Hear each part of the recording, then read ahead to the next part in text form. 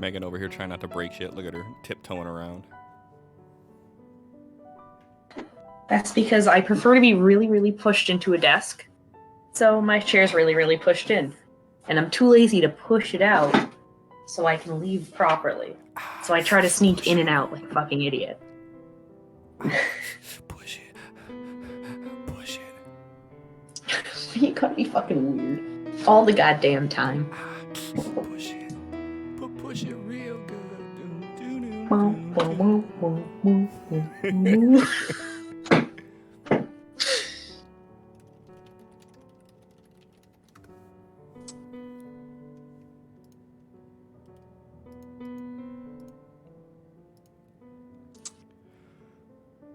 right. Fuck, what do I need to do? I need to open up these.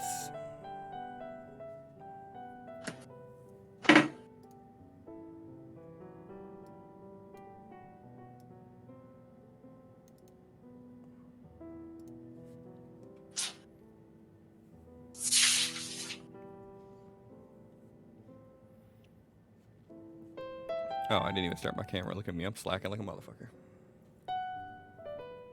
I don't see how that's different from normal. It's not. If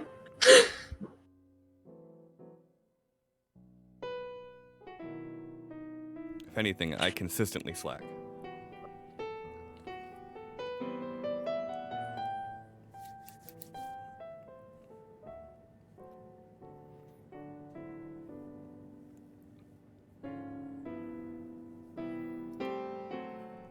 Last time I put no product in my hair, it came out all glorious, so I'm gonna try that again this time. It's late for it to dry, not gonna put anything in it. Well, it looks nice when it's all wet and slicked back like that. I feel like, an 80s mobster. Brushing out the beard, slicking back the hair. Hey! With my leopard brush. Yes, your leopard brush.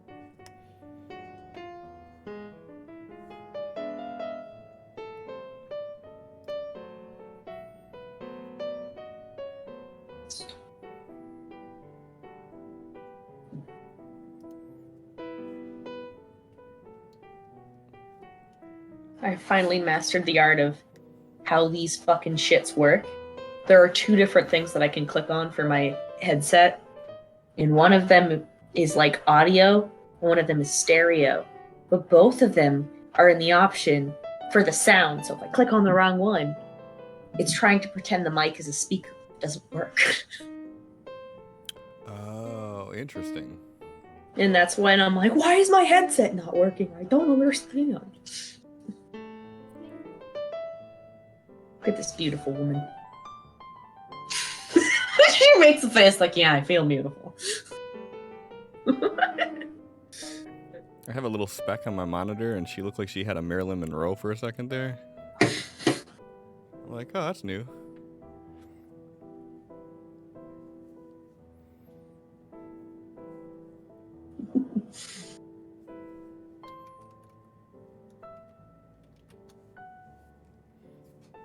Raina, if you're gonna snore, you can't be in here. Raina, you can do anything you want to do. You're perfect. She is perfect. I love her so much. Almost as much as I love Allie. Just kidding. Jeff knows where he is on the totem pole. I love her more than anything else in the fucking world. Allie or Raina? Raina. Allie's up there too, of course. Jeff got fucking ousted real quick. You've got ousted real quick.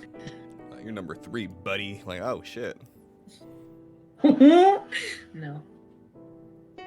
Sorry, Allie. He wins this round. That's okay. He should. Just as I'm sure Elric would win if you were making the comparison as well.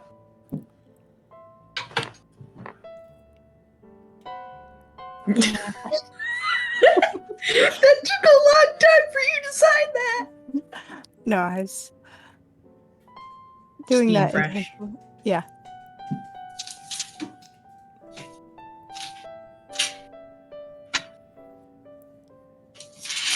Is John gonna be 3 hours late again tonight? Fucking kill him. Yeah, I would prefer not that to happen again. English. It's not anybody here's strong suit.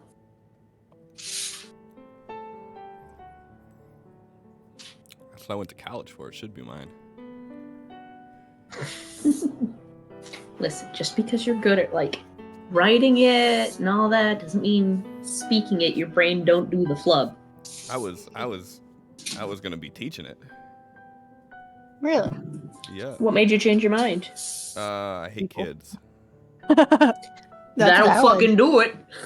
No, it was a combination of things, but mostly it was because Eastern Michigan University fucked me over.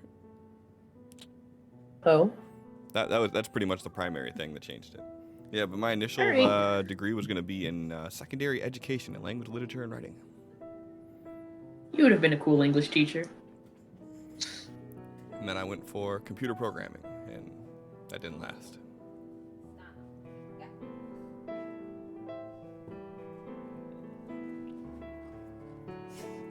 I ran into my high school English teacher at the gym today. I was very excited.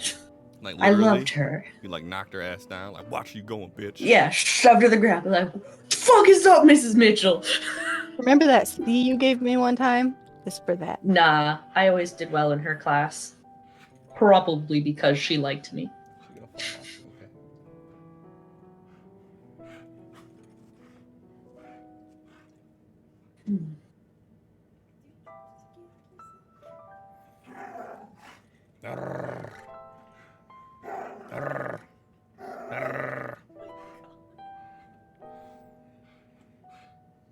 Brittany's playing tug of war with Mars. And apparently me growling back at her is making her get more aggressive to Brittany. That's funny. Raina is sleeping like she's some sort of weird 50-year-old man in the most uncomfortable looking position on the goddamn my God, couch. Yeah, her neck's gonna be so sore. She does it all the time. Like her favorite. Go ahead. Her favorite way to sleep is like that, or like she lays down like she was gonna curl into a ball like a normal dog, and then she puts her head like the opposite direction. And it just like looks so uncomfortable. I'm like, why would you do that? Dogs are like kids. Yeah. Like they can sleep in like a pretzel formation and wake up like nothing's wrong. Mm-hmm. Meanwhile, if I sleep on my shoulder wrong, I got fucking a bursitis flare up for a week. Here I am. The way I sleep is like if you were sitting up, crisscross applesauce, and you just fucking lay down. That's how I sleep. My legs are in a goddamn knot. I sleep like that That's how I sometimes do. too if I fall asleep on the couch. The whole thing is, see, my problem is, so we always have big dogs, right? And as puppies, I teach the dogs to sleep between my legs in the nest. And then as they get older, they continue to sleep between my legs in the nest. So then I sleep like with my legs in a bowl around a, 65 to 100 pound pit bull. And then I wonder why I have lower back problems. You might want to, for the next one, not do that. I mean, But why? two things. One, I don't know if I'm going to get a next one. I'm a little jaded on dogs after, 3 of them dying in the past, 5 years. 6 years. But two, if I do get one, it'll happen anyways. Yeah, how can you tell them no? They're so cute. That's better. Because I like to sleep. The funny thing is I sleep better, so I don't know how I could say this. I sleep better when they're sleeping next to me like that, even though I sleep worse. Like my body feels worse afterwards, but I can actually sleep. Or I don't sleep, but my body doesn't feel as bad. Which in turn makes me feel bad. What you gotta do is Raina spoons. You gotta get the dog to spoon properly, because then you can just bear hug them and they're fine, and you're comfortable and they're comfortable. Bursitis. Other side. It's just when you lay too long in one spot, it just I wake up and my arm is dead. Like I have to. It's bad. It's called The Stranger.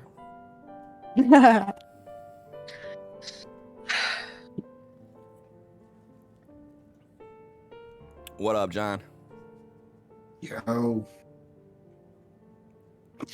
Kind of you to join us. You practicing your edgy towel? As soon as everybody started talking about magic, he snapped right out of that one. The nerd inside burst forth. Exactly. Next time he's like that, I need someone to just say something wrong about magic.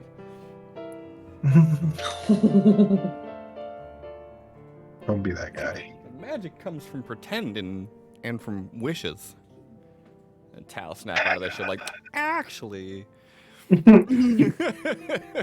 Not Tal come out of that angry. He's like, listen here, fucking idiot. It's not how that shit works. But how is he gonna react when Sophie's wrong? Because he's just so. Well, I mean, we're never gonna have to Impossible. worry about that, so. Exactly. You know, Allie, I ask you to keep the situations to plausible at least. Something that sorry. may happen, you know.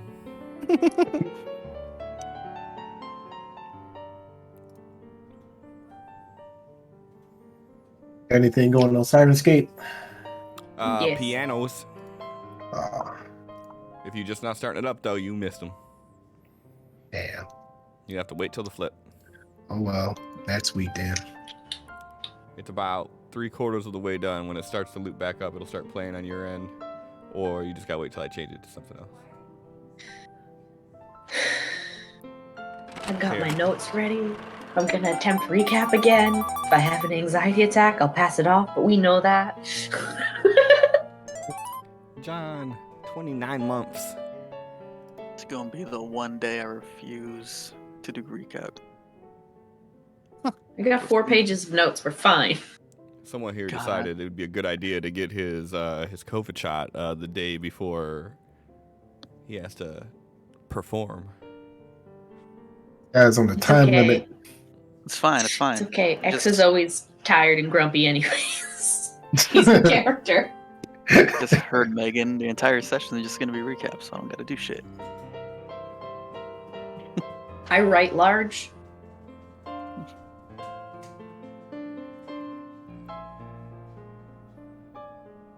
Oh. Hey, wait a second. But I mean, you did it the day before. I did it when I had my COVID shot. I did it the day of the stream. So it was like by the end of the stream, I was like, I'm going to die. Because it slowly but surely hit. And I was like, oh no. There she blows. I only had the arm pain. That was it. It wasn't even that bad. It was just uncomfortable. I was just really, really, really tired. And then like violently shivering. But then the next day it was like I had a headache where felt like hooks were going through my eyes and coming out my temples, lifting me in the air. It's great. Well, I did have the dull headache, but it wasn't nothing like a couple of Advil didn't fix. Who changed their name now? Oh, fucking Professor Woozy. shit. I have other shit going on, all right? Dude, just change Change your nickname in those groups. the group. You don't have to change your whole fucking thing every time. Yeah, dude. Professor Woozy, motherfucker. I don't know how to do that. What the That fuck? character is so fun. What the fuck You do have you have no going idea. on that you need that shit? Professor Woozy. He is wonderful. I love him to death. He's such an ass. I like him just Imagine because his that. name. I know. That's the kicker. Well, I guess for the remainder of the night, Sin, you're playing Tal. Allie, you're playing... oh, never mind. No, we can't do that. Megan was stuck playing Felix no matter what. It's okay. I only warmed up as this character. Why are you being stupid? One thing I forgot to do. Here we go. All right, so. What's up, everybody? Episode 18. 18. Las Vegas. don't have a lot of updates here. As far as Stream Loots goes, they have a little Pride Month event thing going on right now that if you gift 5 packs to other people this month, you can get this little rainbow ghost power for your Streamloots cards. That the owner of Streamloots nicknamed Gasper. So I thought that was pretty funny. I'm just gay enough. I might need to do this, even though you're the only person I would have Streamloots for. So I'd have to wait till there's a campaign I'm not in to use it. There you go. If you want to do it. I need to. No, it is not brought by. No. God damn it. Making him so mad.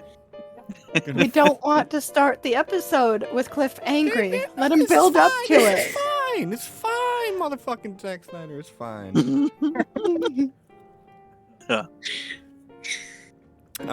Like how it's just a collective hate towards him now. Nah, Zack Snyder's sweet, man. It's cool. I'm gonna fucking ride that bandwagon too. He starts advertising for Las Vegas and be throwing my shit in there like, yep, here goes Las Vegas stream right here. You wanna come check that out? We gotta add zombies now, I guess, so we can at least tie it in a little bit. There you go. Alien zombie robot things. Just collab with him. Yeah. Oh, that's an idea. Let's fucking somehow make this part of the shared universe. And marketing. Ooh, we get Zombie Tiger. I mean, obviously, the essence just melted some people's brains, so there we go. just enough so they can still function. Hold on. Allie, please stop talking before you give him ideas. No. It's the best response. No. No?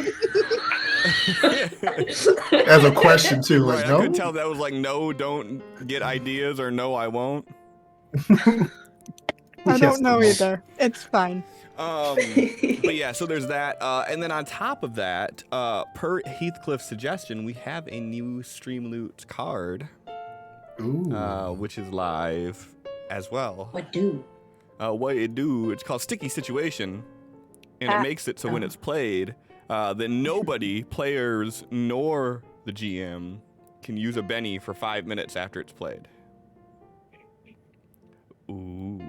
That's harsh, but I mean, it's You a good all said card. you liked the idea when it was suggested, so you're as much to blame as anybody else. Yeah. So yeah. So gift people cards, get Gasper, enjoy. Oh look, the promotion for Streamloots comes across as I'm saying it. So there's that, and that's all I really got. I don't have any new announcements. Everything else pretty BAU. I like it. So Megan, I think, is gonna do recap, and then we'll kick everything off. Do my damnedest. Alright, last episode started with X using his illusion magic to scare off some guys he was witnessing assaulting some poor girl in an alley by creating a pit to hell with a demon crawling out of it. The guys immediately are like, fuck that, take off. The girl is continuing to panic even after X drops the illusion. He tries his best to calm her down, but she's like, nah, man, I'm going to hell. And after a bit of him trying to talk her down, he's just like, he turns around to leave it. It's just like, go home. It's not safe at night. X returns to the RV with pizza and soda. Felix very excitedly lets him in, as always, very excited for food. X sets down the duffel bag and opens it up to reveal about $9,000 and a new contract at a local casino. He tells Sophie and Felix to split the cash as repayment for all the stuff they have covered in the past.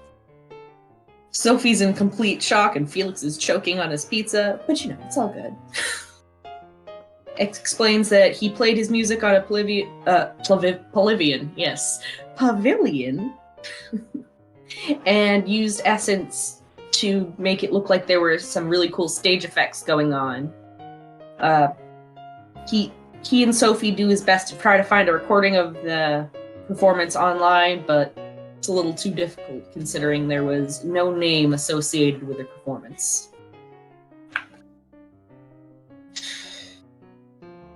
After X finishes teasing Felix about his obsession with watching the news by saying, "Oh, maybe we can find it there,"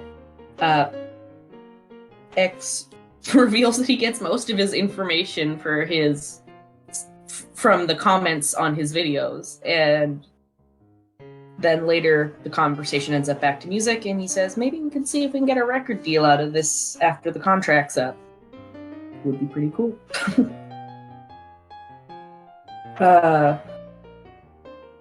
The Felix teases Sophie about stage fright, and they try to give her some constructive criticism. Felix is not good at constructive criticism.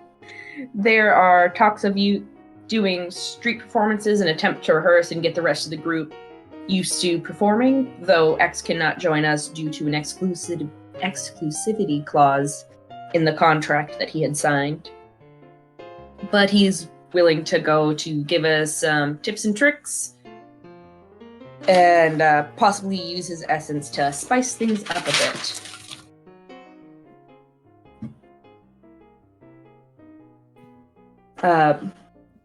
After lots of talks of music and how to switch it up so Sophie can sing it because, boy's voice, girl's voice, octaves, crap like that.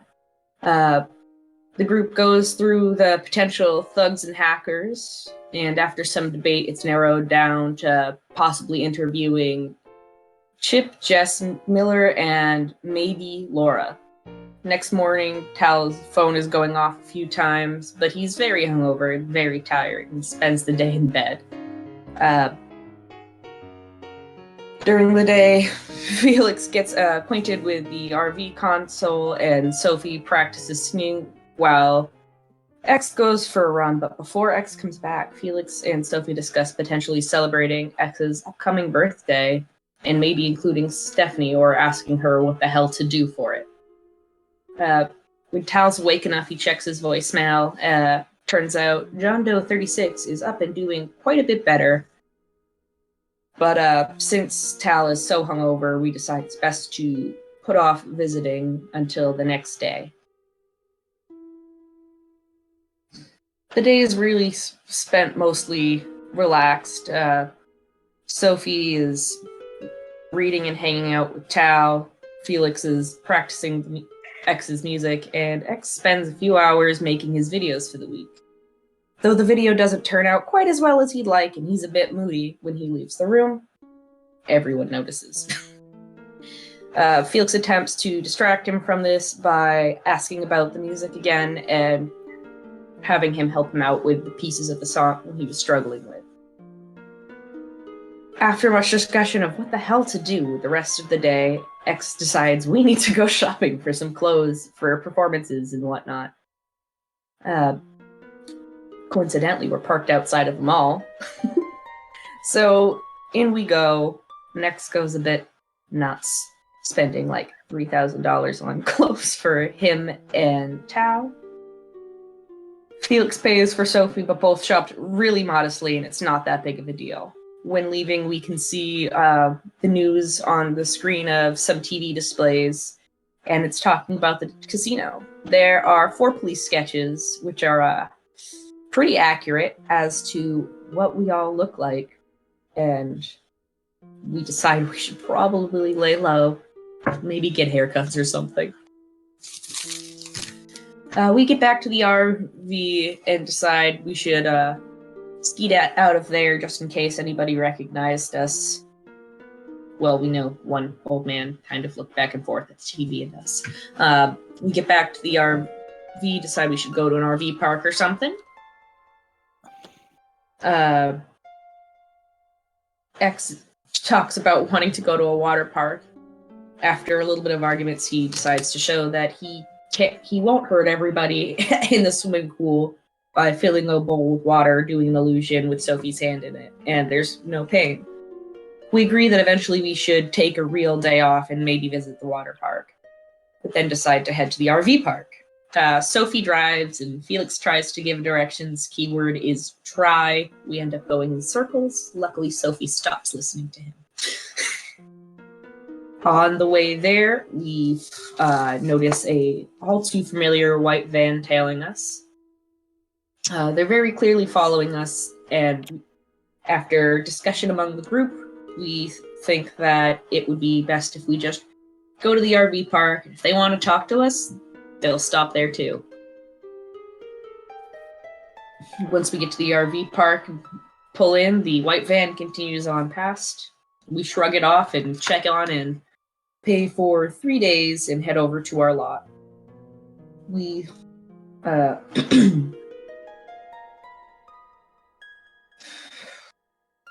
we begin to set everything up while X starts to cook and Felix uses his essence to start a fire, and Tal is finally up from his long hangover nap. X shows Tal the new clothes that he had got for him, and Tal very excitingly puts them on, and then he proceeds to act cool, like X, and enjoys trying hot dogs and hamburgers and the like. We start talking about the essence again, and he snaps out of being cool. And after discussions about s'mores, we find out Sophie likes her marshmallows burned, which Felix finds yucky. After Sophie mentions him saying that was cute, he leans hard into flirting, intentionally burning marshmallows to give to her. But after talking with Tal about how he uses essence to start the fire, Tal encourages him to try using it again. Felix attempts to burn a marshmallow in his hand, and he succeeds. Too well. Catches fire, then explodes all over Sophie and himself. Sophie ends up running into the RV to clean herself up, while the boys continue to talk about their essence and how Sophie's may visually end up looking. Since everyone else can, pull it into their hand, where X can do electricity, Felix can do fire, and Tal can do dark matter, what would it look like if Sophie were to do it? And how does hers actually work? Talking ends up bringing up to how it could possibly be hormone-based, some sort of control of receptors or anything of the like. And right as Tal starts to say that this could be a problem, Sophie steps out of the RV and quickly changes the subject as X runs over to Sophie to make sure she doesn't have any burns on her. Tal does his best to dodge the questions that Sophie's asking about what the hell they were talking about, but it's pretty clear he's being deceptive. Things end up back to marshmallows, and Sophie's trying to make one for Tal. She makes the most perfect marshmallow, and then it falls. And she instinctively tries to catch it, squishes it in her hand, burning herself again. Felix quickly tries to help her up, get some burn cream from the first aid kit, and Sophie's very upset about the s'mores and all of her failures. Wow.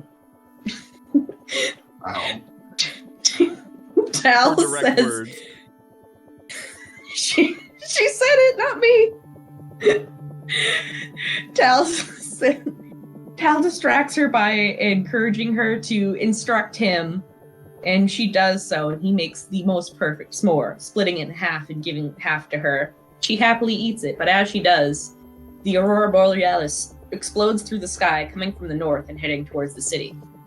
And that's where we start the session. Can we all stop and appreciate the fact that Megan is more organized with her recap notes than anything else going on in this fucking stream? Anything else going on in this stream. There is nothing more structured or organized than her notes. That's because I literally listen to the stream and I pause it when it gets too far ahead of my writing speed. And then I get where I'm supposed to be and I play it again. Just slowly but surely make it through the entire episode, but it takes longer than 4 hours. Which is why she needs the episodes to be uploaded to YouTube by Sunday, Cliff. I was on top of things. It was on Saturday I at know. noon. Oh, he got it. He got it. I know. We were good. Let's pay let's attention. everybody give Megan a nice.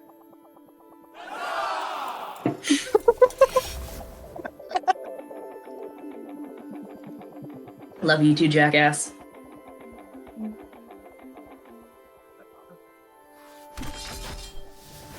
Uh-oh, Heathcliff's going to town. Oh, he did say that he thinks he needs to lead with some cards. Because he's already falling asleep. I don't like that. And we're gonna miss him when he passes out. I don't like that, but you know, it's good.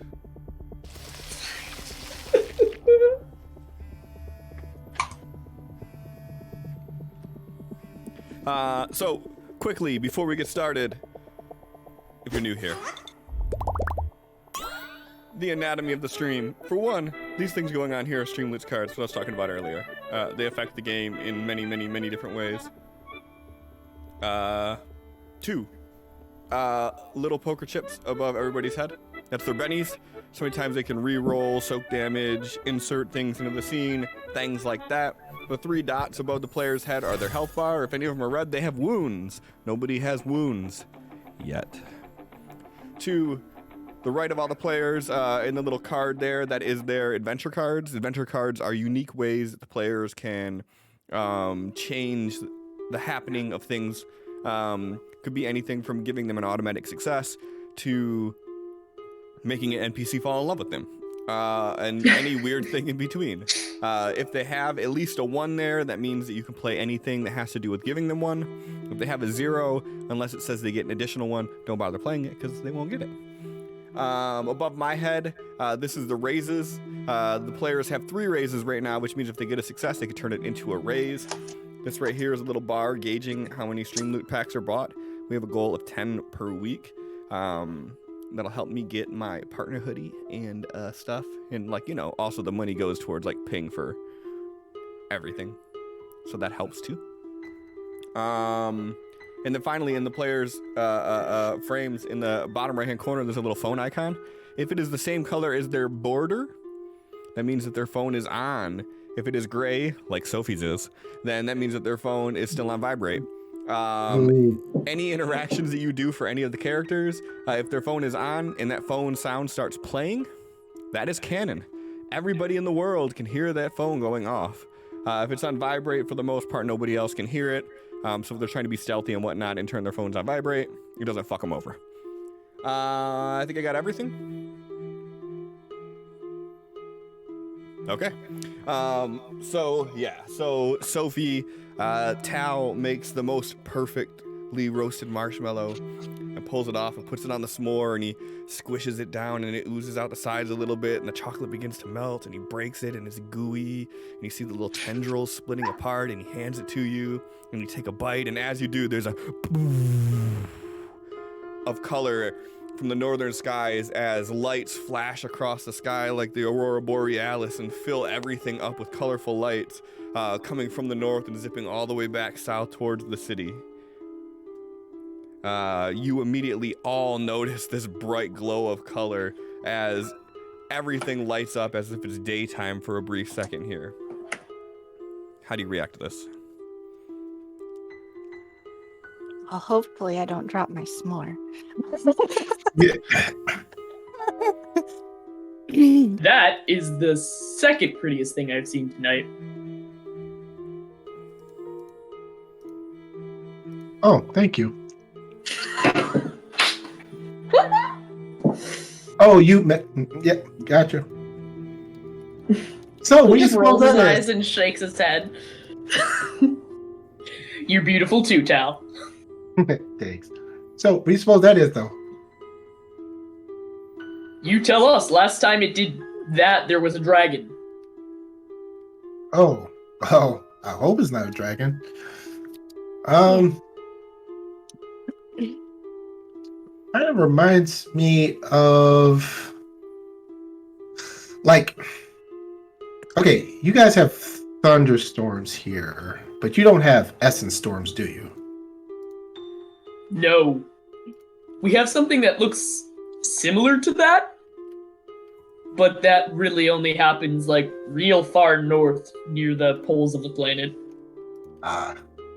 Well, something like that happens during the essence storm, but it's kind of like continuous and repeated, not just flash and it's over.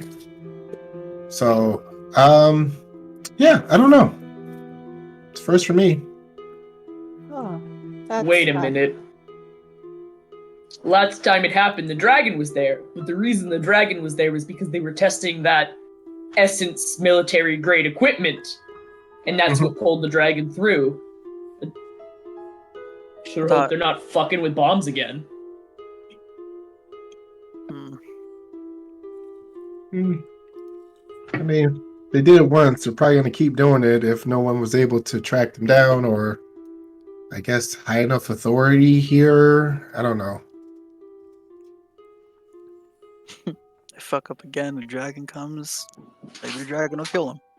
And puts an end to that. Yeah, one dragon's bad enough for your world. I don't know what you're going to do about that. Didn't Doe say that it was like the military testing the bomb? And then he tried to use the fissure they made to pull everyone back, but accidentally pulled in a dragon. He just tried to get himself back. I don't think he was going for the good of all. Aberrant. Yeah, maybe I should call him. Tell him to pull his phone and dial John Doe's number. Go ahead while you're doing that and give me a notice roll, please. Just you.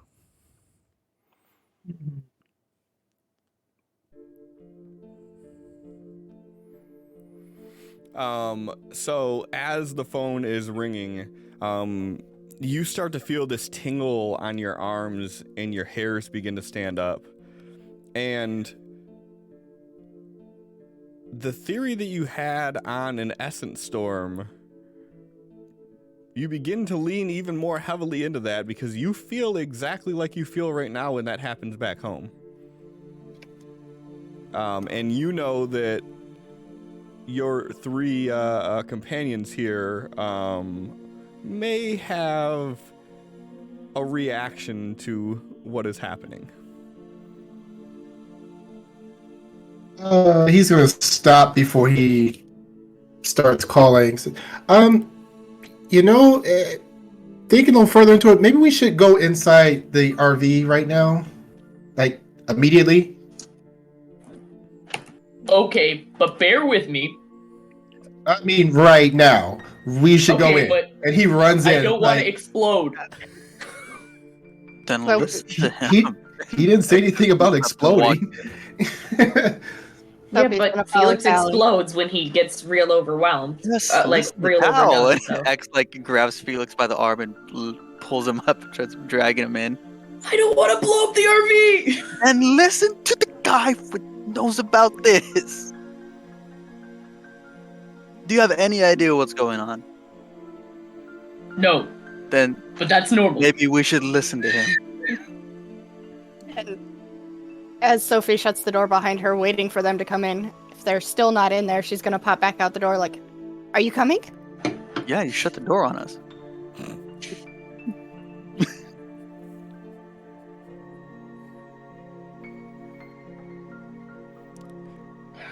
Felix shakes his head and follows in. With off of that same notice roll, would he be able to determine if being inside the RV would be enough cover from an essence storm? Give me an arcane spellcasting roll.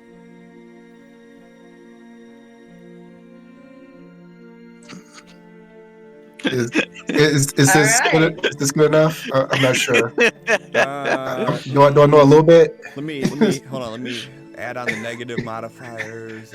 Carry over the 1. So as long as give me a common knowledge roll. I'm trying to piece all of this together. So as long as it's not directly like falling onto them, like imagine like it falling like rain, very slow rain. As long as it's not falling on them, they should be fine. With your limited knowledge of like modern automobiles and things like that, like you would probably want to make sure they're not like by any like all the windows are rolled up, the doors are shut, things like that. And they should be fine as long as it's not directly hitting them. But on that same token, so Sophie, you went in first, then X, then Felix. You were the last one that was kind of hesitating about everything. Okay. I want you each to give me a spirit roll. Sophie, I want you to do it at a +3, X at a +2, Felix at a +1.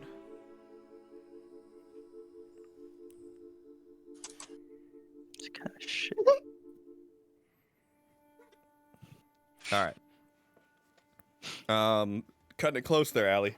I know. So as you guys get in, Felix, as you're walking in, you start to feel the hair on the back of your neck stand up, almost like that feeling of like when it's a warm summer day and you suddenly get the chill out of nowhere. You kind of get that same feeling as you're walking inside the RV.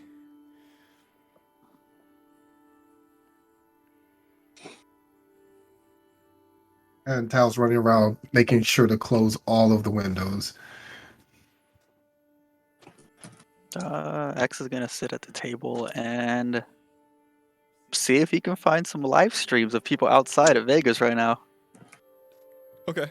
Go ahead and give me a electronics roll. What's everybody else doing?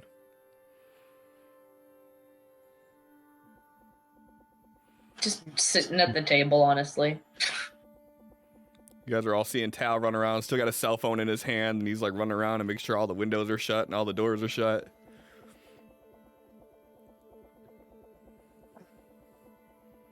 Probably trying to help Tal get the windows closed. Once I realize what he's doing, if it takes a minute. Okay. Felix is too nervous to go towards the windows. Mr. Felix, if you start feeling like Buzzy. yeah, you should like get out immediately. Yeah, I kind of figured. That's why I was hesitant to come in the first place, as I was nervous of destroying the RV. While they're having this conversation, as you're like searching through like YouTube videos and shit, X, you're seeing people that are live streaming. Like from Vegas, there are people that are like actively streaming the sky that's happening, and multiple different people are covering it. Yeah. Are you planning on like just like watching to see what happens on like a single stream, or are you trying to like jump around? Jump around. He's gonna keep the tabs open of the people that he found, but like switch over between them, and he's trying to see if some kind of crazy stuff starts happening with people's essences, or if this is just something that blows right over. Okay. So you guys are all hearing like the different sounds of people talking as he's like jumping from stream to stream, and you're hearing like people reacting like, "Oh my God, this is the craziest thing! Look how pretty the sky is." People, you know, I've been in Vegas my whole life. I've never seen anything like this happen before. Is it like right above how your head looks there? Kind of. Beautiful. Yeah, it's weird how those things happen when I build my own images, huh? Interesting. Mr. X, is there anything about people having reactions? Nothing I can find so far. Okay, that's good. I don't understand how this is happening. There's not enough essence in this world for there to be an essence storm, so they must. Someone's opened something. Something massive. Which is not good because if this keeps pouring into your world, in theory, in my just rough guess, your planet is not built for this the way ours is. You look Hold down on. and see John Doe is calling. He answers and he puts it on speaker. Like, are you seeing this? Yeah, we are. Where are Are- you? We're at an RV park. I don't know South of what that town, is. a few ways away, indoors, North of town. north. You know, the other south. Wow. Wow. It's like I've convinced the doctors that I no longer need to be here. And the doctor was kind enough to show me this new summoning power. It's called Ubber, and it allows me to summon a vehicle. Yes, I'm familiar with Uber. Mine doesn't work though. Mr. Felix tried to help me with it, but like it just wasn't. It locked him out, and then I don't know. It's complicated. We'll try again now that you have a card, man. Well, send me your location. Mr. X, how do I send a location? Axel like slide the phone over on top of the table and like punch it in as he searches it on his phone. I was hoping to head to my camp and start arranging for people to get out of there. I'm not sure what to do now with this happening. I think having more of us together will be a good thing. I'll join you. Okay. Are you going to come here or should we meet halfway somewhere? Well, if you're closer to your camp, then it makes more sense for me to just meet you there. And my phone says it'll be 47 minutes and I'll be there. Okay. I have my friends inside our mobile house, keeping them from going outside into the storm. So hopefully they don't react. I guess so far on the internet, no one's really having a reaction. They're just looking at it. I have a feeling that may change. Okay, well, we will stay put till you get here. I've summoned it. I will be there in 47 minutes. Okay. And then he hangs up. This is bad.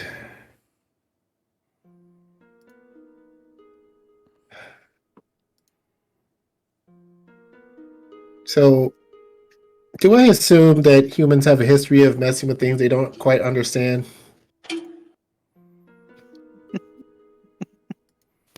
Yes. They like to experiment with things and see how they can make a profit off of it or make a weapon out of it. Or do their best to understand it, but that doesn't always work out. I just like to fuck with shit. But on a larger scale, it's typically one of the two motives.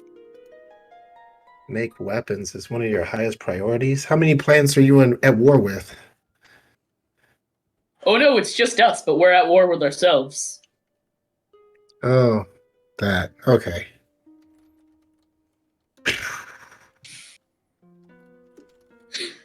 I probably would have been surprised a few months ago. Not anymore. Okay.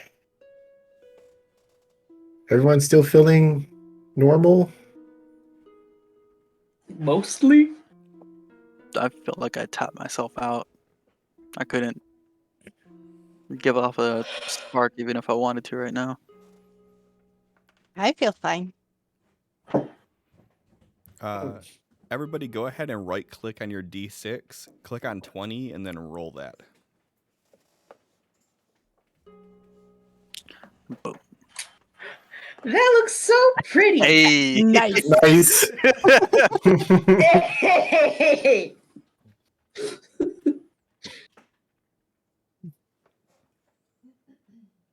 um, I guess we could start trying to figure out if this, how potentially bad this could be. Mr. X, you might be the perfect person for this. Huh. Because like you don't have like an aura that melts vehicles or causes mental submission. Maybe if you go outside, you being exhausted already, we can see if one of two things. You possibly feel less fatigued in the essence, and maybe like kind of a recharge. Or B, if something else happens, which I've never heard of anyone like having any sort of fatal or, but then again, this is kind of an experiment because that's us and not you. But it's up to you if you're okay with it. If not, we can all just stay put and wait. Yeah, I'm fine with it. He looks down at his phone again. Does it look like anyone's freaking out on the streams yet? Not yet. Yeah, she'll be fine. Anyways, I need to go grab all the food that I left out there. So X walks to the door. You should probably leave your phone inside and any other electronics just in case. Oh yeah, takes off his button, puts his phone down. Hey Tal, does an essence storm affect your kind at all? In varying ways, but usually not anything negative. And it depends on the type, because we have multiple types of essence storms. And if the type of storm is more in tune with the type of essence magic that you're used to using, it's kind of like lightning rod effect, where those type of people want to take cover until it's over, because otherwise you could just but usually not fatal. Usually? Usually. Huh. Well, he did say things like the pyros can hurt themselves sometimes, so, Yeah. yeah. It's fine. All my stuff It's is fine. like It's fine. just fake images, anyways. I can't hurt myself with something that's not there. He steps out. All right. Give me a notice roll at a -2, please.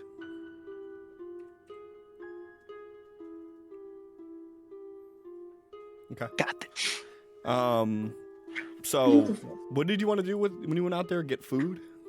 Yeah, everyone hurried in, saw like the food that he prepped and everything's still out next to the campfire, so he's gonna go grab all that. Okay. How long you think you're gonna be out there? So he's grabbing the barbecue that he did, putting it just on the steps of the RV, getting all the marshmallows and smaller stuff, putting it next to it. Then he's just gonna sit by the campfire for like a minute. Okay. Give me a spirit roll at a -2, please.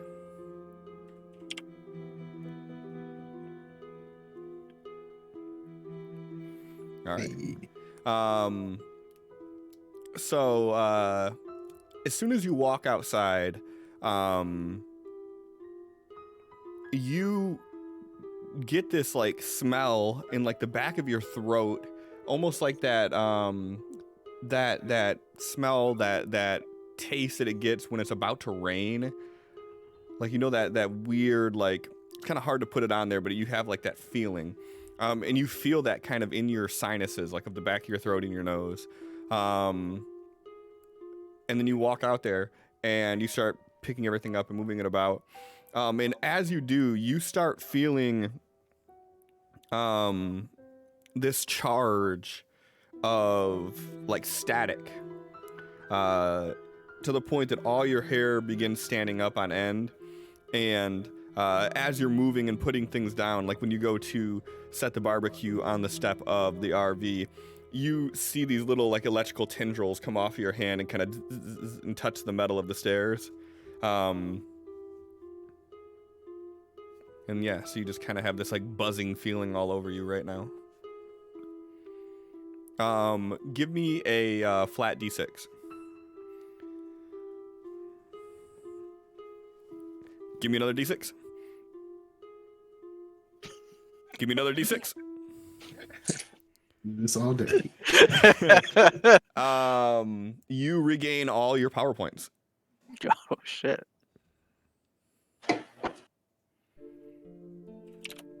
Alright. Let's be stupid and let's start casting powers while this shit's going on. I like show. Let's go. So as X is out there and he's getting things going, you guys are like watching him, and you just see him acting normal, like nothing's going on. The three of you go ahead and give me a notice roll.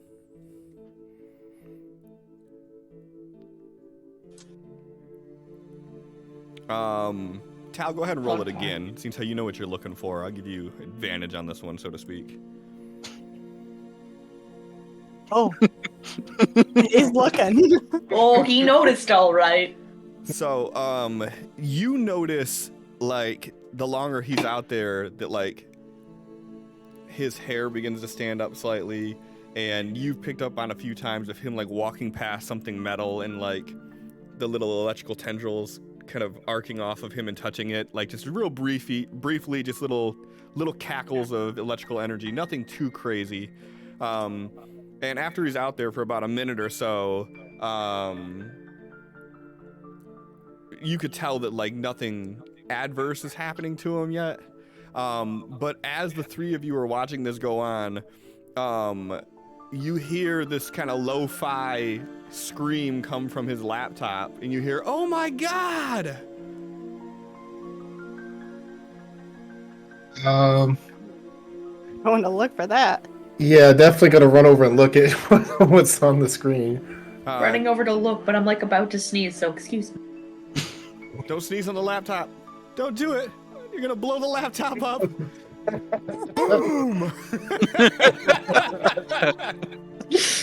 I hate you. So as you look over there, you're seeing this stream that's going on, and you are seeing at this moment just chaos. You're seeing just a cell phone, basically like someone has a cell phone in their hand and they're running, and you're just seeing the image kind of whip past like this, and you can tell there's other people and you can hear shouting and screaming, but you can't actually make out what's going on right now. Felix runs, like, goes over to the window, and he's too afraid to go outside at this point, so he's just like knocking on the glass, like, get in here. X is gonna like just stroll up to it. He's like, "What's going on?" Oh. He's trying to yell through the glass, "Come look at your laptop!" Sophie's going to be trying to look through other tabs, see if there's anything that she can actually see of this. Give me a percentile die.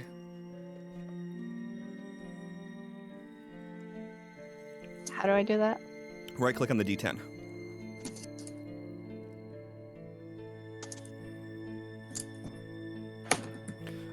So out of all the tabs that he had open, all of them except for 2 right now say this stream has ended. The 2 that are still open, one of them is the one that you've seen, and the second one, it is a cell phone that was on the ground, and it's filming the sky, and you can kind of hear like washed out sounds of like chaos around, but you don't see anything. You just see the aura kind of flowing through the sky to the backdrop of like screams and shouts. Let it all out. Oh, this is what I was afraid of. Can you tell by the look of an essence storm what type of essence it is? Typically, no. I didn't really think you'd be able to, but it's worth a shot. When it's pulling more towards one type over others, the people who are attuned to that same type will feel it before the storm even happens. So they kind of naturally know when to take cover. So it hasn't been too big of a problem back home, but here I'm sure you've got people who knew that they were changed and suddenly they don't know how to handle this overload, and others probably weren't even aware, and now they do. Considering I hadn't heard anywhere of us, like, getting overwhelmed by essence until I myself did it, I'm gonna go ahead and say the majority of people have no idea that could happen to them. I mean, one working theory that I have, and he's like just kind of flipping through his notes in his book, and it could be your close contact with me for prolonged amounts of time that could have made your case different. But I don't have enough evidence to really say that that's it. I'm gonna interject here real quick. So Felix pounded on the window and said, "Come look at your laptop." What does X do? X wanted to cast the spell first before heading in to see if it changed anything. Okay, so then you guys are having this conversation while he's still out there. What are you trying to cast? An illusion. Ooh. Oh god. Ooh. Oh no. This is the perfect time for this, but oh no. What illusion you casting? Some. Wreck. He was planning on casting some kind of creature. Like what? He was trying to make let's go with the demon again. Okay. So he was planning on doing that, but he was seeing if this would help him or not. So he was trying to go for as big as he can make it. And I just checked. That's 20 feet by 20 feet. Okay, cool. And it's doing the Running Man outside. So were you trying to do like the same type of thing as far as like creating the hellscape of it climbing out, or were you just trying to make it appear? Like a strike of lightning hitting the ground and it would be appearing there. Cool. Okay. Go ahead and give me a vigor save, please. Ooh. Cool. So I'm rolling with all these. This is interesting. No. So you Oh, take a honey. wound and you are shaken. We'll pause on that for one moment. So Tal, you're explaining to them that it may have been like the exposure and things like that that may have made it where they are reacting differently to it. What's everybody doing while they're kind of seeing these streams dying out, hearing the chaos going out, and then X is still out there doing his thing? At this point, Felix has like moved to the middle of the RV where he like can't touch anything but where he's standing, and he's like kind of panicking, like he's going to hurt somebody or himself or melt the RV. I'm gonna make a bad decision here. Sophie's gonna go towards the door to try to convince X to come inside. Okay. And like, what is your thoughts behind like, what are you gonna do to get him to come in?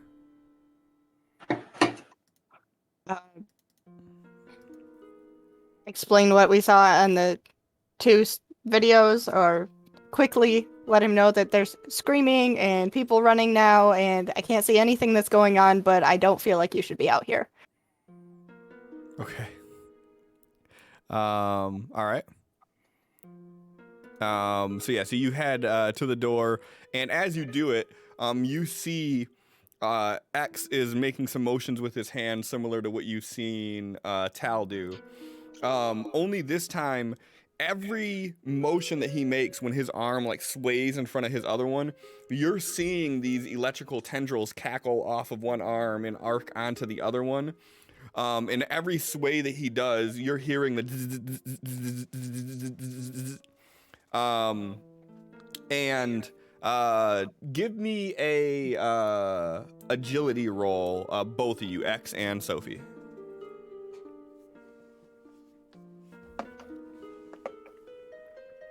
Oh man! Go man. Go ahead and do it again because you both failed.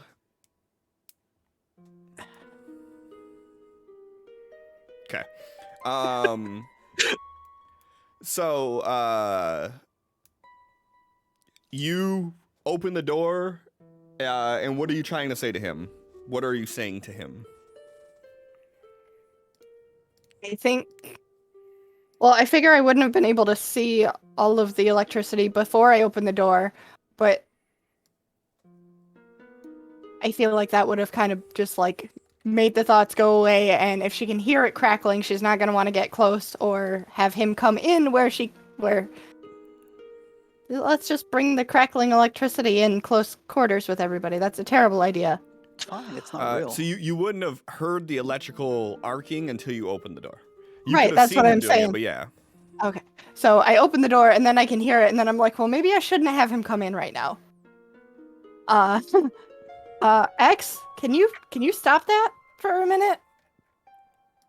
It's fine. I've got complete control of this. I'm not sure. I have yet to mess up.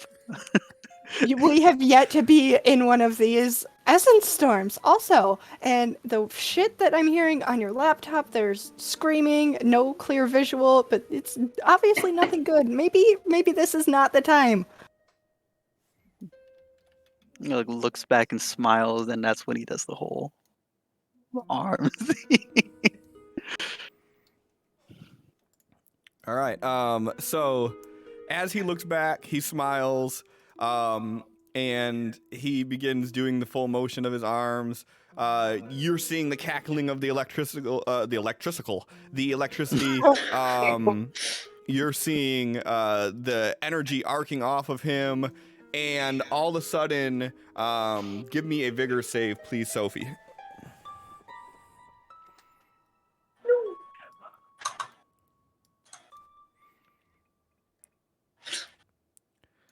All of a sudden, you see this bright white light. You all three hear this monstrous roar of thunder as lightning strikes X directly. X, you take 1 wound. You are stunned by this. I'm sorry, you are shaken by this.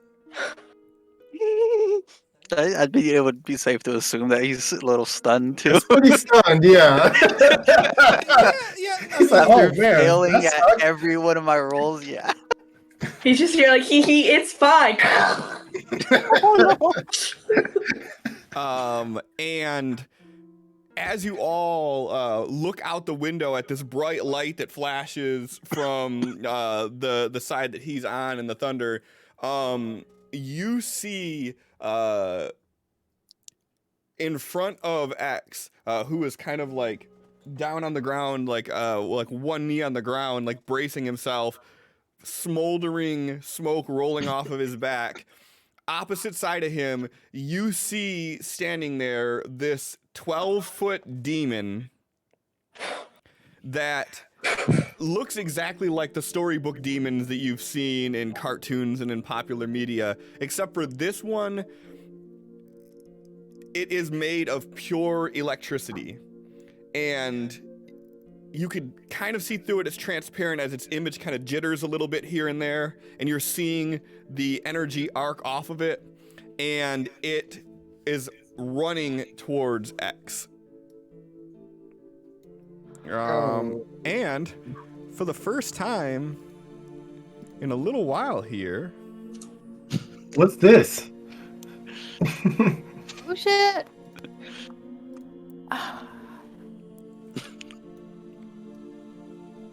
so, Right before the lightning strike, you would hear Talos go, "He's not trying to cast, is he?"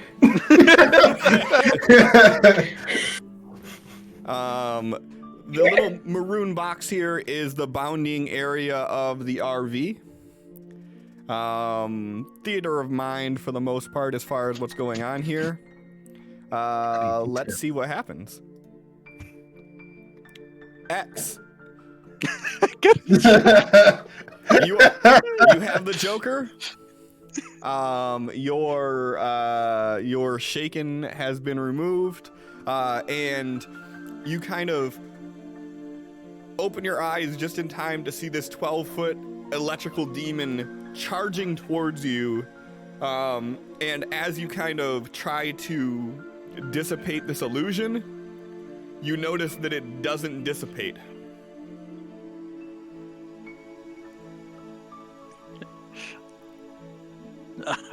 Just being on like just one knee down, he like falls on his ass real quick and scurries back like 2 feet.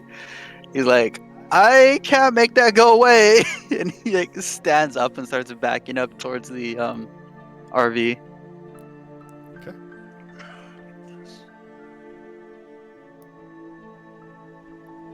He's not gonna get too close though, because he's not sure what's going on. Okay. And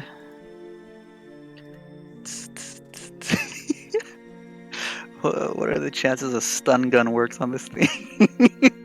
I mean, you could try to find out. Made it more powerful.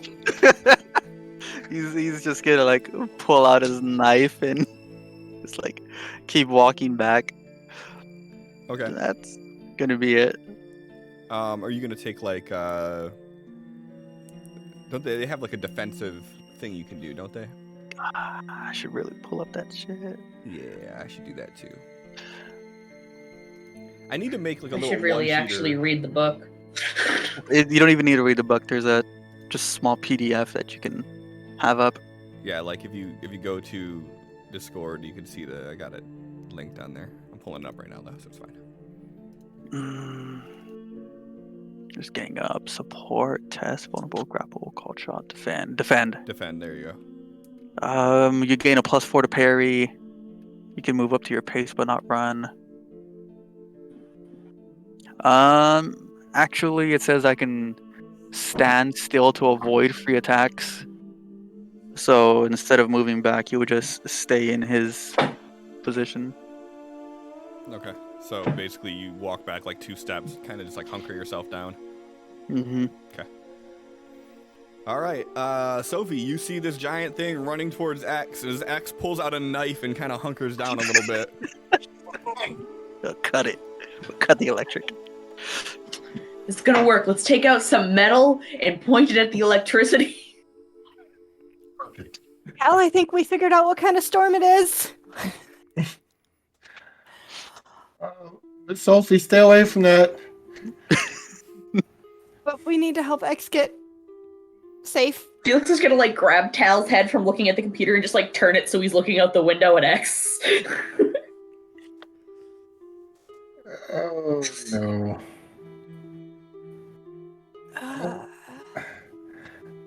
Help him get What do inside. we do? Yeah.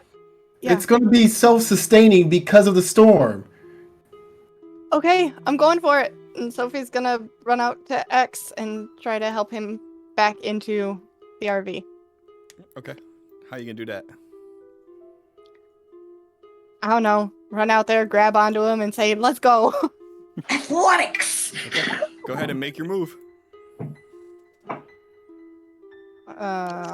Grab the electric child. Should I go next to him or like What was in your mind of where you were gonna head to? right behind him and then like Why did it? There we go. I don't know. All right, so you run up behind him. Are you forcefully trying to move him, or are you trying to persuade him more to get the fucking area? She's gonna try to grab onto him first. Sure. Go ahead and give me an athletics roll. Actually, you gonna resist, or you gonna go with her? I'll go with her. Okay. Let's not try to do any kind of opposing energy while he's charged up. Yeah, perfect. Yeah, so you run up behind him and you grab him and you start pulling him back, and he, as you pull him, he kind of notices it's you and he starts following with you. Anything else you're doing? No, just moving him back away from the big glowy sparkling beast. Perfect. Give me a vigor roll, please. I'm sorry, a spirit roll. Spirit roll. Okay. Okay. Fine, I got this. All right. Electrical demon, that's not terrifying at all. This is fine. It's fine. Everything's fine. So this thing comes running towards you guys. Fine, I just need to remember how he did this so I could do it later.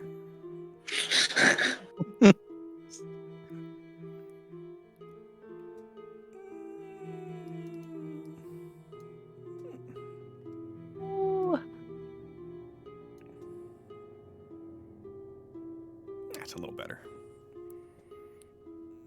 Not much better though. That's still actually really shitty. And actually you should have a +4 to your parry, right? It says, yeah, I guess since Sophie moves me, it would just go back down to that +4.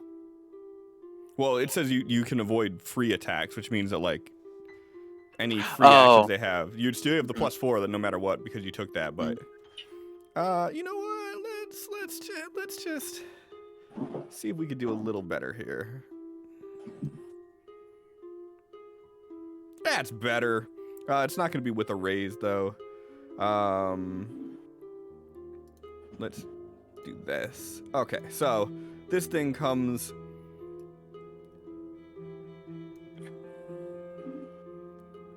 Why is that still... Oh god. That's death. That's instant death. I thought it was 4 is instant. He already has one. I have Oh. one. Oh, I missed So that. it's not instant death, but it is instant unconscious. So yeah, so this thing runs up and it reaches its arms out and it hits you with these giant claws. And it does it in sort of an uppercut motion. And as it does, you see X actually lift off the ground. And Sophie, you're seeing this almost in like a slow motion as his body lifts off the ground. You're seeing these arcs of energy like connecting him to the ground as you're seeing them break off. And where the demon hit its claws, you see these burning claw marks on his chest as he hits the ground.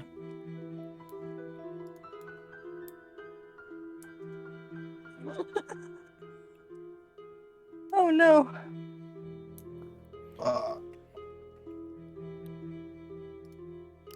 Felix. Having seen this, and of course, as always, having no regard for personal well-being, he's going to attempt to run out there and get them inside. Okay. It's gonna take half your movement to get to the door. So we'll say half your movement would put you at like where the door is at. And then you have still 3 squares that you can run.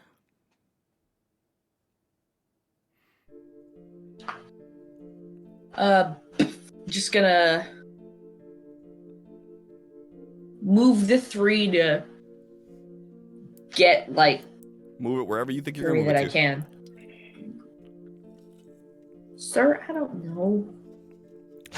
Click your token. Straight and drag it. line. That works. Yay. And he just go. Get him inside! He's just like right there, like ready to like fucking try to punch this electrical demon. Perfect. Go ahead and give me a spirit roll, please. You get an auto success due to the Table of Fate, but I want to see if you can get it with a raise or not.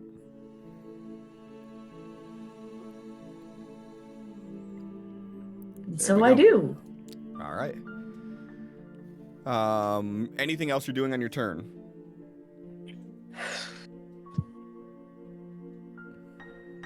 Honestly, he's just like looking around, trying to like analyze the situation, how he could possibly get this to not go wrong. So I guess notice to see if he could figure out any form of way to diffuse this, like how to fight this. I Sure. don't know. Sure, you can give me a notice roll as a free action. Do you plan on doing any sort of like support roll or anything for your action, like to maybe get Sophie out of the way faster?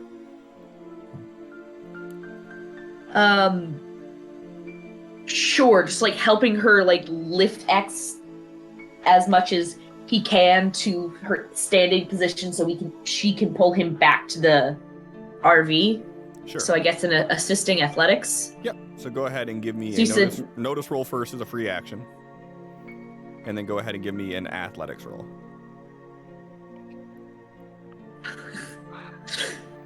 Damn. Felix is paying attention. A lot. Oh. Paying attention it's mentally, okay. but not We're- physically. No.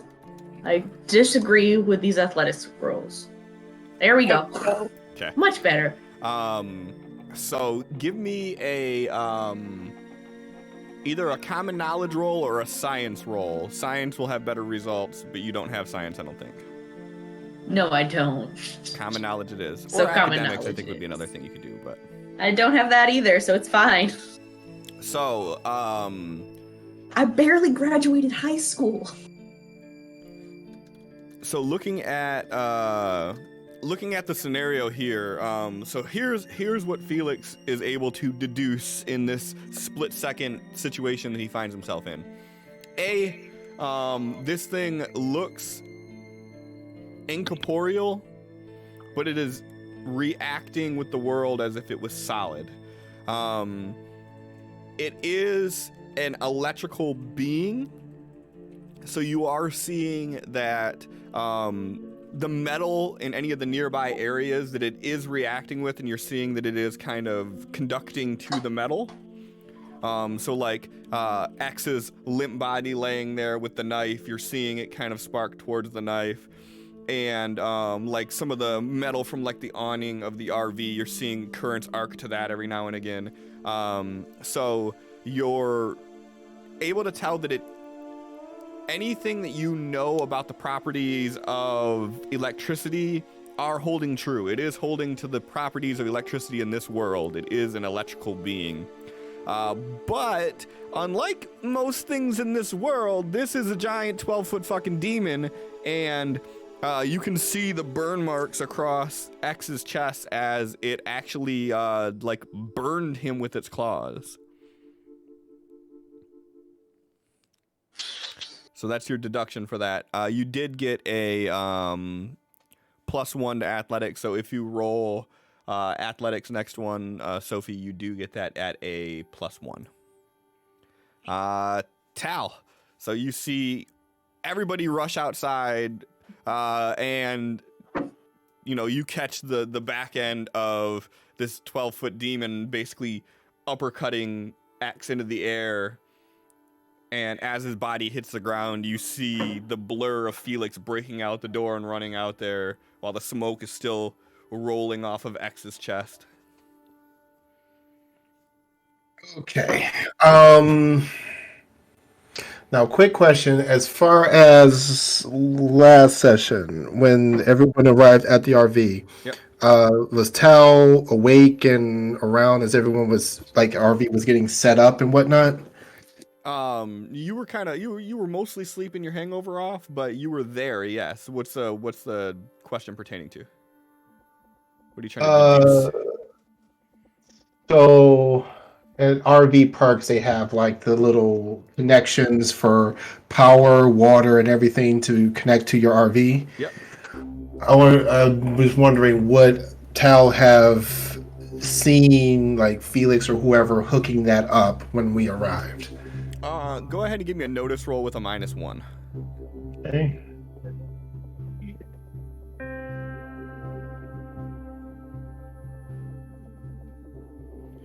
Ew. I mean, you know that it has electricity and everything because the TVs were on and the lights were working and all that, but you didn't see any of the actual hooking up. Let me try again. Hold on. Yeah, you remember out of, waking up and rubbing your eyes a few times that you overheard them talking about like getting the extension cords and hooking everything up. So you would know that it is connected to a main power source.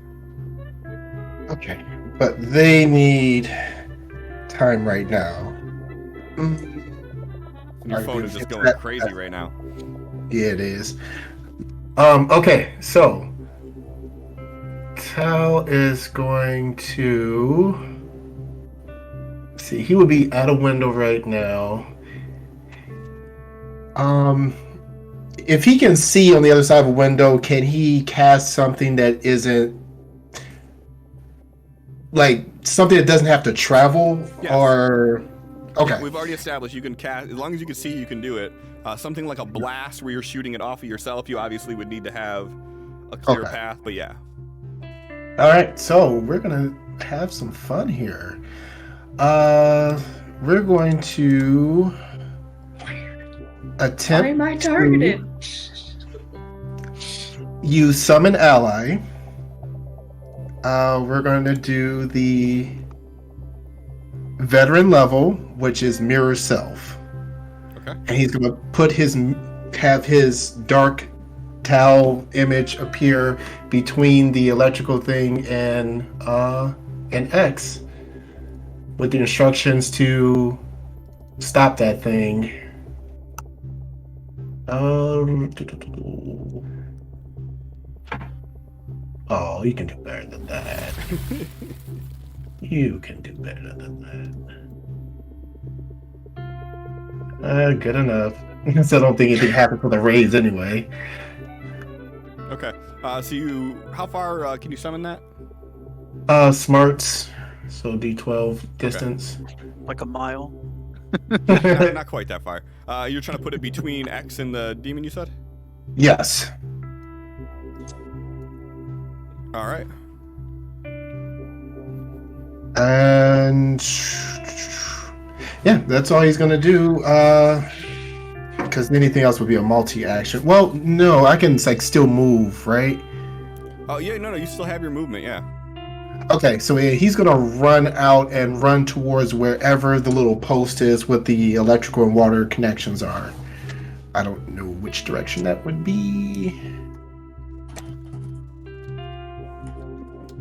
That would be like behind. You'd have to like run out and around. Obviously you want to keep it where like you're not tripping over the cords and shit. Right. Okay, so whichever you said out and around. Yep. Well, I guess. Well, hold on. Do I have to roll pace or anything? Let's see. Okay. So I don't know. So you wouldn't do that. You can't unless you're doing multi-action. You can't run. So it takes half your movement to get out. So half your movement would get you to here, and then you have 3 squares that you can run wherever you want to go to. Okay, I guess I'll go here then. All right. That's it. All right. Perfect. All right. And what are you gonna have your doppelganger do? I gave it orders to stop that thing, so you pick. Okay. He has 14 power points at his disposal and Tal's arsenal of spells.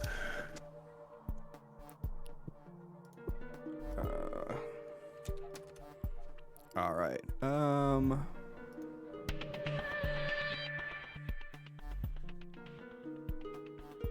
Well, now I gotta see what fucking powers you have. Damn it! Why you gotta make me do extra work? Okay, well, we'll say a bolt with all of the fixins for the extra damage mod. Armor piercing probably wouldn't apply. Well, just go ahead and so it would be an exact duplicate of you. Is that how that works? Yep. Go ahead and just roll your bolt then. We'll essentially let you go twice this round. Will be the easiest way to do it. All right, that's a hit. Hit on Felix for some reason. Felix, yeah. I said earlier, why the fuck am I targeted? Listen, sometimes you gotta get targeted. Let me live. Let me see. On homeboy here, that would be a hit. Okay. Let me. I will target him for you just to make it a little easier. Okay, and we're doing the extra damage, so 3d6. Can I? Okay, I just add additional. There we go. All right.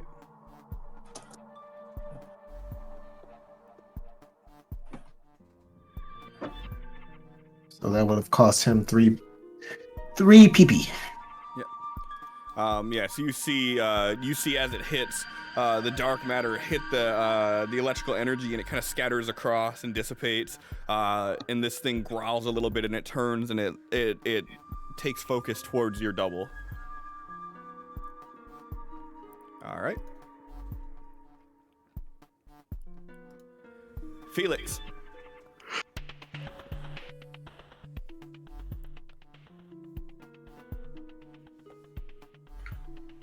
Actually, before you do anything here,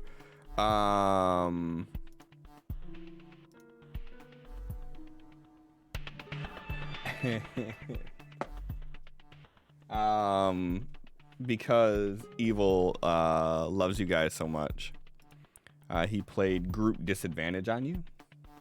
I saw that. So go ahead and roll whatever you're gonna roll with a -1, please. Okay.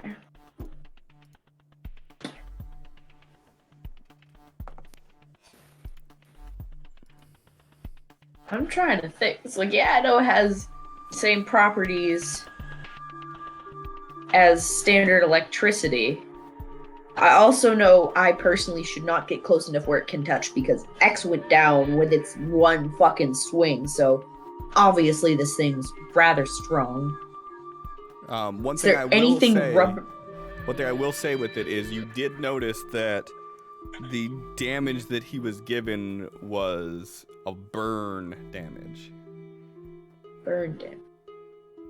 So take that for what you will. Felix is gonna hope for the motherfucking best.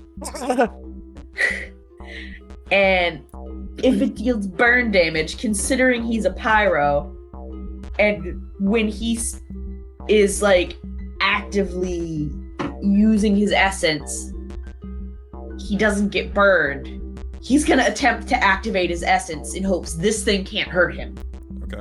And are you gonna do it right there next to Sophie and everything, or are you gonna move to a different location and then do it? No, he's gonna move over to Anya. Okay. So that he's like trying to like. That was one more over than I wanted it to be. So he's like kind of boxing off this thing from getting to X and Sophie while he's working with Mirror Tau, sort of. And then he's gonna attempt to like activate his essence, like really, really thinking this is a really dumb, stupid idea considering the essence storm. Okay. But also hoping that he doesn't burn himself. He's not gonna get burned. Okay. So spellcasting, I guess. Yep. Ah, just like we thought it would. Okay. We got Benny? Yeah. Yeah, I think I'm gonna use a Benjamin. Any of that? I'm working on it. No, like, can you? If you don't have enough, it's not a crit. yeah, but if you don't have enough power for the spell you're Felix casting, does not have that ability. Oh yeah. No, he's right. Oh, I know what you're talking about. Yeah. So you, because I'm gonna give you that Benny back. Okay. Because you're casting a power that you do not have, if you fail, it's a crit fail. Nice. Yeah. I don't have any powers is the main issue here. No, that's not that's not an issue at all. No, No, this is fine. Why even if is you have this power, you fucking doing this? no, I did. All right, there we go. Let's see this. Let's do pointers. Let's do a small burst template.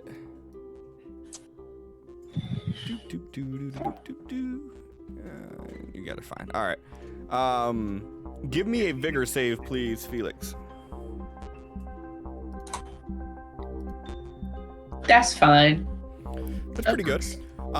So as you try to tap into your inner essence, you kind of focus the same energy you did into that log or into that marshmallow, but you do it into yourself. And similar to what happened to the marshmallow, you let off this burst of explosion. And the flames just barely roll over X. They kind of kiss his cheek as he's laying on the ground, narrowly missing him from this hit, as you see your body begin to smolder with heat. You do not take any damage from that. But that Well, will that's be your nice. turn, though. That was almost it. So Tal, you see, Oh, no. you see Felix run to the side, and you hear this burst, and you can see him just smoldering. And give me a notice roll. Okay. Almost like when you toss like sawdust into a fire, you can see like as the essence is raining down, as it hits his skin, you're seeing it kind of like flare up in embers. Okay. All right. Next thing we are going to do is I need to stop targeting this thing if it's gonna let me. Yep. There you go. Cool. And target these two.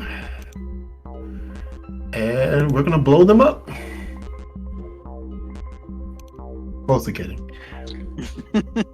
Gonna do what now?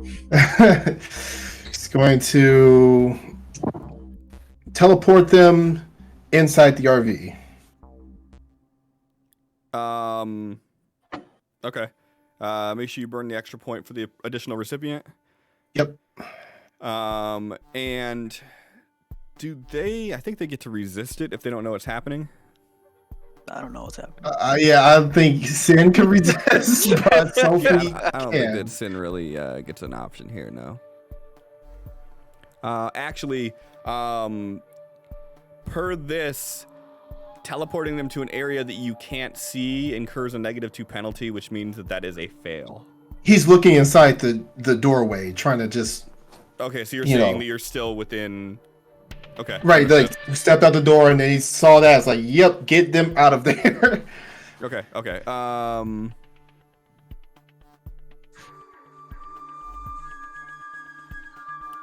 don't understand the phrasing on this.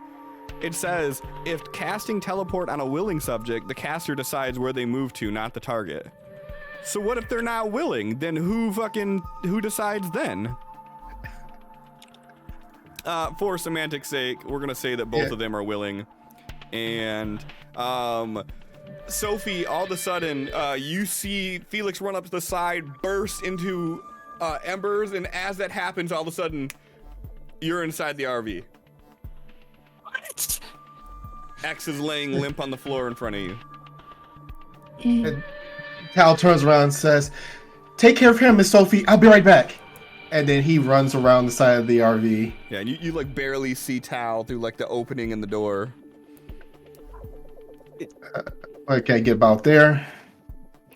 4, 5. Yeah, that's fine. Okay. Yeah, and we'll say that you Anytime. can make it to where all the shit is in this turn. Okay. All right. This demon starts cackling. Hey, Sin. Hello. What kind of lore or like mythology, or what did X refer to when he was thinking of this type of a demon? Like, is it something from like a movie he's watched, a show, or is this more like the more biblical sense, like actual? Oh, demon? this is fucking Diablo. Oh God. Oh, Okay.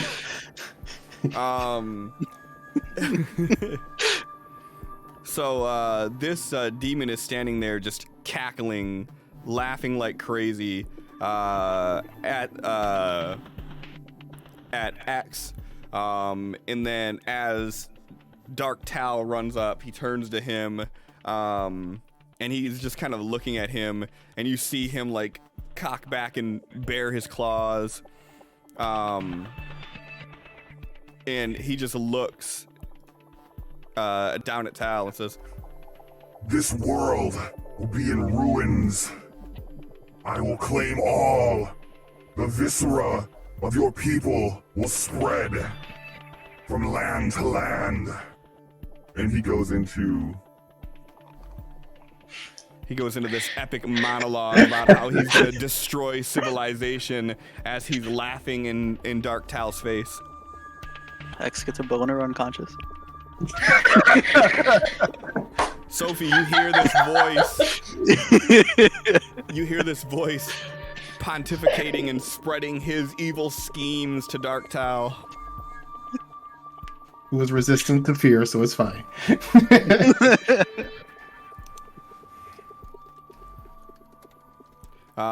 Sophie, your turn. yeah, Sophie is going to try to help X do some sort of healing, treat the burns on his chest or something. What? Why are you shaking your head? Has it been too long? Is that... No, I think that takes like 10 minutes. To heal somebody, it does take 10 minutes. Well, are you trying to die? Rub some dirt on it. We'll be fine. So if you Exactly. if you roll a heal right now, what you can do is he's bleeding out. You can stabilize the bleeding now, but it doesn't heal him any. But it'll stop him from dying from bleeding to death, which is always a bonus. Yeah. Well, I want to Slow do death, short death. Right, you want to give him a happy little medium death, like in the middle, like that's what you got to do. So yeah, if you want to, you can go ahead and give a healing roll. Yeah, but don't I have to do that at a minus something because somebody was real nice? You have to do it at a -1, because of everything at this round being at a -1 for you guys. And do you have any sort of medical supplies handy? Yes, I'm sure the Interjection. RV is Yes. stocked with all of the things. Felix used it earlier. And Because also- last session I used a Benny to say that there was a first aid kit that I used burn cream on your hands for, so Mhm. it's there. We do Okay. have a first aid kit. Perfect. Yep, Okay, so so- you're gonna grab this first aid kit and try to stop the bleeding. Mm-hmm. Go ahead and give me a healing roll at a -1, please. What? No.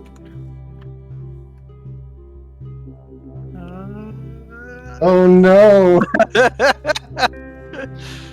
One more. I'm waiting for it. It's my luck today. Okay. 2, 3, 4. Got it. I was waiting for that crit fail. 2. Is there any difference if I throw a raise on that? No, not in this sense. There Okay. wouldn't be. Okay, then I won't bother. Okay, so yeah, so you stop him from bleeding out, which is good. So that's a really good thing. Anything else that you're doing on your turn? You have movement. I'm gonna say that you use 2 notches of movement to grab the first aid kit. So you still have 4 notches of movement if you want to do anything else.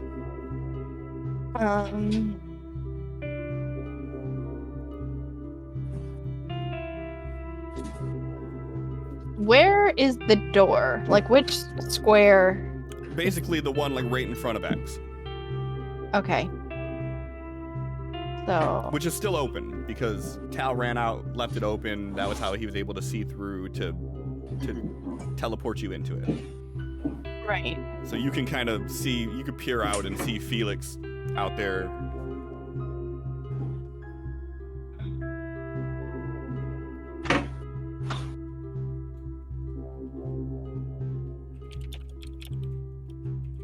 I think I want to move here so I can see more what's going on, so that way I can like yell and help them out there or something, should that come up.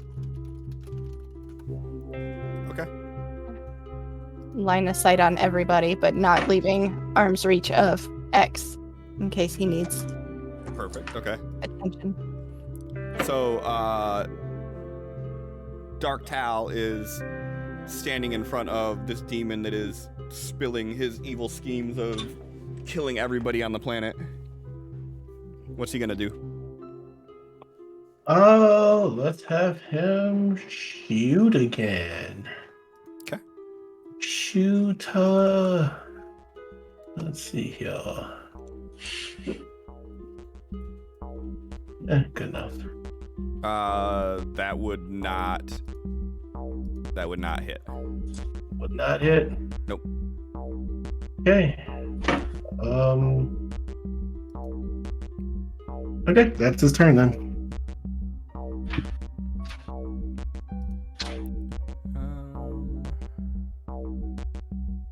Actually, no. For spell, well, no, because you're doing it at point blank range. It goes against his parry. Yeah, so that would not hit. Okay. Okay. Yeah. Yeah. So you're shooting blasts of energy. Your double is still shooting energy at this, and you're watching it hit the surface and kind of dissipate across the electricity, as this thing is still laughing and just kind of brandishing its claws and everything. Hey X, go ahead and give me a roll on the injury table, please.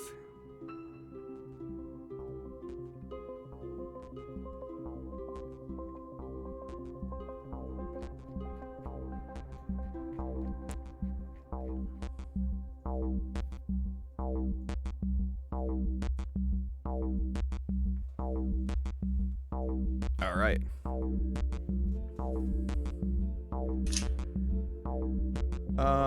You're no longer bleeding. That's all I got for you.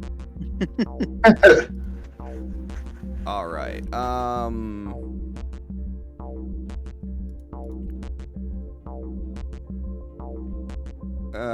That's not supposed to be at X. John, what is your parry? Parry. The 6? 6. Yes. Okay, so that is a hit. I'm sorry, an 8. Still a hit. Okay.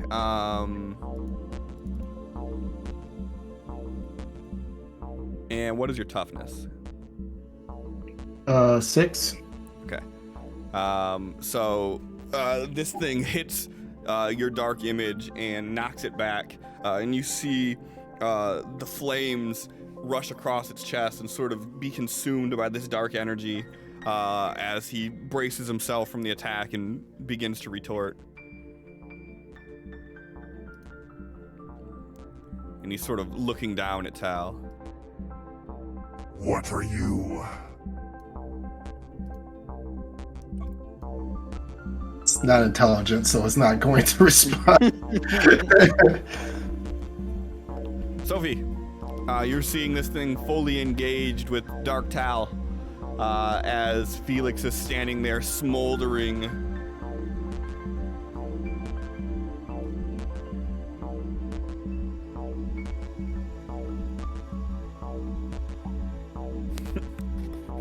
Yes.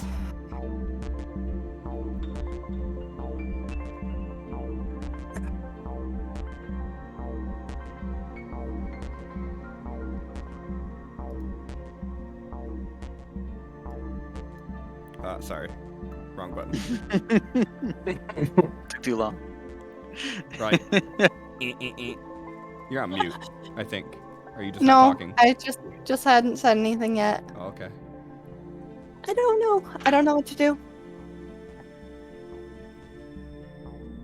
So, I mean, if you want, you can say that your focus is entirely on X and on trying to heal him. And if you devote your time to doing that, when combat ends, I will give you a bonus towards any healing roll you make. But it's going to effectively take you out of combat.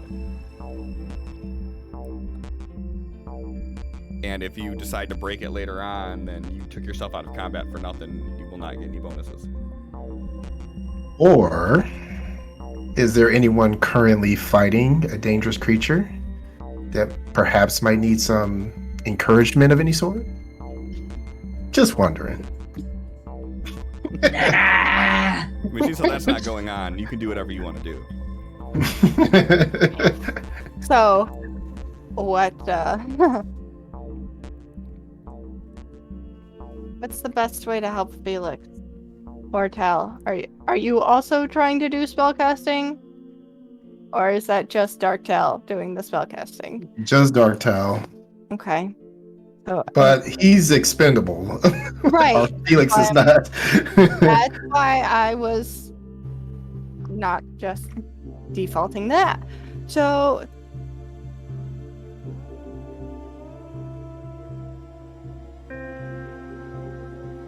I want to help support Felix in whatever Felix is going to do, but I don't know what that's going to be. So I don't want to like roll a battle roll and say one trait and then have Felix be like, nah. So I think we know what Felix does. He shoots. Oh, Totally. Okay. So you gonna help him with his fighting roll? yes, fighting. That's the one. That's the one I'm looking for. That's a word. Those are things. And like, what are you gonna scream out to Felix to try to get him amped up and ready to go? This is why I don't like to do these. You'll be like, kick his ass, Seabass! Yes. It's too bad that you built your character entirely to do this then. I know, I'm terrible. I entirely blame John. But it's fine. I mean, I do that too. I don't even know what we're talking about, but I blame him too. Mm-hmm. It's all fucking John's fault. God damn, this asshole. Apparently. Should kick his ass. She wouldn't know what to roll. I'm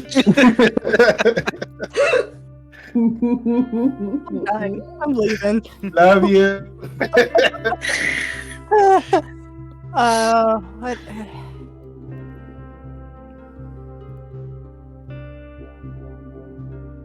I don't know. I don't know what to say.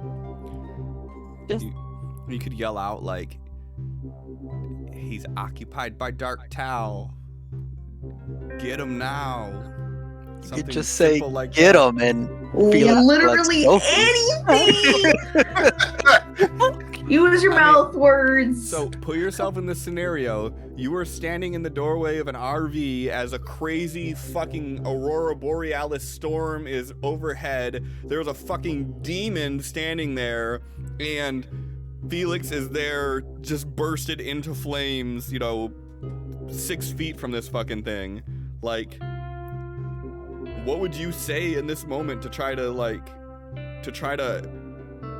maybe take control of the scenario, to guide Felix, to point out something maybe he can't see from his point of view that you could see from your point of view? Or just enraged, like, fuck him up, baby. I don't know, like, anything. I guess this time she's just gonna yell to hit him while his back's turned or something. Perfect. Give me a battle roll. Yeah. Figured it out. I said things. Perfect. You did. Dark Tal's turn. Dude. Are you keeping track of his PowerPoints? How much is blast each time? I'm doing the additional, so it's gonna be 3 each time. Okay, so he's already done There's it twice, so that's twice. 6, so he has 8 left. 8 left. Yes. Fucking do it again. We're gonna reroll. Did that. great. Did great. You can't re-roll for him. Can't? Okay. You don't have the ability to give bennies to other people, do you? No. That Counts is as like an correct. extra or something, whatever it's called in this. Yeah. All right, so you're trying to do a spell, but every time he tries to get one out, this thing is like swinging at him, and he has to evade it to avoid those fiery knuckles. Felix, you hear this tiny voice. You know, well, next turn. Exactly like that.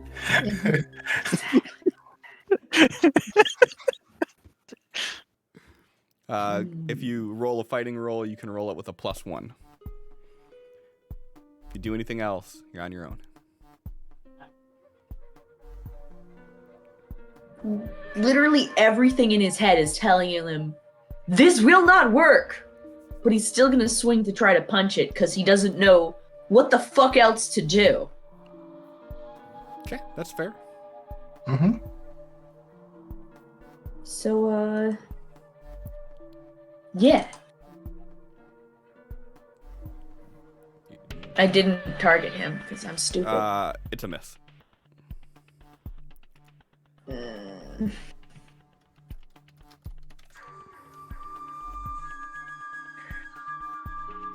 Yeah, it's a miss. You gonna roll with that? I'm gonna roll that. I'd All right. rather keep my bennies for potential injuries. Okay.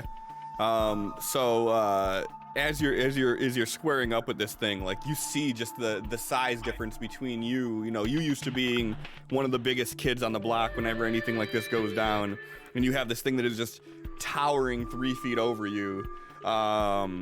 As it's swinging at Dark Tal, that's doing his best to just evade these giant claws, and you hesitate for just a second, and you lose that window, being able to get that sweet kidney punch in on him. Are they getting the gang up bonus?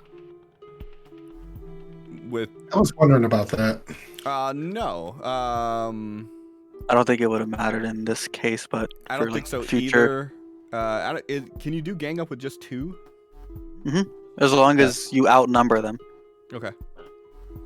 I think each person adds an additional. It says +1 fighting for each additional non-stunned ally in melee range with the target.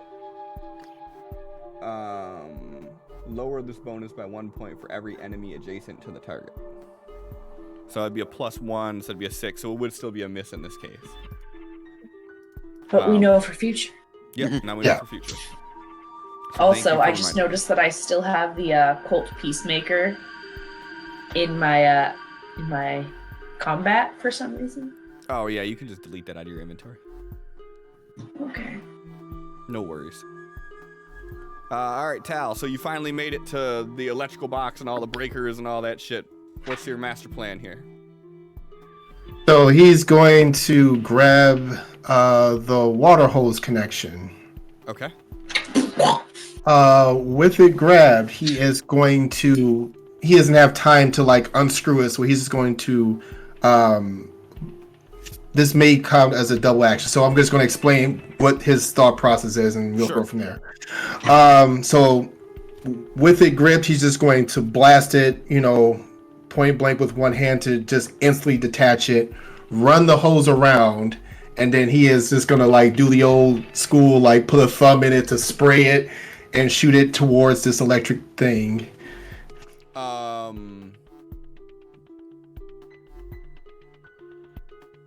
I mean, if all you're doing is unscrewing the fucking thing, I mean, you could do that as a free action. If you want to do it for dramatic flair where you're going to blast it, I mean, by all means you can. I'm just saying that if you wanted to unscrew it, I would let you do that as a free action.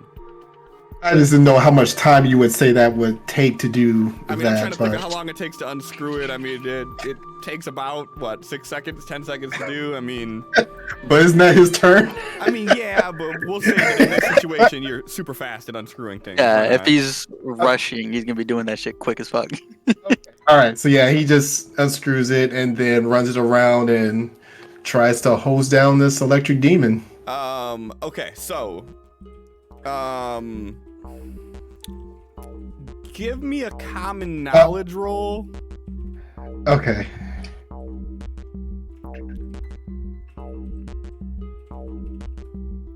Is that good? Perfect. All right. So you grab it, you run to the front. Go ahead and give me a shoot roll. Unskilled. Got it. Oh. All right. Hey. That's with a raise. So he will yell, "Mr. Felix, get down!" I don't know if that helps, but he's doing that.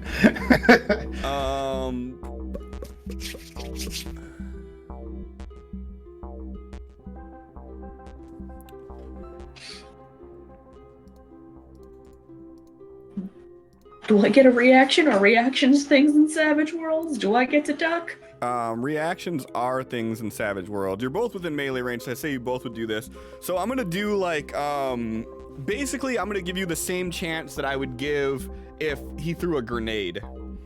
So you will get a chance to react to this. So you and Dark Tal can make an agility roll. John, just go ahead and roll the agility for him.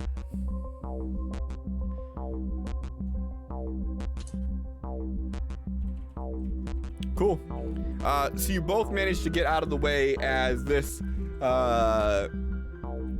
as Tal turns the corner with this garden hose and just this energy at it. John, give me a vigor save at a -1, please.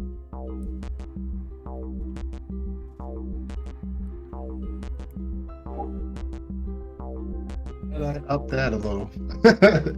All right, so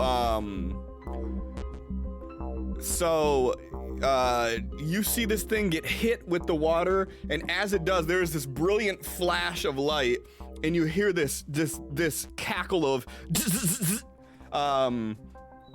Tal, it knocks you back on your ass as you feel this electrical current travel through the hose, and you manage to drop it just in time before you are just electrocuted.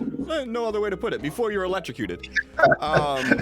And as the water splashes out, Felix and Dark Tal are able to dodge to the side as this thing is just getting so let's go ahead and all right. So this thing is pretty fucked up at the moment. As you see, as soon as the water hits it, it just like drops to its knees, and you're seeing it both knuckles in the dirt on its knees as just this flash of energy is just bursting off of it.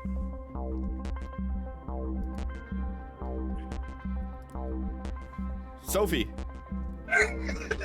She looks prepped and ready. All that stuff I just said, you see that. What you don't see is Tal at the front of the RV with a fucking garden hose.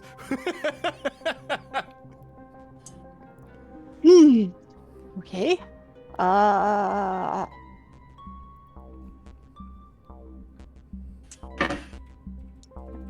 bad at this, guys. I don't...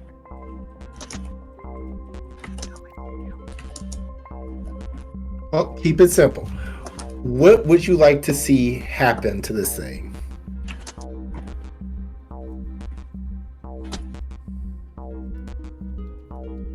I would like it to go away. Okay. How do we make it go away? Okay, and you see it's in rough shape now. You were just encouraging Felix. You want to just tell him to say maybe now finish him off, you know, something like that. Yeah, I don't know what just happened, but it looks like you're starting. You could probably do some good damage now. Something. Wait, hit him, baby.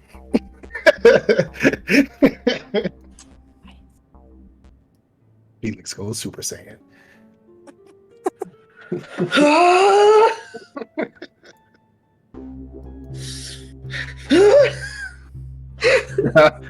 We lost Felix for the next 2 sessions while he charges up.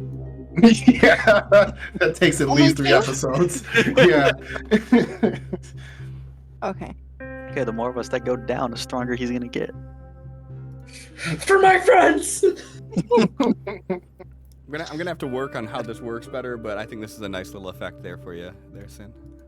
Oh! What happened?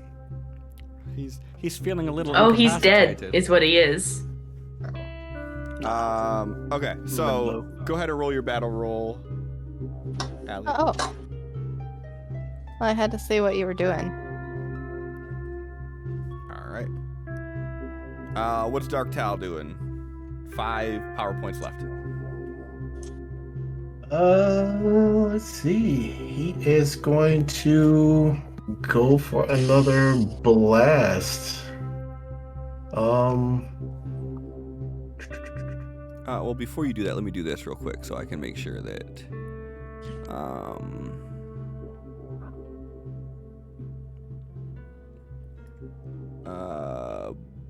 Bloom, did that work? It did. Okay, yep. So go ahead and do whatever you're gonna do.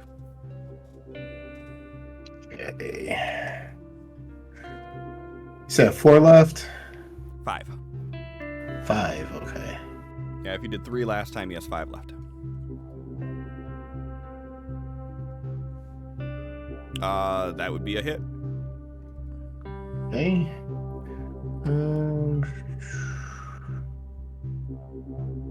You know what? Do we have any? How many raises do we have?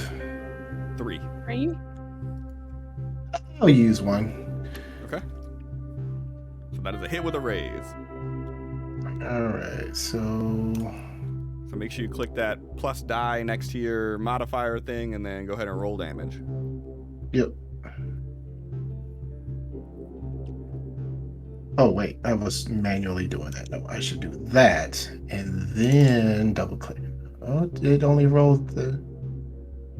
Okay, I guess that did work. It's still doing things. Did it? I don't know Did why. it do it's still doing good? I'm things. not sure how well it It did. did a lot of things. I think it did it.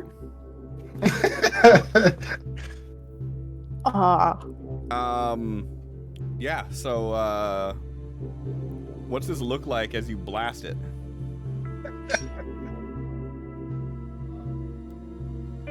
It just puts his hands together like this, and then you just see a giant beam like fire, and it's like it starts off small and then all of a sudden it just widens.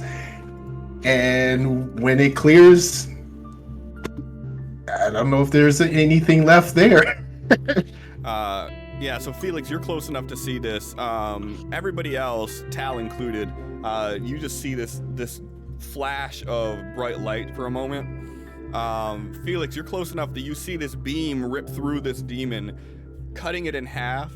Above where the beam was just dissipates. Below, you're seeing like the crackling of tendrils of electricity kind of moving back and forth across this beam, and as the beam dissipates, it just kind of shimmers out to the ground.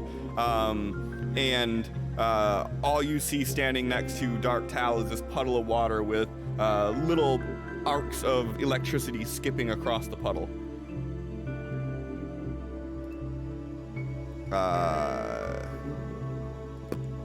It did. It did. It did. It did. That's good to know. All right. If we are out of combat, Tal will rush inside to check on Mr. X. You are out of combat, so you guys are free to move as you will. X, you could still see smoke coming off of X's clothes from where these claws ripped through his shirt.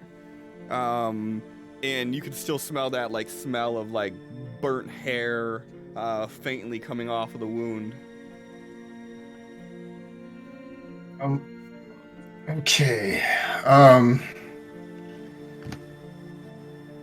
He puts a hand on X's chest and he reaches out to Sophie and just like we helped Mr. Felix, right? Right. She takes his hand. And wait. 1 sec before you do that.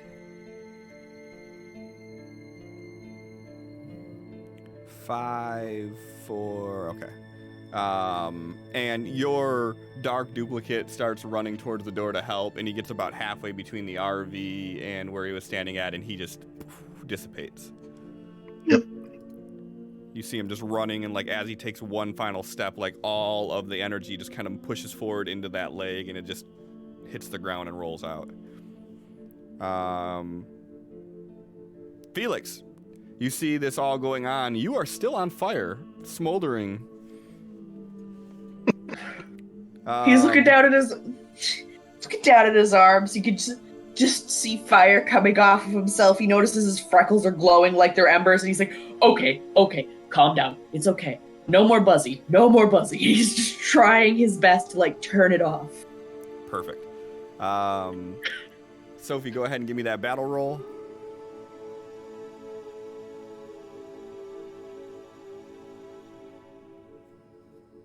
Perfect. All right, so you're going to be able to roll the spellcasting roll with a +1, John. If you crit fail on this, you kill X. Ain't Dead. nobody. Dead. He is dead if you crit fail on this. Nah, we even gonna put that out in the universe. I'm putting it out on the universe because he is in dire straits right now. You see that he is not doing well. Barely clinging on to life, barely breathing. All right, Sin. I ain't even gonna look. It's gonna hit you with the no look. All right, here we go. Oh, shit.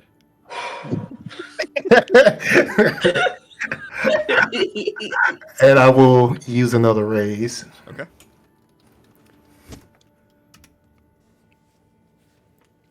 All right, so you guys have one raise left. So paint a picture for me. Like, what's this look like as your as you two are kind of like holding hands, I assume. My mental image is like him and Sophie are kind of like in tune with this process now and are comfortable with it. So like he starts glowing his dark aura and it just kind of like travels around her, and then all of a sudden it kind of travels away from her, away from him, and into X like in this sudden burst, and it just kind of you just see it like travel across his body like instantly, and his wounds start closing up. Okay.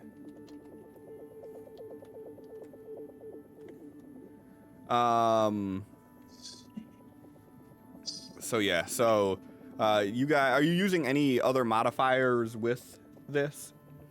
I was looking, and it doesn't look like anything else really applies.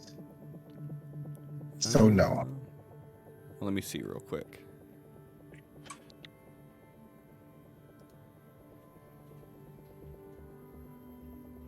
Not poisoned or diseased. We don't need to quicken his pace. Greater healing isn't necessary because it's under an hour. I don't need him to glow. And unless he has a crippling injury, which I don't know that he does yet. He do. I don't have PowerPoints for crippling. Okay. At least not that I want to take a chance on, because that will kill him. Roll the die. You don't know. Nah. You might hit one of those Sophie rolls. I'd say just do it. If I have to live with a crippling energy, then fuck this character. So they're able to heal 2 wounds from you. You do still have 1 wound. Did I have 4? Well, the 4th one is just like incapacitated. you only can hold 3 wounds. So you were essentially dead. But I'm so confused on how this wound thing works. what do you mean? Like, I thought, like, after you get the 3 wounds, it's just you go unconscious. Well, Anything after that would be dead. Well, so you're incapacitated and bleeding out, which means that you are on the verge of death. Because Sophie got a chance to remove your bleeding out before you bled out, you didn't die, so you just are fucked. But because of the fact that you had to roll on the injury table because it was 4 wounds, you do get a crippling injury. So your crippling injury, it's supposed to be permanent, but we'll figure out how we're going to do this. Is your vigor die drops 1, and your toughness drops by 1. Toughness. Oh. So Like, vigor would be is a related. D4. Yeah, vigor goes hand in hand with toughness. So does that mean that toughness goes down by 2? That wouldn't make sense to me, no.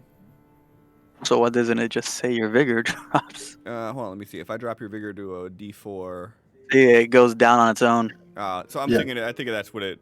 I think that Fantasy Grounds does it automatically, but I think that the wording is for if you're doing it on paper, you would also make sure you're ticking that down. So we're gonna say that your vigor is at a D4 and toughness is at 4. For an indeterminable amount of time. For now.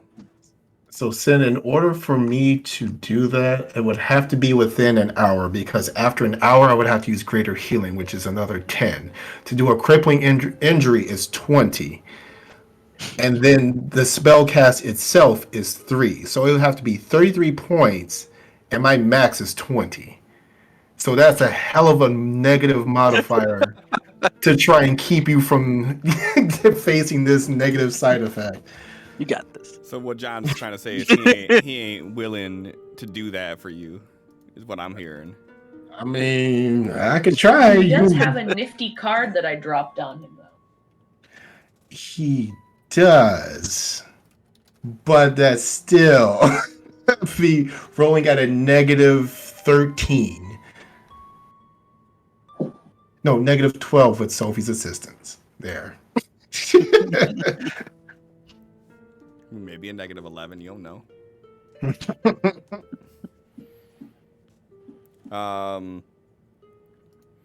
So, X. You're standing outside.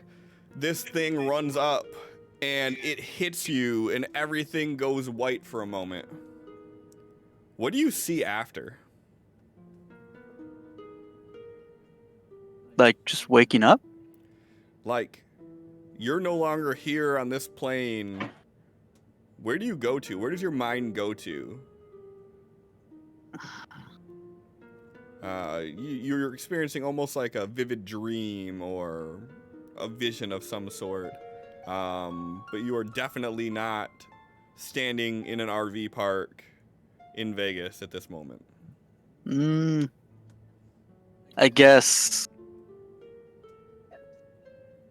garage transformed into some kind of living area, just a bed and kind of a table with junk on it, and he walks around, tries to like open doors, lift the garage, and everything's stuck.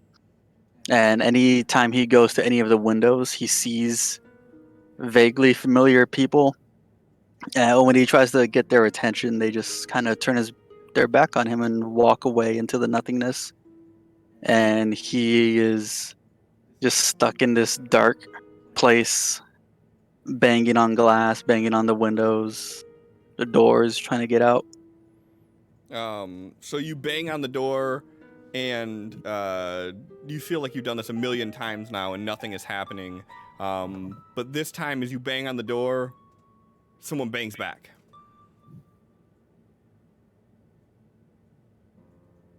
He's gonna try to open the door and keep banging as he's trying to open.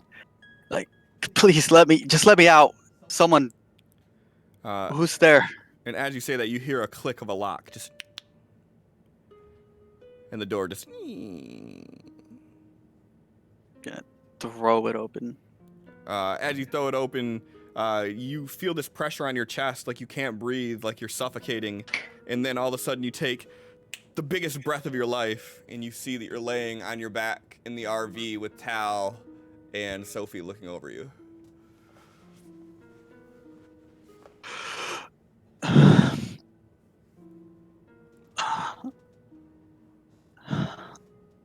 Then he like sits up. Sophie's gonna hug him. Oh, I'm sorry, I was really scared that you weren't gonna.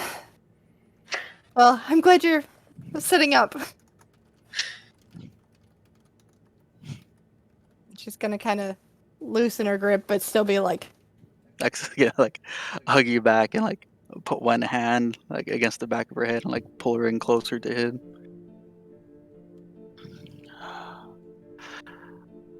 Thank you. Look over at Tal. Thank you. Oh, no, sorry. I probably should have warned you about trying to cast without being trained to cast in essence storms. It's kind of unpredictable what happens until you get used to it. So sorry. X like loosens his grip and just kind of slumps there. Felix, go ahead and give me a spellcasting roll. Okay. oh no. Hey, Cliff, I can make another healing roll on say and use it in the PowerPoints, right? No. You can only make one healing. Well, the spell, not the check. No, in general, you can only attempt to heal a wound one time. Okay. But what about the wound that he took from the initial blast? That's basically what I'm trying to get rid of. Because, yeah, 3 total. We got rid of 2 the first time. I was seeing if I Right. could get rid I of got the hit last. by the initial blast, and I got hit by the Falcon Punch. God damn it.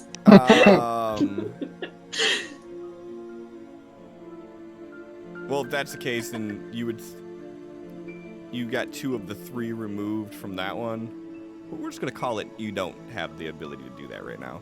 I gotta look up on here with how that's gonna work, because I don't know if you should have to roll for all 3 of the wounds. Like, now that you said that, I'm thinking of like, do you have to roll that 3rd wound out, or just because it tips it over, doesn't matter how many it tips it over, you only have to roll for 2?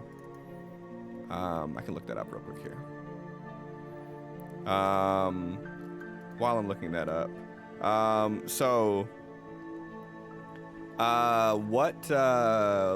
Felix, you're trying to like talk yourself down, and you feel that it's working. Like, what are you saying to yourself, and what is actually happening, like, physically to you? So he's just sitting there doing everything he can, just like peaceful thoughts, peaceful thoughts. On a baseball field. Colin's pitching to you, you're making hits, it's fine. Everything's fine, you're just hanging out, it's good. Everything's good. He's just trying to, like, imagine just the most peaceful, serene thing he can think of, which is apparently playing baseball with his best friend right now. He's just closing his eyes, he's taking deep breaths, and the fire's just, like, slowly sinking back into the freckles until he's just sitting there, just, like, speckles glowing that eventually fade out. Perfect.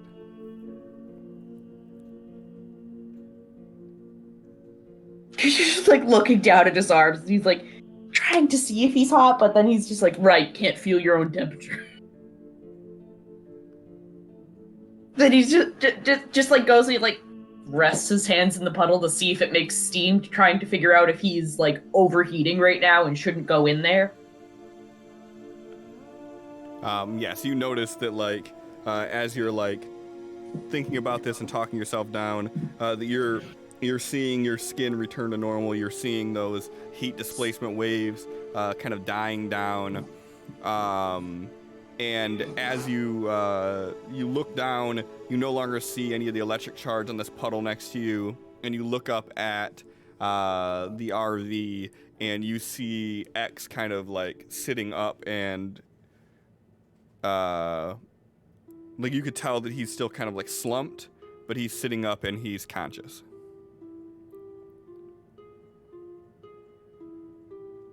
He makes his way over to the RV and just cautiously steps inside, really hoping that he's not doing any essence things. He's not convinced that he's back to normal.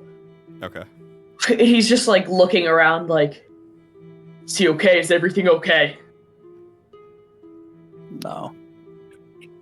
My shirt's fucked. You have no idea how happy I am to hear your voice. He like just takes it off and throws it outside.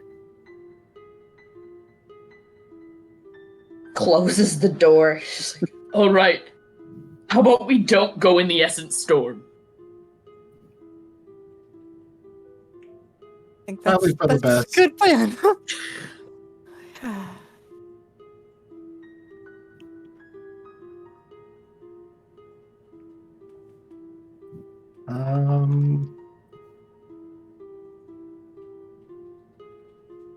Are you okay, Mr. Fizz? Are you hurt? Do you need any assistance? Oh yeah, I'm fine. Nothing. Completely fine. Hey. I didn't burn myself. That thing didn't touch me. So, for the record, you don't get a chance to heal each wound. It says, a character may only attempt to heal wounds on a patient once within the hour they were sustained. So, you don't get it per wound, you get it for all of your wounds combined. Okay. Failing the roll means the healer isn't able to treat those particular injuries. A different character may attempt a healing roll on the same patient, however. Once the wounds are over an hour old, only natural healing or the healing power using greater healing can heal the wounds. So if you heal him.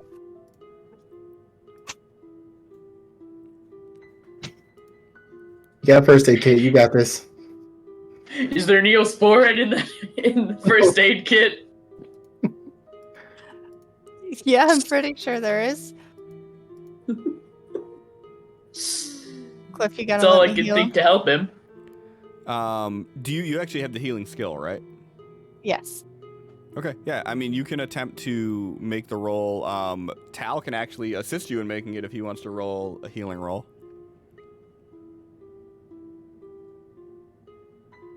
Cool. So go ahead and make that healing roll with a +1.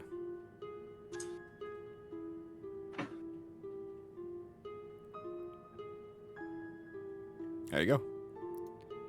All right. So, and that last wound was non-magical. So he has the scar from the bullet wound, and surrounding that now is the scar from the burn. Guess we both got burned scars now. He's like picking at it. He's like, my tattoo. He's like peeling off some of the little burnt black skin around it. I'm sorry. That's the best I could do. I mean, we've already said that we're gonna go get tattoos. I guess you could replace it. Yeah. Flicks it up his fingers. Well, I'm glad everyone's okay. I'm in shock. Everyone's okay, honestly. Okay, That's- It everyone. was no pun intended.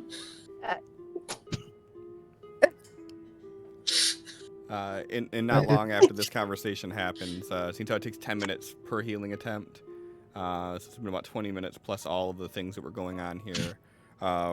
Not too long after that happens, you catch a glimpse on the outside of a car pulling up, and you see John Doe step out of the car. Okay, everyone stay inside. I will go and meet up with him. Tal will walk outside. He takes a moment and he just kind of like looks up at the sky and closes his eyes for a little bit and just takes like this long breath. As he takes in some of the energy from the Essence Storm. Perfect. And then he will go to flag down John Doe. And he sees you like walking out of it, and he looks at you all perplexed. Where? This is our RV. I was expecting a house with chicken legs. I thought you said this was a mobile home. Yeah, they put it on wheels, and it's really convenient. I don't know why everyone doesn't just drive these, but humans. He's still looking at it, like kind of dubious. Oh, everyone's inside. They're safe. We had a slight mishap, but it does seem that things are going as bad as we probably both thought they would. With the Kurish, it's not good. Yeah, I've seen a few things on the drive over here. There's quite the panic going on in the city.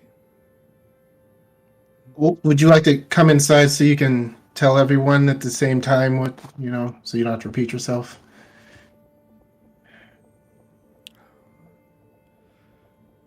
You trust them, right? Yes. All right. And he will open a door and show him in.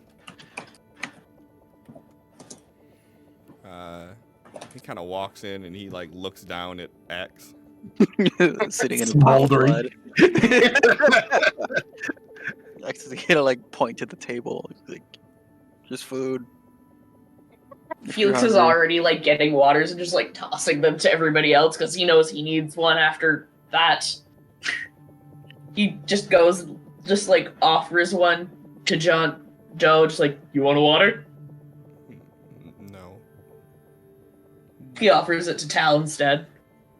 Yes, please. So, judging by the looks of you, you already know one way or another what's going on out there. I made a demon. I would not recommend doing any sort of summoning like that. I didn't know I could. Well, I haven't seen any of your people do that, so either this is affecting you in a very strong way, or you're more in tune with the essence than you know. Mr. X does seem like a natural talent. He's catching on way faster than I've seen even some of our people, so. That's good. Well, That happens sometimes.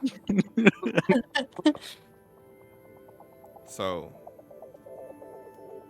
first off, I want to thank you all, especially you, Tal. I owe you my life. no, I still feel terrible because I didn't want you to come there. This was kind of our mess, and I really appreciate it though. And we probably couldn't have done it without you, and probably would be all dead right now. But no, you don't owe me anything. So it was a good experience. For one, I now know that I need to take this threat more seriously. I also know that our people, one way or another, have been helping Rushkov. Because there's something that he has in his house that was dampening the effects of the essence. I don't know what it was, but I felt my strength was greatly reduced while in there. So anything that we do in the future, we're going to have to try to do either outside of there, or we're going to have to figure out how to bring something bigger inside. But I definitely have a score to settle. And as he's saying this, he lifts up his shirt, and on the side, you can see this giant scar that he has on the right-hand side. This is my reminder. As he pushed the blade in before he threw me off of the penthouse roof. I will return this debt.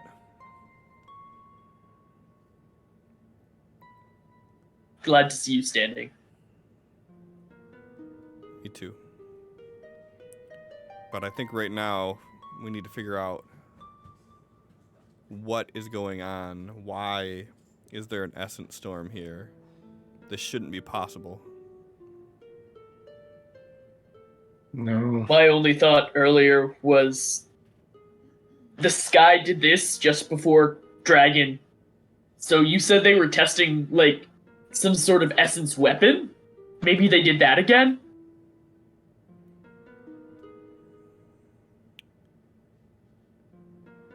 I fear that after what happened last time, they might be amping up what they're doing. The testing facility. Why are humans so dumb? They're actually quite genius in their own way. Them being able to Okay, figure but out foolish. how to. Yes, that they are. But them being able to figure out how to manipulate the essence in the way that they did, they're definitely not dumb. But the facility that they have set up in the 51st area is going to be problematic. Hold the fuck up. Area 51? Yes, the 51st area.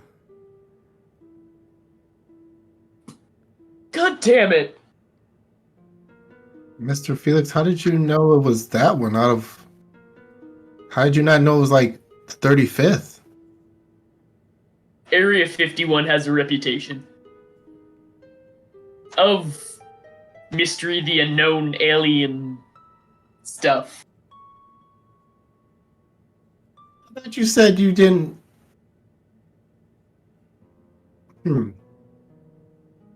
It's just off limits from what we all know. Everything's all speculation. Everything there is classified, and the general public doesn't get to know what goes on. That's where they were testing on our people. And that same facility is where the initial detonation happened when the dragon came through. This is far more prolonged than the original one, so either something went right or something went tragically wrong with this current test.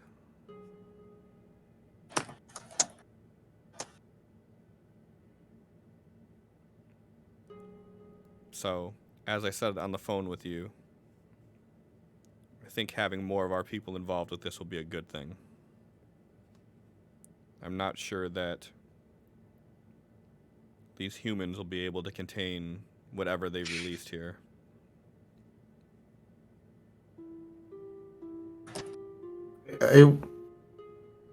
I want to get our people out of my camp first. But at every turn, I keep getting told that I can't do it that way. I can't, shouldn't, and everything. Keep having to do other things. With this happening and the response and what's happening to all the Kurdish people, I don't know how they're going to respond here, but it's not going to be good for our people. No. If we need numbers, we need to go now. Ava would know what to do. Well, Do we want to go now? Like, do you want me to get behind the wheel? Or do we want to wait till morning when this is done? how fast can this I thing don't run? know. It'll be. How fast can this thing run? I've never tried to push its limits. He glances over at the speedometer. How high does it go? I'd like 85. I was going to say. I've never ridden in an RV, so I have no idea. I'd probably say wouldn't push it past 65, but it claims 85 miles per hour is the fastest it goes. Well, if your camp is the one just north of here, we shouldn't be too far from it. No, it's not too far at all. Well, I personally don't care what the humans say in this in this matter. We need capable beings who can handle the essence on the front line. We don't I need agree. humans who are spontaneous at best with their reactions to what's going on here.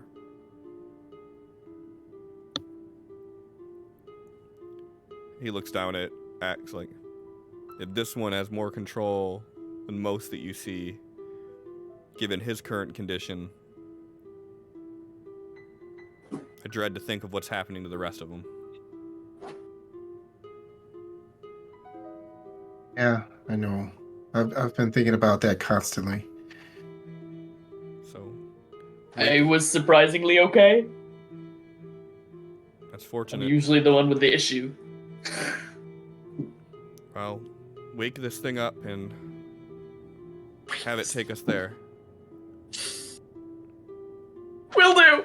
He's trying not to laugh at the wake this thing up thing. Waste of money! Who presses the start button as he's thinking about the 3 nights they paid for to be here as they're about to leave. That's not 3 nights and you're bolted down. We can come back. Yeah.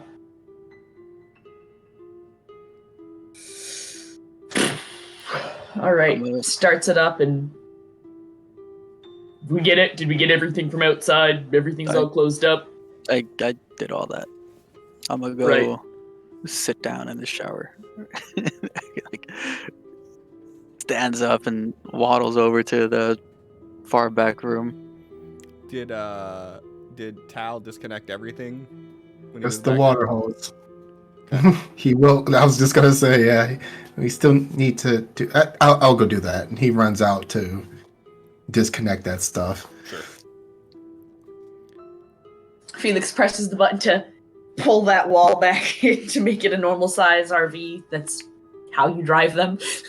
Yep, no worries. So yeah, you run out and do that. What's Sophie doing during all this? So, Felix, do you know where this camp is? Do you know how to get there, or should I look it up? He just kind of looks at her with these eyes of like, do I know where anything is? Almost. Okay. All right. Got it. So Sophie's gonna try to look up a location for this. Sure. Give me a research roll with a -2.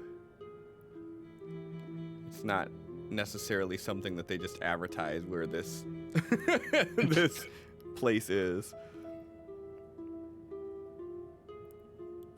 Tal, do you want to when you get back in, like, give her some what you remember about where it was at? Yeah, if he sees a general map, he's gonna like kind of point out the rough area that it's in. You don't have any sort of research or anything, do you? No. Give me a notice at a -4 or a common knowledge at a -2. Hmm.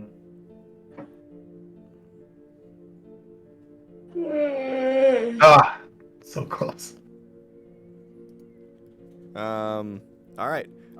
So you guys are, he's giving you a general idea and you're looking it up, but like I said, it's not something that they necessarily advertise. It's not like it's a tourist attraction that you can just go see the, go see the aberrant. Like they're caged animals or something. Jesus.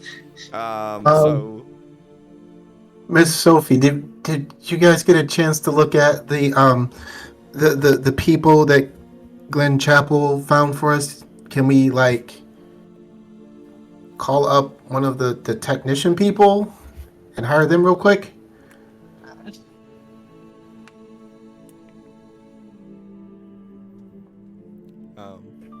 based on the spec sheets and everything that you were reading, you don't think that there's like a real quick call up for these guys, like they need to be in on it, or like all or nothing? You got to Yeah. pay them their salary to be in on it, or that's it.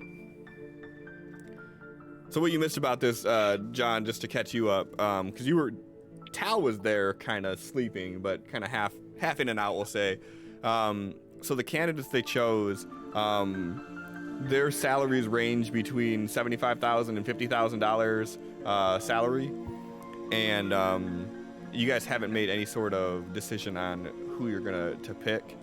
But yeah, so you would need to have a kind of a more sit down actual conversation with them. It wouldn't be just like a call them up and say, hey, beam me directions right now.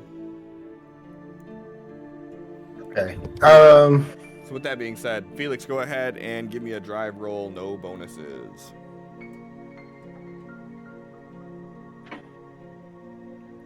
Cool. All right. If you can get me to this general area, I might be able to remember how to get back there. I just can't tell from a map view. I'll do my best. All right, so puts it in drive. You guys pack everything up, get everything disconnected, pull out, and you guys start heading out to the camp here. It's only about a 15-20 minute drive or so from where you guys are at. Besides Felix, is anybody doing anything in these 15-20 minutes?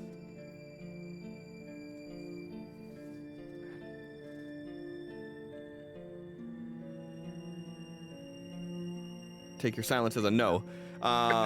So you guys start going to this area, and you're on a familiar highway. Tal, you start seeing landmarks and whatnot that you recognize, and you can finish guiding them there.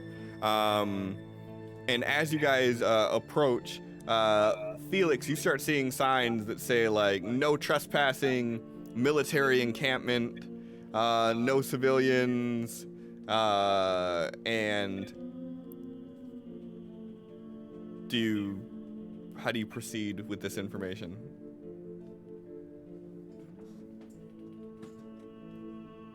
He pulls over and stops, and then he just kind of calls over and he goes, "This is gonna require a little more stealth than driving up with an RV."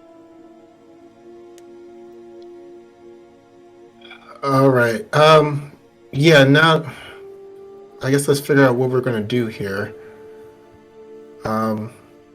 So Tal, you would now, know that like the gates typically have like armed personnel that are at the gates to get in or out. The gates are the area where like when news comes and shows up, or people are picketing and everything like that, like it's all right outside the main gates. So you've seen civilians and people actually pull up to the gates. It's just, they're typically turned away in a more aggressive manner. So that's information that obviously you could share with everybody.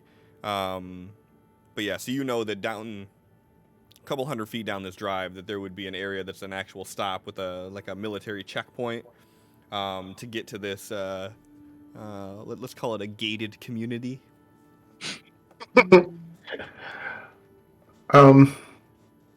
Okay, so he's like going through his backpack. He's pulling out his papers and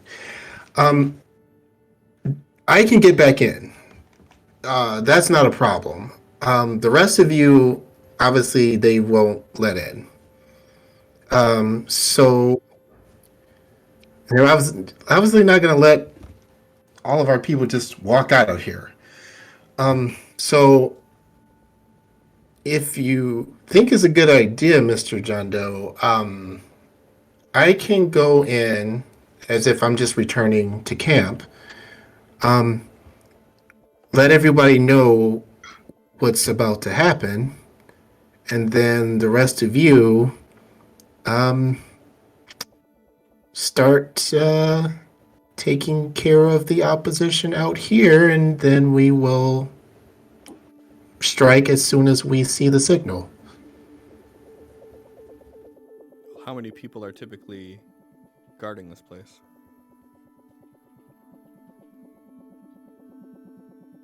What's the answer?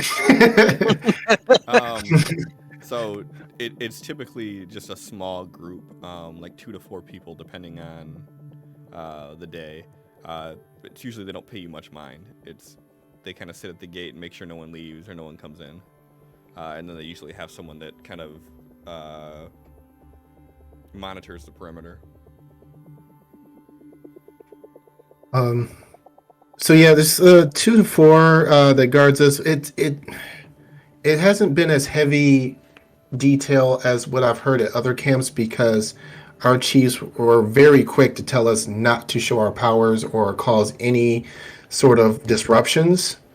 So we're one of the more low key type camps. So I mean, it shouldn't be too difficult from the inside.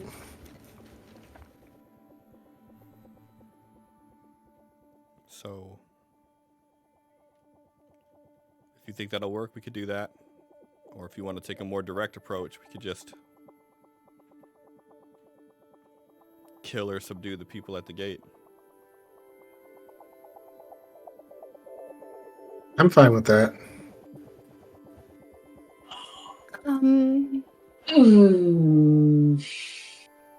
Well, Aren't I wanted for enough things? Well, the way I see it, they are holding our people prisoners.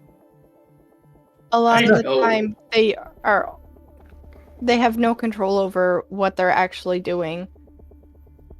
So Well, They're just following forced orders against their will.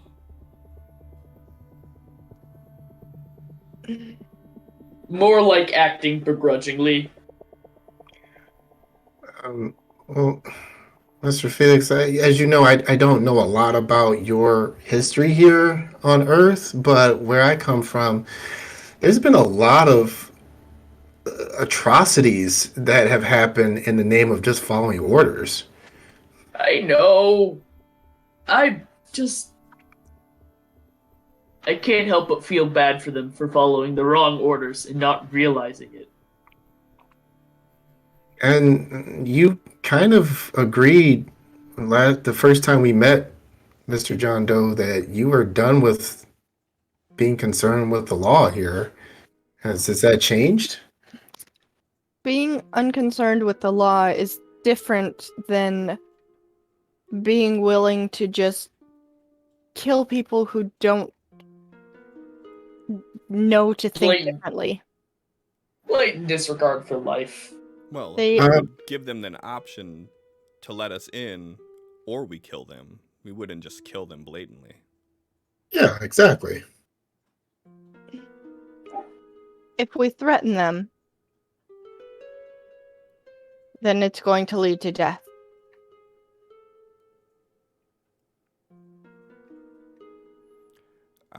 If there's another option that you have that you would rather do, I'm willing to entertain it. I don't. This is how the humans do it. They make us too afraid to act, okay? I've noticed. It's not just that. Where are we going to go? How many aberrant are coming out? Where are we going to put them? How are we going to transport them?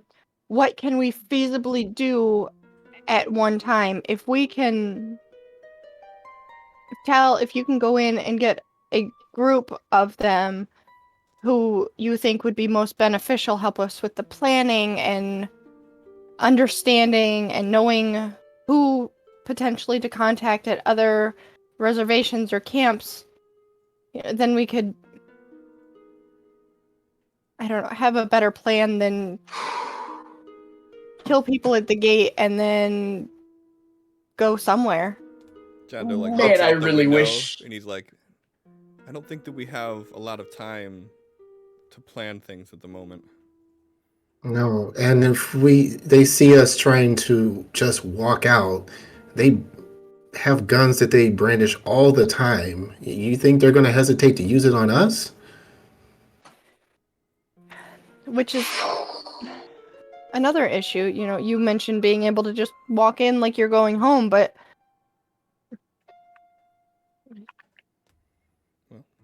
And they have plenty of vehicles around here that their military uses. They won't be needed anymore. So, given the squeamishness of your companions here, why don't you try that? Go in, see what you can get. We'll wait out here. But if there's any sign of aggression from them, I won't hesitate to bring the fight to them. There's like a process for when they let anyone leave the camp. Like I had to go through like a whole thing in interviews and questioning and interrogation before I was deemed safe to leave. And it's not like they let more than one of us out at a time. It's Given the scenario here, I'm sure you should be able to talk a few of our people into persuading the guards into letting you out. If only you could like drop into your battle mode easily, and then you could just puppet them again.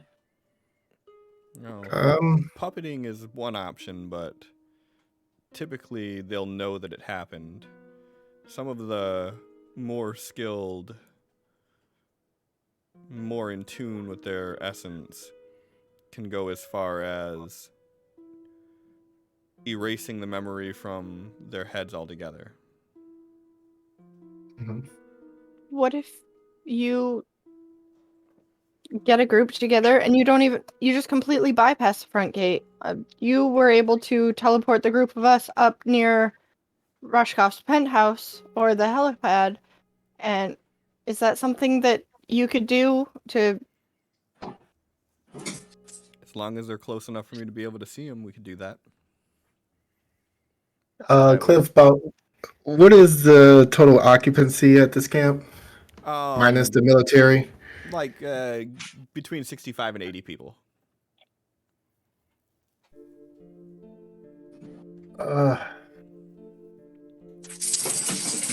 I can tell you, the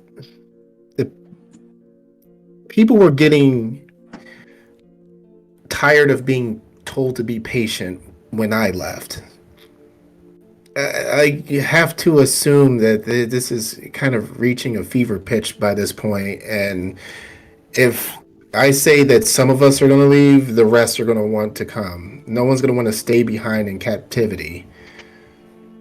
Could you find others who have the ability to transport groups of aberrant, and then you could just that? I know it's Synchronize a mass teleport? I mean, there should be enough of us that are skilled enough to safely do it. I mean, I've done it like 3 times by now. I mean, I've seen people that have been able to move entire cities at once, but that type of thing won't go unnoticed. We still have to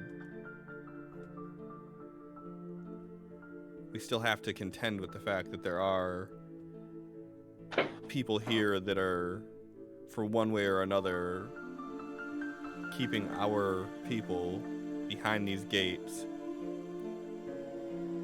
and they are willing to use weapons on us, though you seem against the idea of us fighting back. So I'm willing to listen. You all know this world better than I do.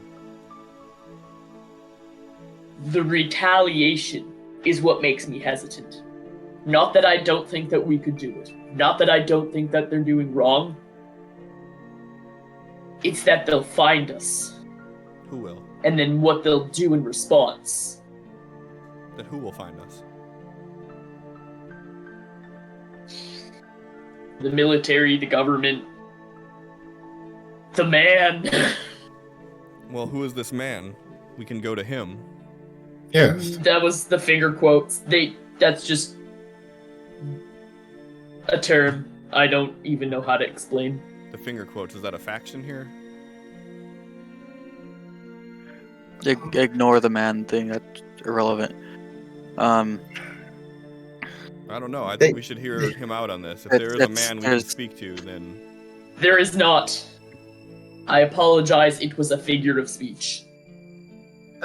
I've noticed that they do that a lot. They say things and it really means something else. Like, hamburger is not really ham, I found out. It's a human thing. It's confusing. So there is no man to speak to. No. So who is going to find out what we do here? The military. If we leave a person alive or if we get spotted, it's gonna trail back to us. Cameras. So whatever Surveillance is the main issue. we need to be unseen. Precisely. And at this point, the large RV has already been seen, so something tells me right now is probably not the best time to do this. Well, he looks back out the window again. Given the current happenings, I don't assume that an RV parked on the side of the road is going to be a huge concern to them. No. But if you think that a direct approach could lead to more of our people being hurt, then I'm willing to entertain any other ideas you have. I would be more than happy to try to teleport people out of there, but I have to be within sight to do it. We All I can can think. we can certainly incapacitate them and not kill them if that's the concern. But if it's going to be the same result when they recover, and there are a whole bunch of missing aberrant. I guess it's more of the trying to figure out where they go thing. Should we talk to Lynn? Like, all I can think is that she might have a way to shelter all these people. I don't know how willing she'd be, but she's the only way I can think of, like, someone who would have the space to take in this many individuals who wouldn't be suspected. She said she was working on something, and she has a unnecessarily large house. If we don't, she seems at least sympathetic enough to our cause, so we're just going to make things move a little bit faster for now. Yeah, I'm going to start. Is there anybody here that you know that is good at manipulating the mind? There's a couple. Well, I say we loop them in first. If there's only a small handful of guards that we have to worry about, we can make it so they don't even remember that this event ever happened. If there's cameras, we can't walk out the door, but at least we could maybe do a mass exodus, teleport everyone out, and then have one person lag behind and wipe the minds of the guards. I'm not going to ask you, Mr. X, to do this, but I'm going to see if some of our people that also deal with electricity, if maybe they can disable their electronics, their communication devices and cameras. You think that would work? Anytime I've done mine around any kind of electronics, it shuts it off or burns it out. Just the one thing or multiple things? I've done it next to a street light and it fried the systems of that, shattered the bulb. When I did it inside of a house, it shut down all of the lights and from what I could tell, everything inside the house. Do you know how to make it do this, or is this just a side effect of you casting it? It's a side effect of my element. And he like rubs his finger down the side of his shirt and a bunch of electricity sparkles off of it. Well, if you think that you can control it enough to create some sort of a blackout in this area, then I say we go for it, but we're going to need to make sure that we take out all the electronics in this area. And he kind of like ushers his hands towards where the camp's at. If you can get me inside of the area, I can do my best. Are you sure you should be trying this right now? Oh yeah, I'm. He like stands up and like stretches. I'm good to go. You were literally dead an hour ago. Right, and now I'm fine. He was But- not dead. I just have concerns because it seems like the essence in the air specifically reacts to him, and if it happens when he's trying to do something on a large scale, Like I said, I'm just no, I know we have people inside that can do what he does. I don't know if they can do that, but I imagine they might. If They we should get be able enough of to. them together, we should be able to do something like that. Almost create like a... I can't think of what the term would be, but some pulse to make the electronics in this area stop working. I am looking through spells right now. If your powers are being enhanced by the storm, if this is anything like the storms that happen where we come from, anybody within the spectrum of that type of power should be enhanced. So anything from electricity to magnetism, even to some degree, my powers are enhanced slightly. So anybody that has a similar spectrum to electricity, if we get enough of them together, they should be able to give us at least a window. Yeah. So if we cut off the electricity, we do a mass teleport out, and we have someone that can stay and do cleanup on the mines. We can be in and out in a relatively quick amount of time and avoid casualties to the humans, and more importantly to us. But how are we going to transport that many people? I don't know how many this living house can hold, but I don't assume it's an entire encampment.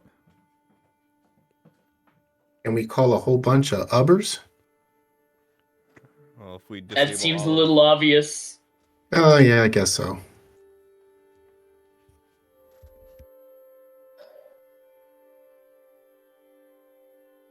That's Um, Oh my god, I love you. I'm so fucking hungry. Brittany just randomly Uber eated Taco Bell for us. God bless Um, Brittany. So yeah. So, And yeah. then if all else fails, we greatly outnumber them and we take our chances with the ladder. From where we're at, Cliff, this town looks out the window. Does he see a bunch of like the usual group of like protesters and supporters surrounding the gates and everything? No, this area is pretty much cleared out right now. Give me a notice roll.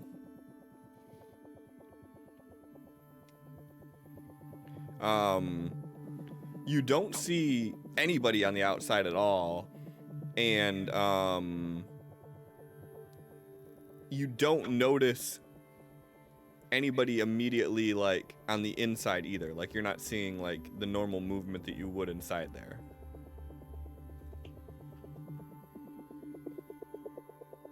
Okay.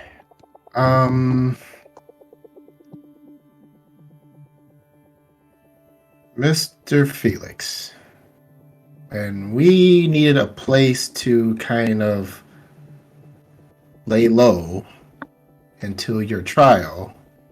You found the place where the guy, as long as you paid him, he was cool with whatever. Do you know of another place like that? Or if maybe he's willing to take in a few more people than last time? Considering how against it he was as soon as he found out we were living inside of the storage unit, I'm gonna say that Al's store all is out on that option list. And that was really the only place I knew of, unfortunately.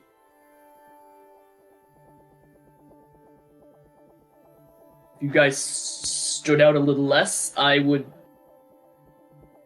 say pretend you're human and go to a homeless shelter, but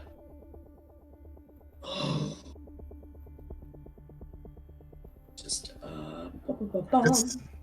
This is yes. Can I use that common knowledge roll to see if Felix knows of the tunnels underneath Vegas? And the mole people? Is that a thing? Yes, you looked at it a while back, Oh, like that one shortly fucking after the article. campaign. Yeah. Yeah. They're gonna be so much worse off than they are right now. But they won't be guarded. So, They're gonna be drug addicted, aberrant. we could take a bunch of mole people. It doesn't have to be a long term. It can be Temporary solution of a place to hide. Right. Underground. Just until Lynn Chapel finds a place to go. So at the Yeah. very least, you've heard rumors of these things, but you've never seen them personally yourself. Yeah. I don't know where they are, but I'm aware that there are tunnels underneath the city of Las Vegas, and that some people live in them, and I'm sure we could try to find these storm tunnels. And, like, they're not really, like, heavily monitored, and a lot of homeless stay there. So, you don't think it would be too far off that there would be a lot of wanderers, you know? Okay. Can you do like a internet search thing to find that? Why? I understand the severity of everything that's going on with Essence Storm and everything, but why is this a need to be done here and now type thing rather than Lynn Chapel getting them slowly out and on good terms? How do you think your government's going to react seeing all of this and how the damage is going to cause? They're going to blame us or assume that we're behind this, even though it's actually probably them. After But they're the going to need dragon, to. the aberrant camp near Tucson, Arizona, was destroyed because the humans thought we did that. Right. All right. So they're just gonna assume it's another terrorist attack. Then there's not going to be any good location to relocate these people to. We just have to go. We have to get them out, and we can figure it out on the way. But That's there's why not I was. a solution to this housing issue. I'm just gonna call Lynn, and then we can tell her the situation, see if there's anything she can do to help us today or much sooner than possibly these proper channels.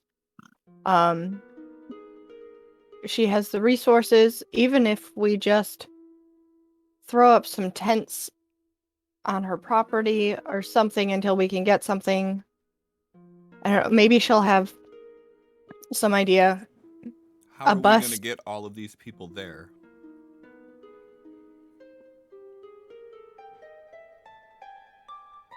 That does seem to be the main issue. Is we need vehicles.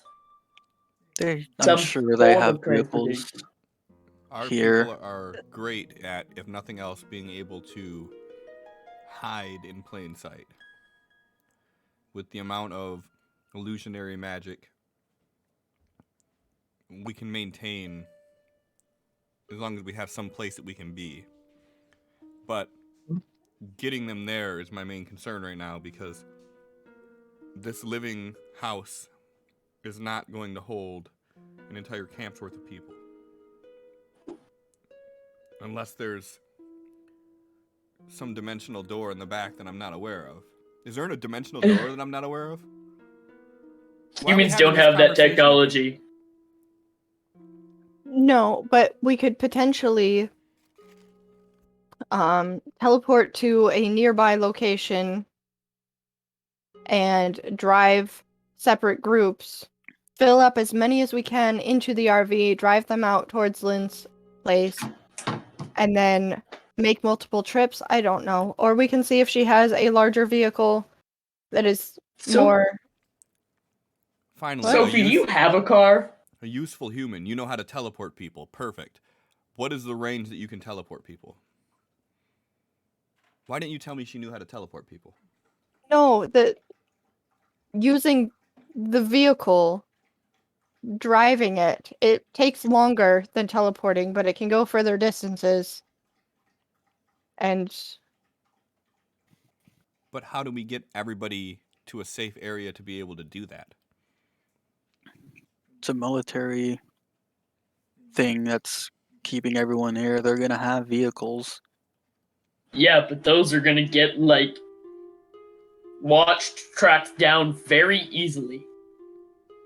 We're not You gonna can't keep just- them to ride around town. We could just drop them off. It's just getting them out. If we could get them city limits, we ditch the vehicles.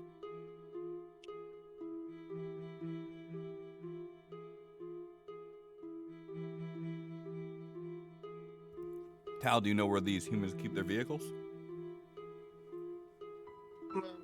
Yeah, just outside the secondary gates. And do they have vehicles large enough to be able to hold everybody that can't fit in here?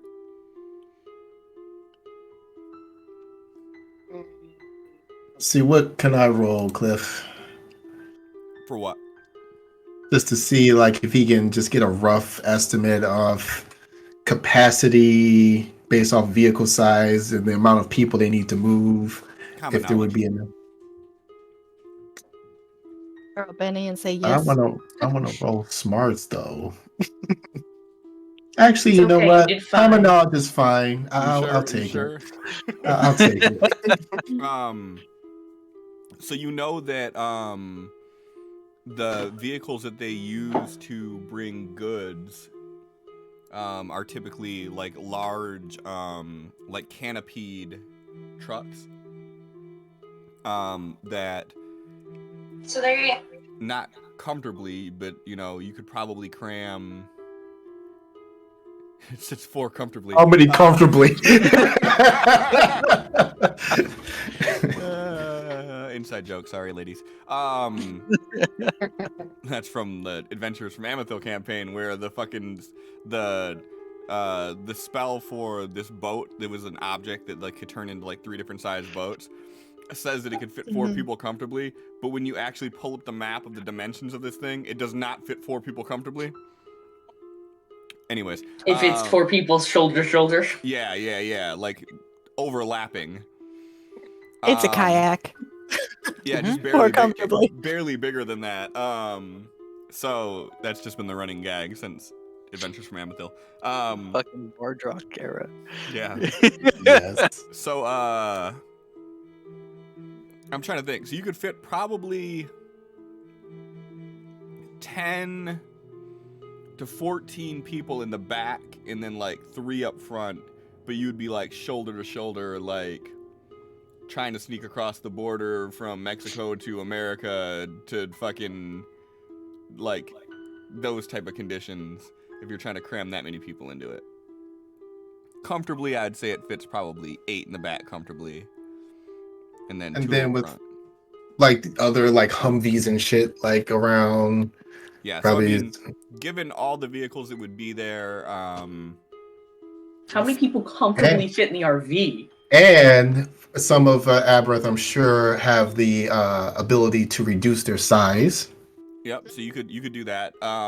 So I would say with the amount of on staff that there's probably only 1 covered vehicle. If you want to burn a Benny, you could say there's 2. Benny. All right. So yeah, so you'd be able to move if people were using shrink and everything. You between the RV and between the 2 covered vehicles, the 2 convoy, you could feasibly move everybody. The only kind of tough spot would be getting someone who is able to drive the other 2 vehicles satisfactory. I heard it was easy. Yeah, I've heard that too.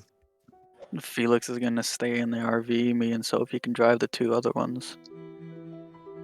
Wear the gloves. Yeah.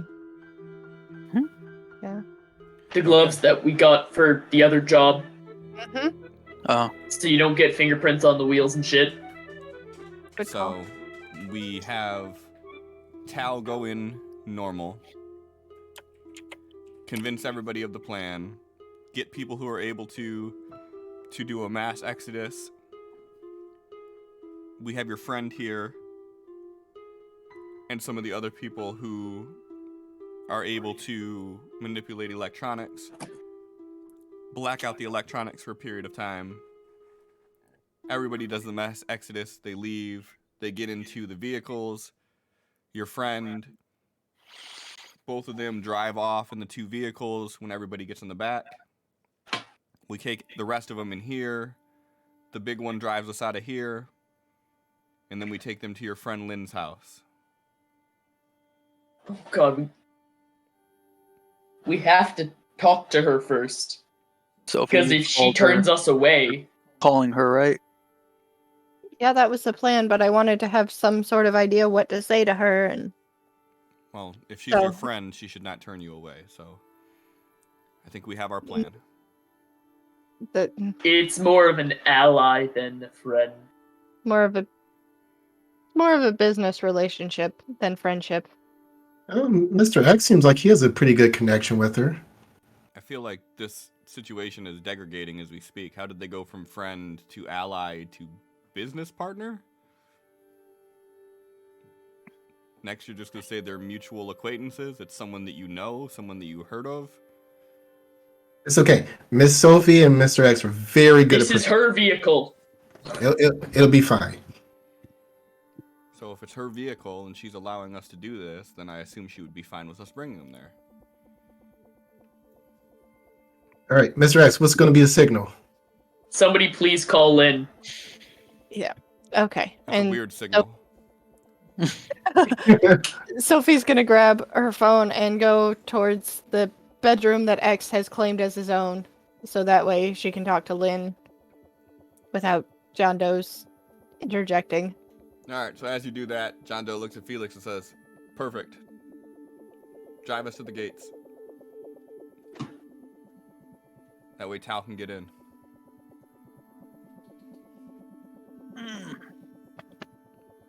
I need to get in with him. I can't. You need Why to do you get need to be in?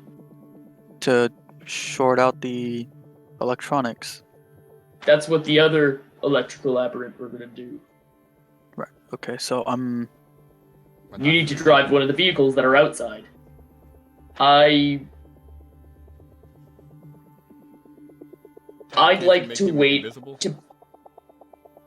I can, but I'm low. Remember the mishap I told you about when you arrived? He was the mishap. He was trying to cast without being trained to cast in an essence storm. And so we're gonna trust him to go in there and help our people black everything out? well, I would suggest that, then I thought better of it and think that our people should probably try to do it instead. You Right, just if- see this look of frustration growing on his face.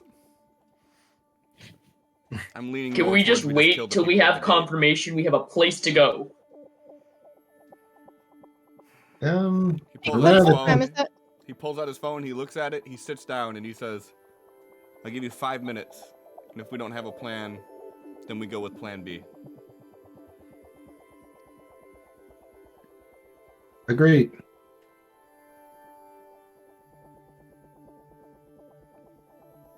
Okay, so Sophie's calling Lynn. Hmm?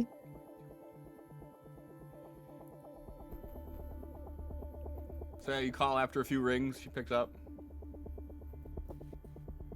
So yes, it's awfully late. I know, I'm sorry for the time. We have linked back up with the other aberrant who has been helping us in the past, and he and Tal are formulating a plan to empty out the camp that Tal was at. And we are trying to find a way to make this logistically possible. And I was wondering how things were coming with your making arrangements for the aberrant, or if there was anything we could throw together in the next probably few minutes. She's like, Really? "Yeah, everything's going good. I submitted the paper a few minutes." Yeah, so their plan is to go in with Tal acting like he's returning home and see how many he can get to teleport out and then drive to another location. Or if we cannot figure out a plan, the other plan is to incapacitate by whatever means necessary the guards at the camp so that the people will be released. So, I'm trying to find a way to do that has little to no casualties, and I don't know. I'm so sorry. I'm a little caught off guard by this. How can I help? Do you have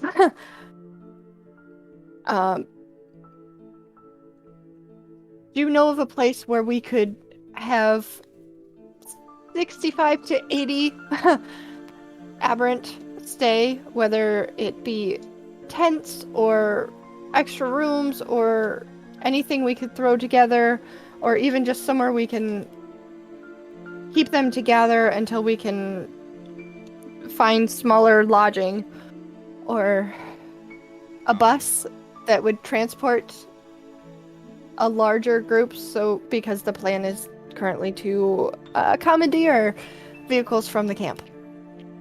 I mean, given enough time, I could help with all this, but right now, I don't have a place to harbor 80 potential fugitives, let alone being able to get you a bus within minutes. Do you know how long that it would take for you to make something like this possible? If we have a definitive timeline, I may be able to talk them down from going in now. I feel like it will be extremely bad for everyone involved if they try to do this, and without a better plan, and I just don't know what to do. At this time of night, I could make calls, but I wouldn't be able to give you any definitive answer until morning. So, a few hours at best, a day at worst.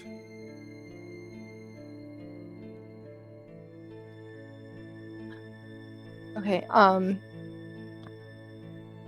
while Lynn is telling her this, she's gonna pull the phone away for a second and open the door and try to get either Felix or X's attention to try to fill them in on the conversation she's having. So that way we can plan and coordinate. Felix is like insisting on sitting in the driver's seat because he's nervous that either Tal or John Doe will try to start driving if he's not in that spot. He ain't got the drive skill. No. That's why we're nervous. X, trying to work out a plan. Come here. Axel, like, go in between Sophie and the rest of them. You think you could talk him into waiting a day? From the sounds of things, if we wait any longer, the military's going to take it into their own hands. But if we move now, then everyone here at this encampment are fugitives. Better fugitive than dead, though. I don't know. Everything is wrong. There's no right answer. And I don't feel like I have a right to make this decision either. So, all right, just gonna go back to the phone. Lynn, I would appreciate if you try to get some of this going, even if we have to figure out a different location to meet up or get the bus from, or if there's anything you can do and start working on it, would be extremely helpful. And I'm going to see what I can do to limit felonies here.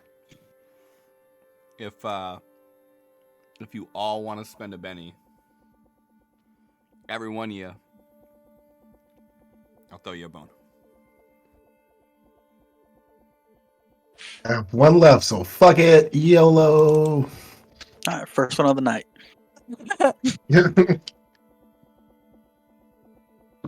Down to my last one, too.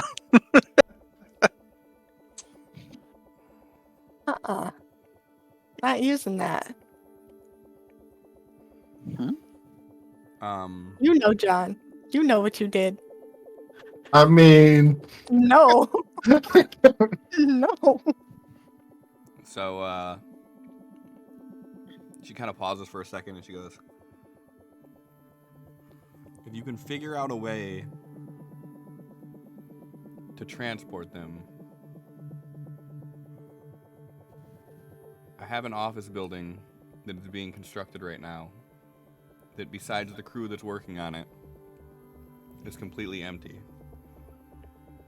I can make some calls to halt the production of it. But they would have to stay in the shell of a building until we could figure something out.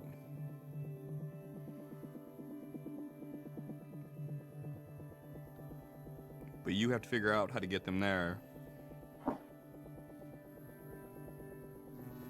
And if it comes down to it, I will deny any involvement. Of course. Thank you. If you send me the location, I'm sure that will definitely help. And again, I'm so sorry for calling so late and dropping all of this on you. I didn't know who else to turn to. Well, I appreciate you calling me before doing anything rash. I'll start making some calls. Keep me updated. I will, thank you. And she hangs up. Bye. You see Tal's phone going off, and both Tal and John Doe sitting there kind of...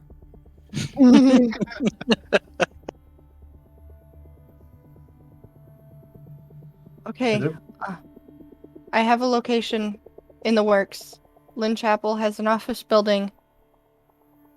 It's not going to be comfortable by any means, but it's secluded. It's a building that's being constructed, so it's not going to be a high traffic area. Just the crew is even in there now, and she's going to see about halting construction, and it will hold everyone. We just have to get us there. See, I told you Miss Sophie's the best. He runs up and gives you like a big hug. Knew you could do it. Okay, Mr. Felix, All let's right, go. All right, just gotta get him there. Yep.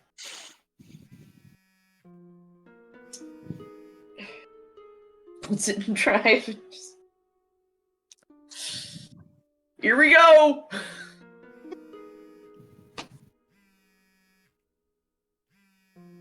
All right, so, what's the game plan? Run it by me. What are we doing?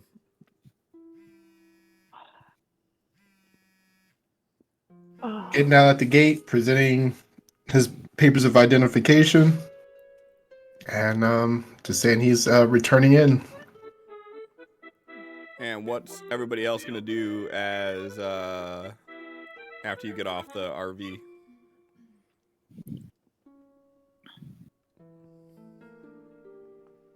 Felix is gonna turn the RV around and make it look like he's just messing with the GPS or something, trying to figure out how to go. Like, we were just giving this guy a ride, obviously. Okay. Is X trying to go inside with them or no?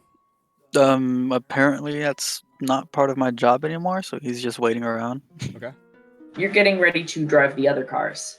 Right, the ones that are on the inside of the. I thought they weren't on the inside. Well, Thought they were there's just like on the two outside. sets. So the first set of the checkpoint Okay. where you're gonna have to drop him off, they're gonna be within that, and then the second set of gates is like the actual camp proper. So you're still gonna have to get past the guards, one way or another, or rely on whoever is wiping the guards' memories. Right. So either you guys can work on the outside guards as soon as you see the blackout, or wait for the aberrant to come and handle it. Entirely up to you. Yep. Gloves. Felix is just 100% like, I'm not going back to jail. I mean, understandable, but It's fine, you're not the one with a court date in a week or two.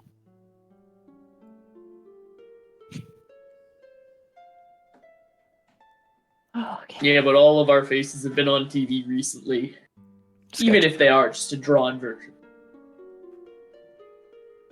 How did mine look? Like you. Yeah. No, you don't want that. That means that the police are looking for you. Yeah, that was kind of inevitable, wasn't it? I guess. Yeah. All right, so you guys pull up in front. Tal hops out. Walk up to the gate. And the guards kind of get up out of their chair and they walk up and they have the rifles on their back. They're like,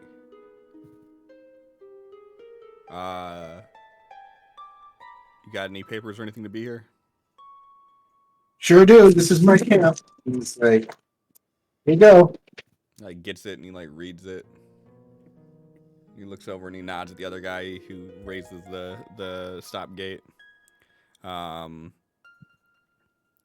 Felix, Sophie X, give me a notice roll.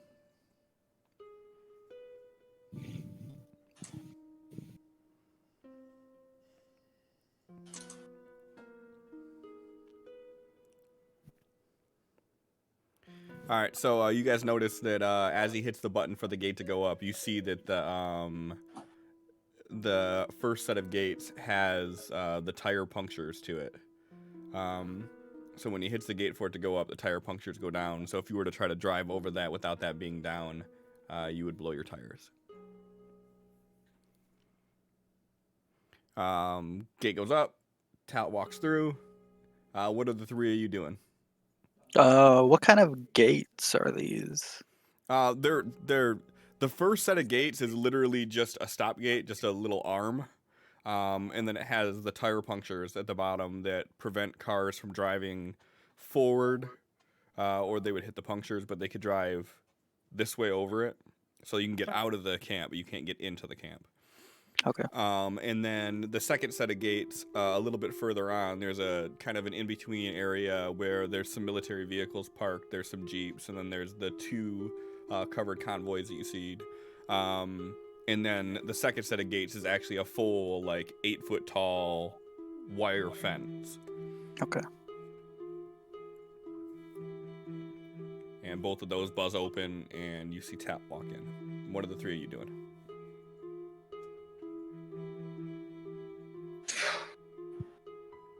Felix is just turning the RV around, just so it's, on the direction to be leaving, and then he's, just messing with the navigation system. And then he's just looking at the other two. He's like, be careful, please. Because really, Felix's only job in this is to drive the RV.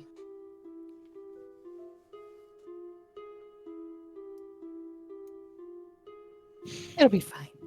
We've been through worse, right?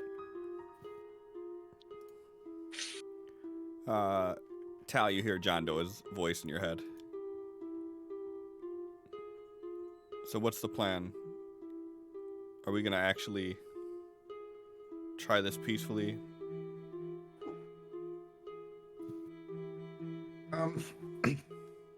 We will try to just incapacitate and mind wipe, but guess going straight to bloodshed isn't entirely necessary.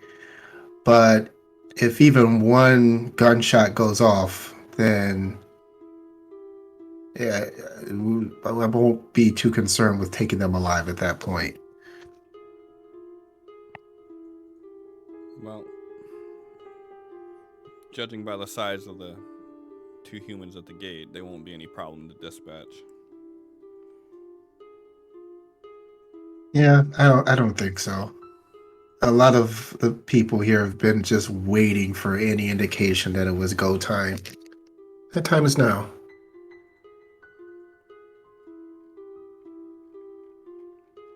All right.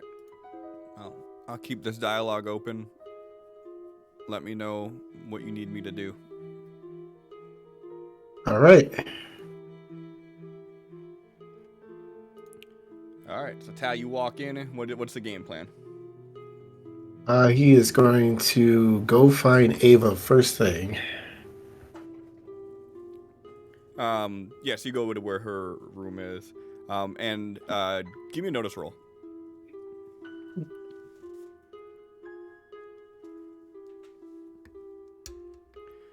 So you're noticing there's no aberrant outside at all. And as you're walking through, like, the domiciles almost seem like they're locked up. And as you get to Ava's, are you just gonna try to walk in? Or are you knocking? What are you doing? I'm gonna knock. You just hear her voice from the other side. What is it now? It's me. Me who? And Tal? and then he tries to open the door. It's locked. Yeah, it's me. I'm back. What are you doing out there? Because the door's locked and I can't get in. Yeah, no. The doors are locked from the outside.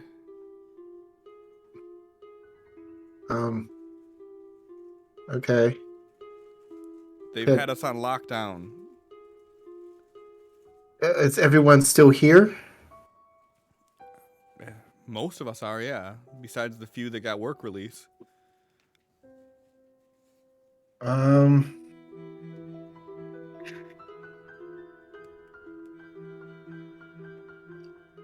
Let's see here.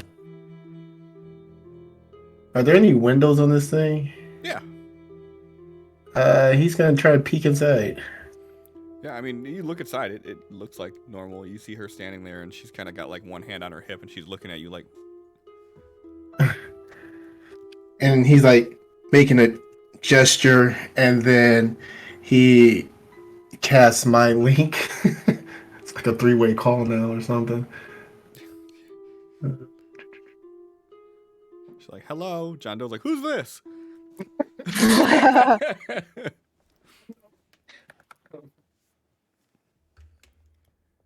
She's like, We've been trying to reach you about your car.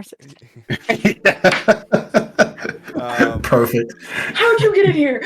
This guy's got skills.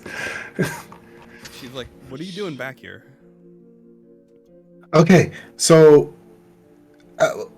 I brought friends and one of us from the other camp. He escaped on his own, and he's here to help. And his camp actually, or a camp that he knows of, I'm not sure which one. But after a dragon was brought through, because the humans are like screwing around with things, they freaked out and like did something to that camp, but it's no longer there. And now that there's an essence storm, as you can see, I was worried that they're going to do something to you guys. So we're here to get you out of here, and we have somebody who has a large building that everyone can go to and hide out.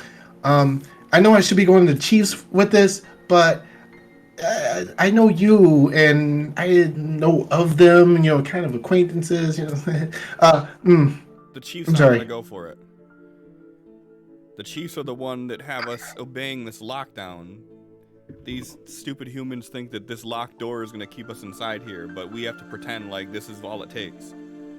I know, but I think this is probably going to be our only chance to slip out of here before things potentially get worse. You may want to go talk to one of the chiefs yourself then, because we were ordered no showing of power, just you doing the link that we're doing right now. You're going to get us all in trouble if they find out. You know, but you're better at convincing them than I am. I'm nobody. Yeah, but They would trust you if it came from you.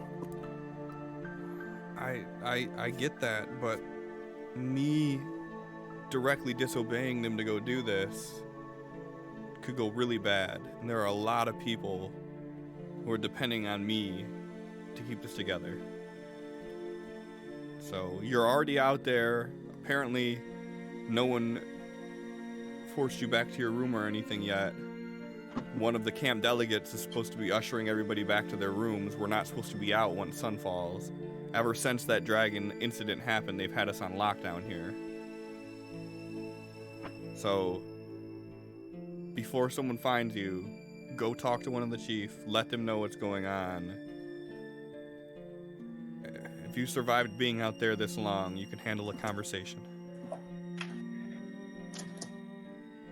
Okay. I'll be back then. Okay. I can do this. Okay. And he just runs over to the chief's rooms.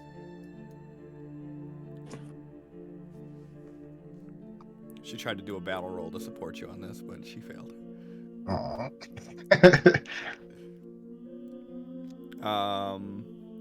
Yeah, so you go to one of the chief's area there, and same thing, door's locked.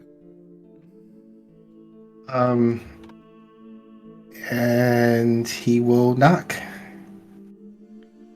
You hear like a, huh, what? Yes?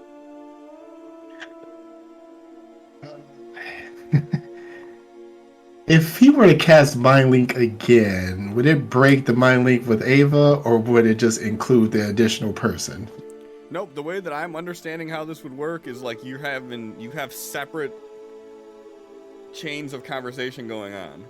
Because you have to actually like intentionally say you're sending this message, then you have to intentionally say I'm sending it to John Doe, I'm sending it to Ava. Okay. Oh yeah, because it's just a duration of like 30 minutes. 30 minutes. Okay.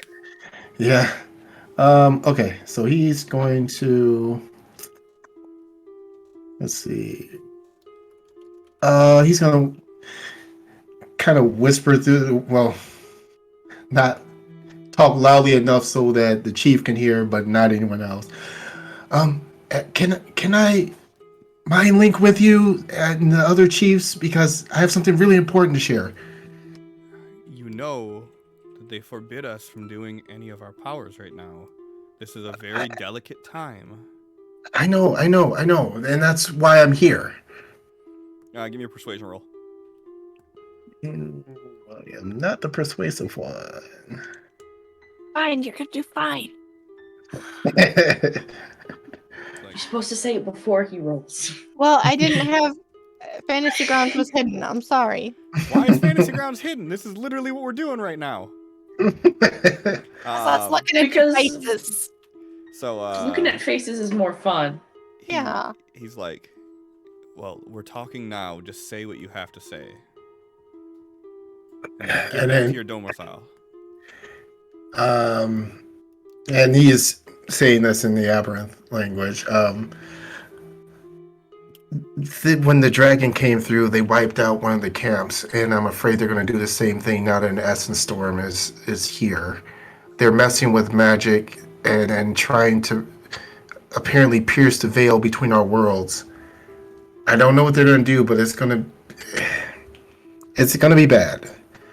And I have friends here that I've met on the outside. They're here to help. But I think the time is now before they do to this camp what they did to the other. In English, I have spoke with the generals here, and we have an agreement. As long as we play by their rules, we are going to be safe. Chief, with all due respect, these humans, especially the ones who think they have power, cannot be trusted. They lie all the time if it's going to keep them in power. We threaten their power. They're just telling you what you need to hear to keep everything calm here. But we have shown them that they do not need to fear us. We have earned their trust. In my short time being outside of these gates, I've learned enough to know that it doesn't matter what you show them. There's both a lot of darkness and a lot of potential with them. I've seen both sides of it. but more often than not, it's been mostly darkness. And I don't think their intentions are good here. Please, this might be our only chance. What you are asking me to do is, off of a hunch, jeopardize the lives of all of us here. We have a place to live. We have a place that provides us with food. You are asking us to throw that all away on a hunch because you have a bad feeling about this.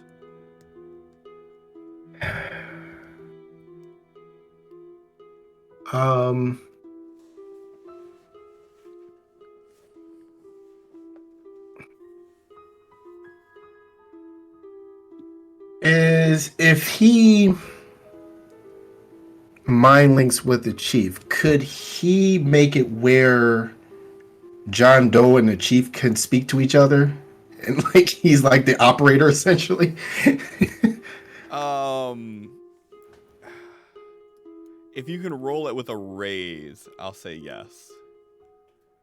If you can roll a spell casting with a raise, then we could say yes. Otherwise, it kind of goes out the scope of the spell. Okay, so I roll spell casting or roll the spell itself? Either or. Okay. Because I think if you roll the spell itself, it just rolls spell casting. So. Yeah, that's true. All right, let's see what happens. Hey. There you go. And as you're doing that, you hear him say, "You're not supposed to be using your powers here." I know. I'm sorry, but you need to hear this. And he casts it. And then, like, do you say anything to John Doe to give him like a heads up, or? So yeah, first he's gonna speak directly to John Doe, and he's gonna say, "I'm mind linking you and myself with one of our chiefs here. You need to help me convince them that we need to leave this place. Tell them what you've seen, because I don't think he's convinced with my word alone."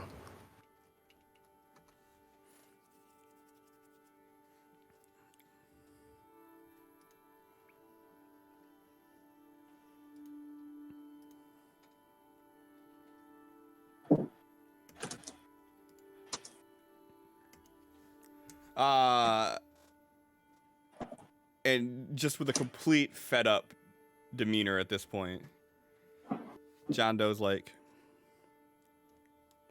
"You colossal idiot. You are putting all of your people at risk.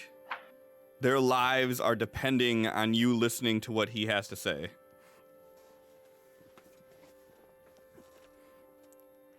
Okay. He's a little grumpy because of his experiences, but if you hear him out, he has seen the terrible things that has happened to our people. And to himself as well. I was supposed to roll the -2, which was still a 4, which was a persuasion roll.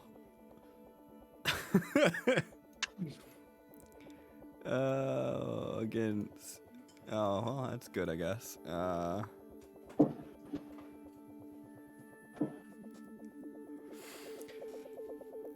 I'm going to patch in Ava so she can hear this as well. It was like, wait, I didn't ask for this. She's like, "Hello, Tal?" Like, "What? You knew he was using his powers too? Oh shit, you got me in on this?" No, you can't 3-way. You can't 4-way call.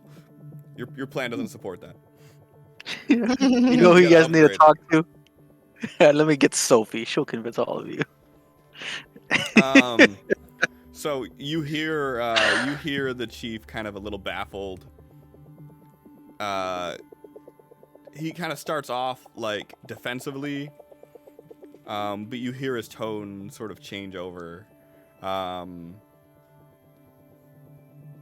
to a more accepting to listen tone.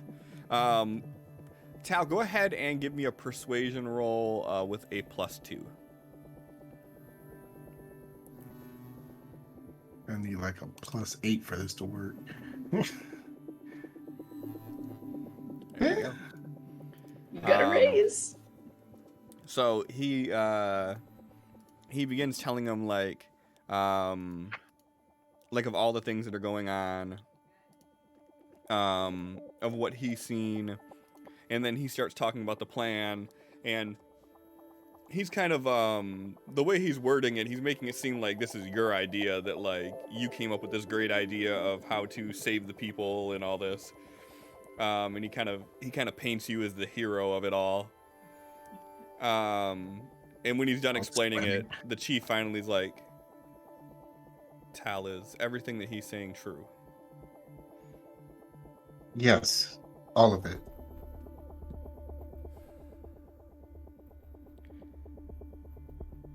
Do we have time to have a council meeting in the morning, or is this something we need to do now? I think we need to do it now while everyone's distracted with the Essence Storm.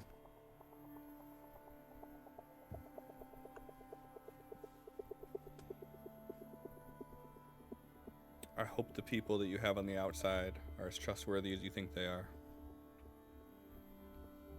We are putting all of our lives in your hand.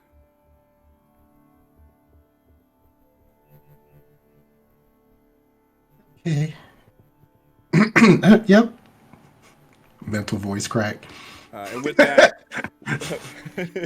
that, you hear the connection sever, and you see a glow start emanating from the windows of the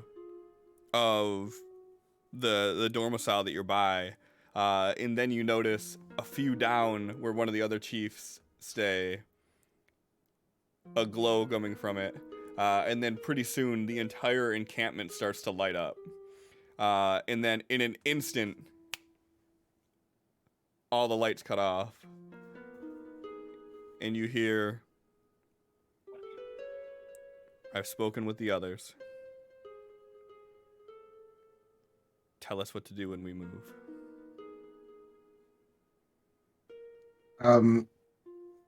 And he will, speaking to John Doe, okay, we're moving, tell them. And he will reply to the chief, we're going to, my friends are going to drive us out on the big trucks that they drive in with the food and supplies. So we need to get everyone outside the front gates and incapacitate the guards, because apparently my friends don't want us to kill if we don't have to. But if they start shooting, then liquefy them. Jeez. Without even like breaking character, he's just done. Okay. And starts heading towards the gate. This is a really this seems like a task that's like dramatic. No, Like no. if there was It only might like be. some sort of like mechanic that they had, they would accommodate tasks that are dramatic in Savage Worlds. Yeah, it's a shame they don't. Only. Question. Anyway, Answer. Doe is still on the RV with us, right? Yes. So I'm assuming he's letting us know things are starting to go in motion then. Nope, not until they have that final conversation. He's not saying shit to you guys. Okay. Once he has that final conversation and then they start saying, this is the plan, we're going to do it, and they get the agreements, he just turns and looks at you and says, get ready, it's about to start. It's about to go down.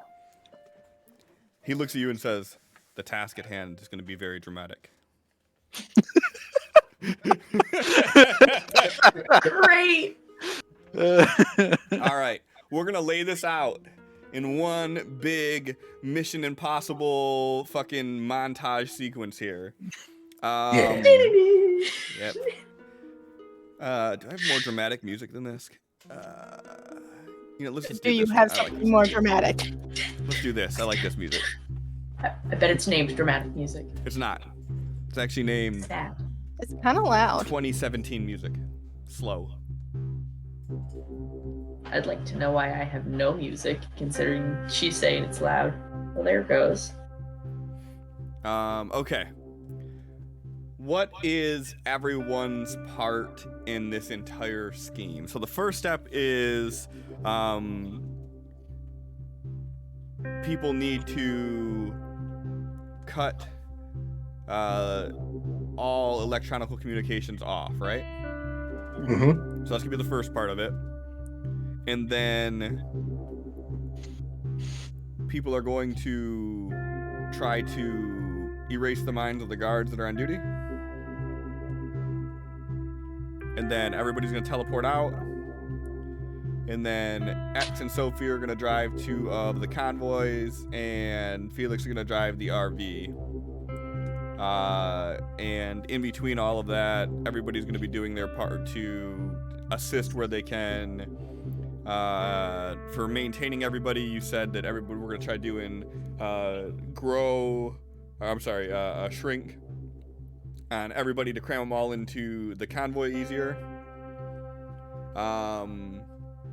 And what is the game plan once you leave the area?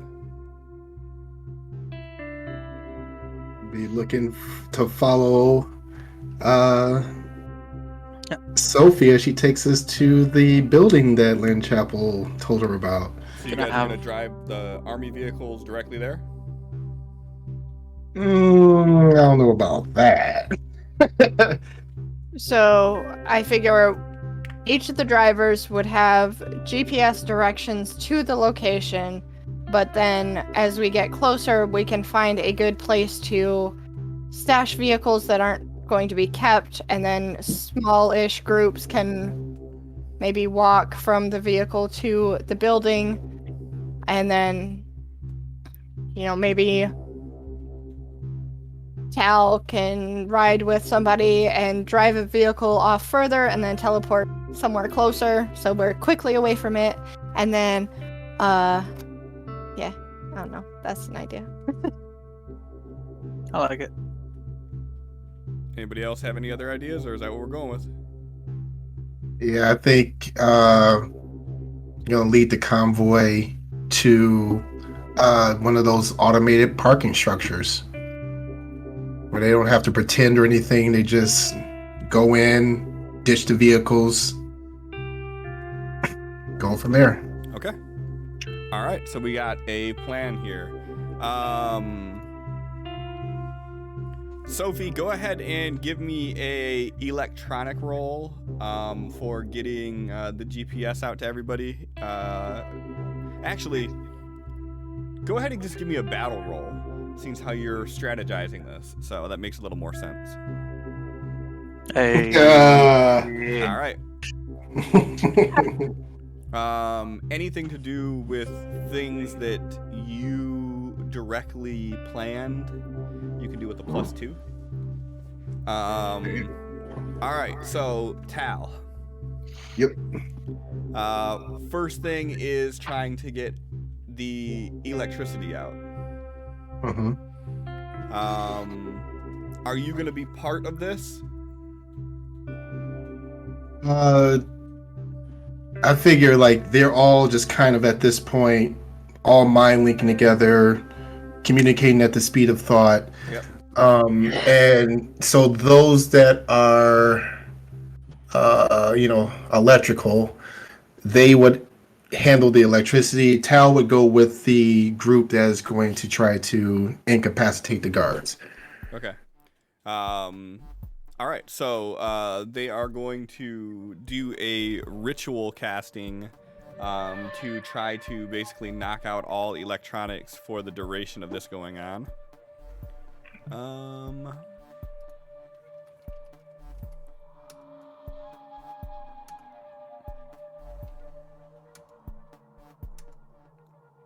Trying to see what the rules for ritual casting are.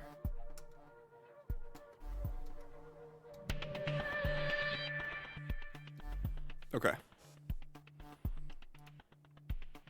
Does someone want to roll this, or do you want me to roll it? Just rolling spell casting. Gonna roll a D12 at a -4. D12 at a -4. Well, let's I try it. believe.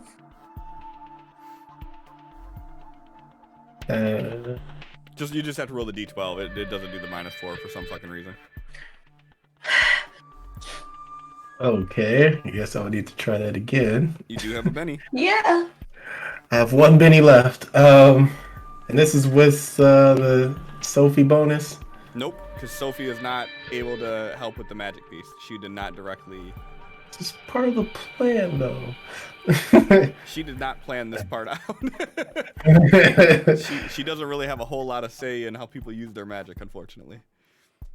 Oh no, that was not my role. Whatever. What was it then? Like no, I like picked it up and then it just appeared and the dice disappeared out of my little holder. Anybody else want to use their whatever. Benny for it? That's fine. It's all a group thing. It's not an individual person. So any of you guys can use a Benny to reroll it if you want. I mean, I will. Sure. Go ahead and roll that d12. Damn it. That would just disappeared altogether. Hold on. I mean, you can let Allie roll it if you want. Yeah, you are better at the dice thing. Oh no, you already did it. It's good. Go ahead and roll another d12. What happened? You told me to. I don't know, but you did it. I had my hands like this. And, like, I Okay. don't know what it's doing. So 12 is what your total roll is on that. All right. So everybody kind of gets together in a circle, and they begin focusing their essence. And you simultaneously see all of the red lights on the cameras just die out at once. One of them turns and looks at your group, Tal, gives you a nod, and as they give you a nod, all the lights in the place shut out. At which time, John Doe lets the group know it's beginning. Which you guys can fucking see because all the lights in the area go out. Captain Obvious. Tal, your group starts moving towards the guards, who at this point are trying to figure out why all the lights went out. And some are moving towards your direction, and they do have their guns at the ready at this moment. And they see your small group coming towards them, and they're like, "What's going on? Why are you guys out?"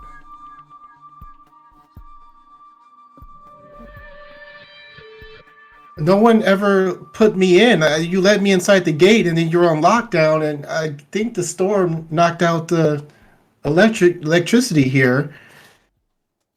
Give me a persuasion roll. Persuasive, Cliff. Oh, Are you sure? He kind of like sighs. He lets his gun down, and the strap catches it, and he reaches down onto his belt, and he's like fiddling with keys. He's got like a comically large like jailer set of keys just hanging from his belt loop for some reason. you're jailers. And I want to use that opportunity to communicate with Tal's group there and say, "No." And he's going to cast Puppet on the one that he was just talking to. I don't know what they are going to choose to do with their targets. Okay. They're gonna follow your lead on it, but ultimately their goal when this is over is to do mind wipe on them. Right. So they don't know what happened. Okay. So I will go ahead and roll that. Oh, okay. It's a pass. With mind wipe, if you get a raise, you can alter their memories too, not just wipe it, right? Yep. Okay. All right. So you puppet this guy, and what are your instructions for him?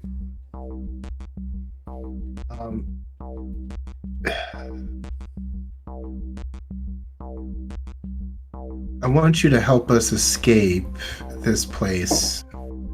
Make sure we get safely outside of this gate. And he's waiting to see what the others do to their targets, if they just knock them out or... Did you want to spend the additional 2 points and affect the other guard with this puppet too. Oh, there's only 2 guards? At this gate, yeah. Oh, heck yeah.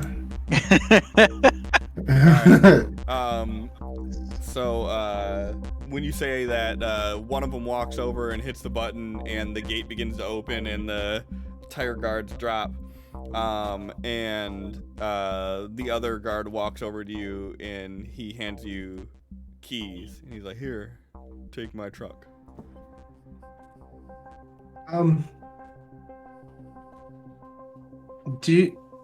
Are you able to communicate with the other guards around here currently? Yeah, he like pulls out a walkie-talkie. Check to see what they're doing right now, please. He like, "What are you doing right now, please?" And they're like, we're patrolling the western gates. Why? What's up? Why'd all the power go out?" Tell them that you're investigating it. Everything seems quiet. And to have them go check out the mysterious RV vehicle out front. Why would you do that to me? He's like, "Yeah, we're investigating it. I think the storm might have knocked it out or something, but there's a suspicious vehicle out front. If you guys could swing by and check that out." He's like, "Roger." And then he's gonna tell John Doe in his head, the guards out front are on their way to you. Do what you need to do. "Do you want me to kill them?" This is all in mind links, so you guys don't hear any of this. That's why Megan looks Preferably, stressed and Felix isn't freaking out. Felix just sitting beside. I will say, do what you feel is best for the situation. He turns and he looks at you three and he's like, "Do you have a good way to dispatch of humans? Because 2 guards are going to be here shortly." When you say dispatch, Tal said, "Do whatever we need to do." Felix just like fucking unholsters his gun and just looks very displeased. I thought the point was to not kill people. Why are you pulling out the gun then? Why was that You your said- first go-to? Well, you just basically said like dispatch. All I can think. Knock him out. I can Oh, kill them easily if you need me to. I was Just, leaving it up to you because you seemed against that idea. I am. I'm just confused. He kind of like holds his hands out and he squeezes, and when he squeezes, you feel the RV rock a little bit, and you hear like a little of metal. They don't hurt it. Okay. I mean, just gotta knock him out, right? That's an option. I mean, you give him a blow on the head that's like not enough to kill him. They knock out. And as you're saying that, a Humvee pulls up, and you see 2 soldiers get out with their guns pointing towards the RV. Motherfucker. And they're like, "Occupants of the vehicle, step out with your hands up."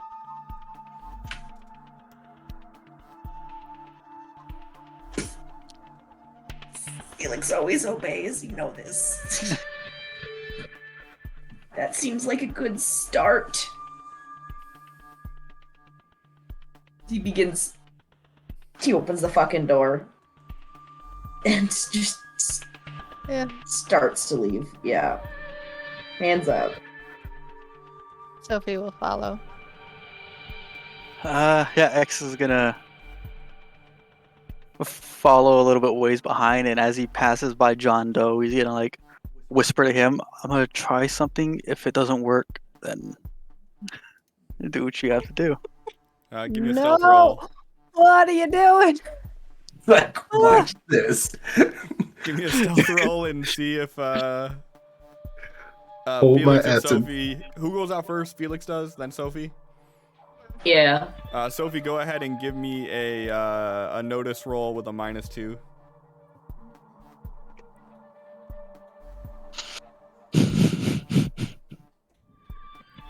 All right, No. so no one hears you say this. All right, so you guys all walk out, and John Doe follows behind you, X. All right.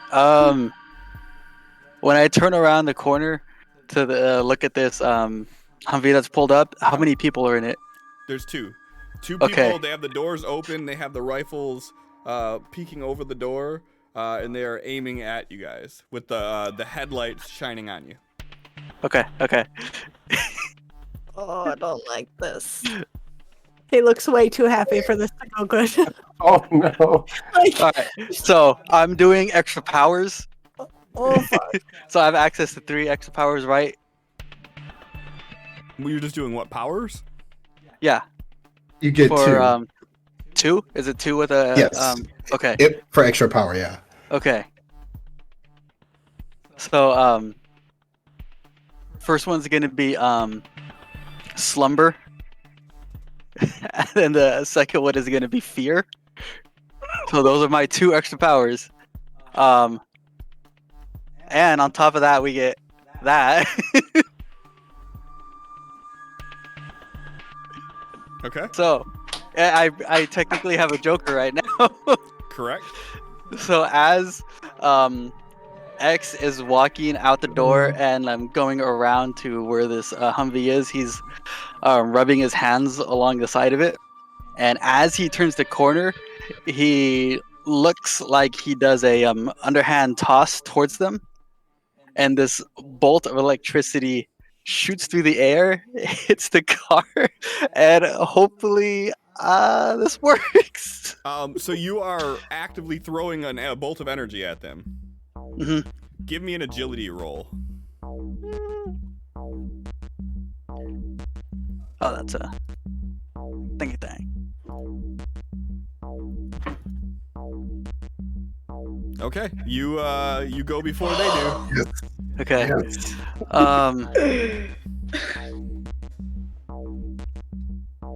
So this is an area of effect, so I don't even need to choose one of the targets, really. What's the burst template on it? Small, medium, or large? Actually, no, I can make an area of effect instead of just one person. You looking at slumber? Yeah. Yeah, so it's one person, or you can make it a medium burst template for 2 extra points, or a large burst template for 3. To hit both of them, you would only need a medium. Okay, and it costs 2 power points. I have 6, so plus another 2 would be 4 power points to do this shit. Correct. And my fantasy grounds isn't responding. There it goes. It goes to me. Not the time. It just understands that this task is dramatic. Actually, we're not even doing a dramatic task, really. We're just fucking rolling it, but it's fine. All right. Easy. Let's make that a raise. What'd you say? Let's make it a raise. You gonna use a raise? All right. Yep. That So is your they last raise. Raise. Okay. So they have to roll a spirit roll at a -2. Against. A 6. So If I did a raise, would it be 8? Oh Technically. yeah, correct. You're correct. Okay. All right, let's see. And just for a little bit of dramatic flair here. Fuck you.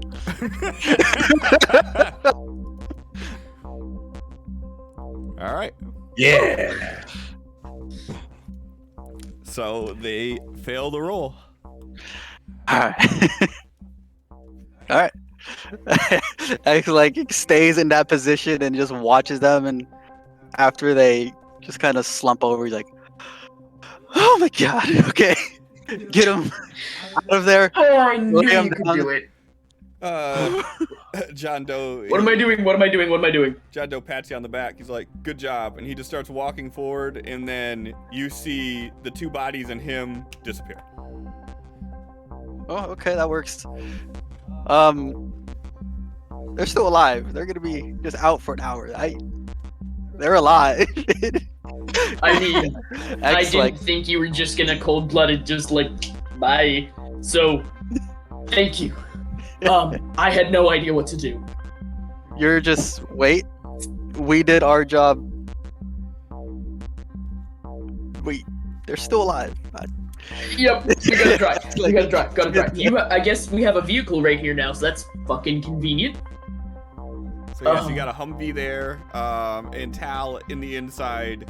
You see John Doe appear near where you guys are at, with 2 unconscious guards just on the ground. Perfect. Whoever's driving the vehicle that's inside, you need to go. Yes, that's me. I'll go. No, I'll go. Stay here. X starts jogging inside. You're What? both supposed to go, technically. Yeah, we have- But we That have Humvee- this Humvee now. Is that yeah, but a not one of the Humvee vehicles? isn't not the big It's truck. not a big convoy That- truck, no. That's like that. Okay. That's a bit, no. So yeah, Oh, okay. we both gotta go. Okay. So Felix So- is there all alone, in the middle of the desert, with a Humvee just shining its headlights on you. He's getting back in the RV and he's just gonna like do his best to organize and like put things away so there's enough room for everybody that's about to pile in, and he's just like, you know, taking extra good care to like he's setting up his base somewhere where it's like nobody's gonna touch this. Oh, Sophie would have grabbed the gloves that Felix made sure to mention a few times Once to or make sure twice. that, yeah, once or twice, Sophie has the gloves. Okay, Just making note of that no Right. worries. reasons. All right. So John Doe says, "All right, whoever's gonna wipe their minds, let's do that." And I think we can actually skip the theatrics on teleporting out of here and just walk out the front gate. I think so too. Are these the only other It- two? I believe so. Should we? What would be our cover story for this? Like, should we make it look like this place was attacked, or what are we going to? What's the narrative we're going to give them that they're going to remember? I say Either just the wipe their best to minds so the- they don't know what happened at all, Okay. unless they know the better. Fair enough. Okay. He looks at the one with the keys. He says, "Lead us out to the trucks and make sure that they have keys and they're started and everything. And fuel, like your trucks need fuel. Make sure they're fueled up too. Yeah, do that." He like holds You his don't- hand out for the keys that he just gave you. He hands them back. So he walks Hey. over there and he starts up the vehicles, and you see him go to one of them, and he pulls a gas can out of the back of it and begins filling it up. All right, so the mind erasers are gonna do their thing.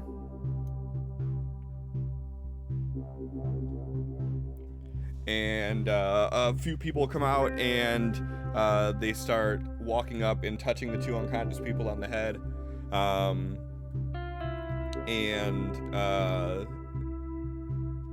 They kind of nod at you and they say, when you're ready, we'll take out the last 2. Okay. As soon as that guy gets back from making sure the trucks are ready to go, then we should be good. Yeah. Okay. So yeah, he's just gonna wait for them.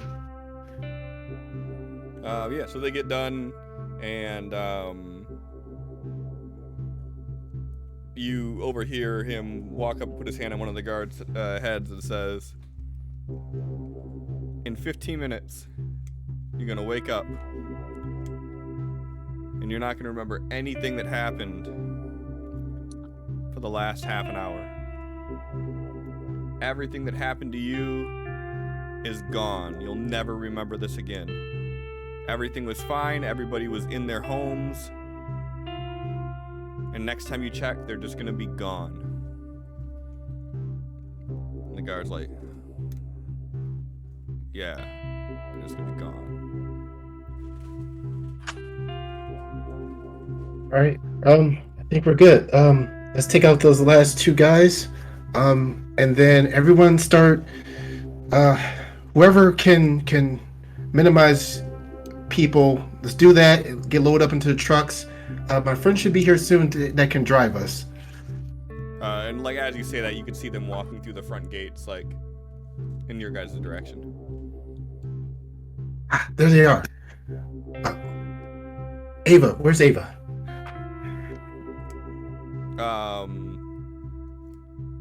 She's not in the immediate crowd that you're at right now. She was helping with like the people that were managing the electrical. So in his mind, like, Ava, you're gonna ride with me, right? You gotta meet my friends. Sure, yeah. Once we clear everything up here. We're almost done, so you should start heading up there.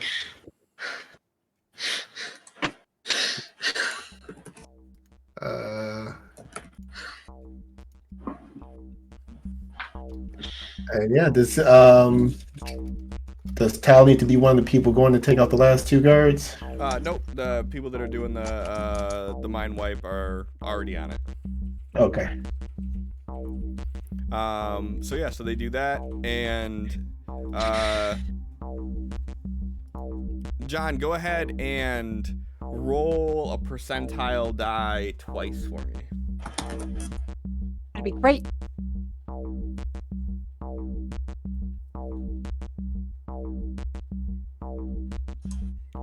So after everything's said and done, after the ritual's cast, getting everybody out there, they only have enough magic to get about half the people shrunk. The rest of them are gonna have to stay at regular size. That's still a lot of room. Yep. So half the people shrunk could fit in the two convoys, and you're gonna have to try to figure out how to cram about 30 people onto the RV. Hey, cozy. And we have a Humvee, right? At least one. That is an option too. Yep. Okay, how many drivers do we have now? Three. Three. Someone can make an unskilled drive, but Yeah. if that all it takes is that one person to get busted for the entire.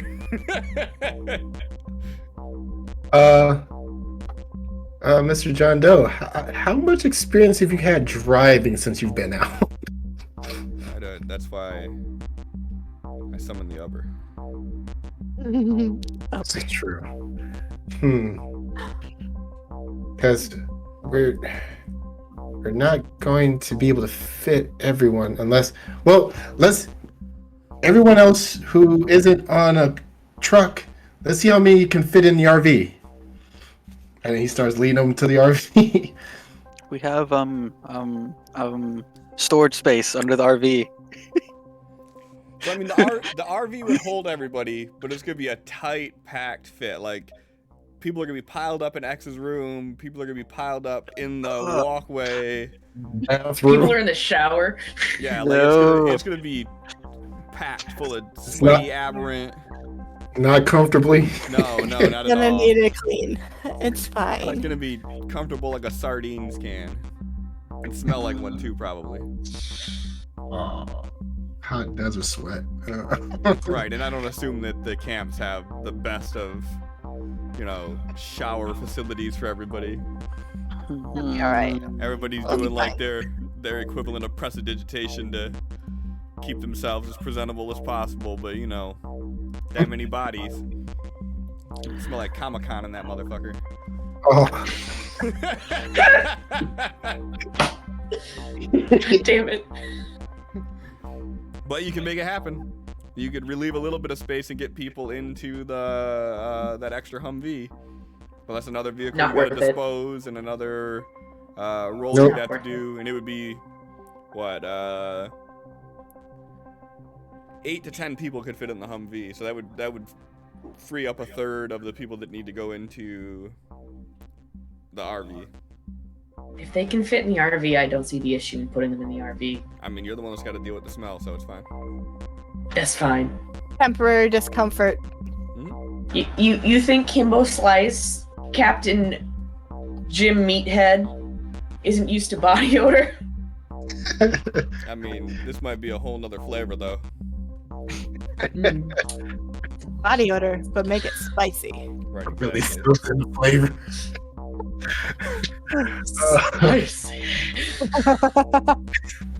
But to smell like a Alright. Chick-fil-A bathroom in that motherfucker.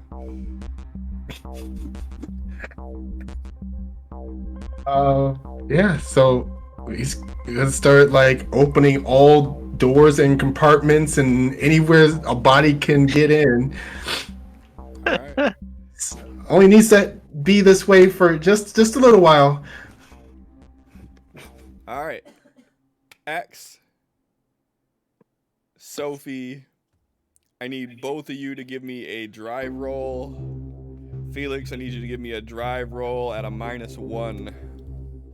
If there's any action cards you have not played, that may help. Or adventure. I used my 2. Well, you see, I'm gonna use a Hayabis. There you go. I have one that I really want to use. Do But I can't yet. I mean, that might be helpful as well. I just dropped you one.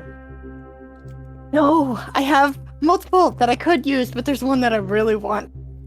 I mean, That you would just- we're like 22 minutes past deadline. I mean, Mm-hmm. I know, but I can't. Totally fine with this, by the way. if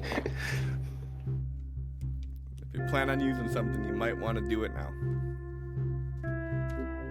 Because we about to, and that's where I'm gonna end it at. So, Yeah, but I don't think I can use this one yet. Are you well, talking that's about the why one I that, gave you Epiphany. the faction one? Yeah, Yeah, you could use that. yeah.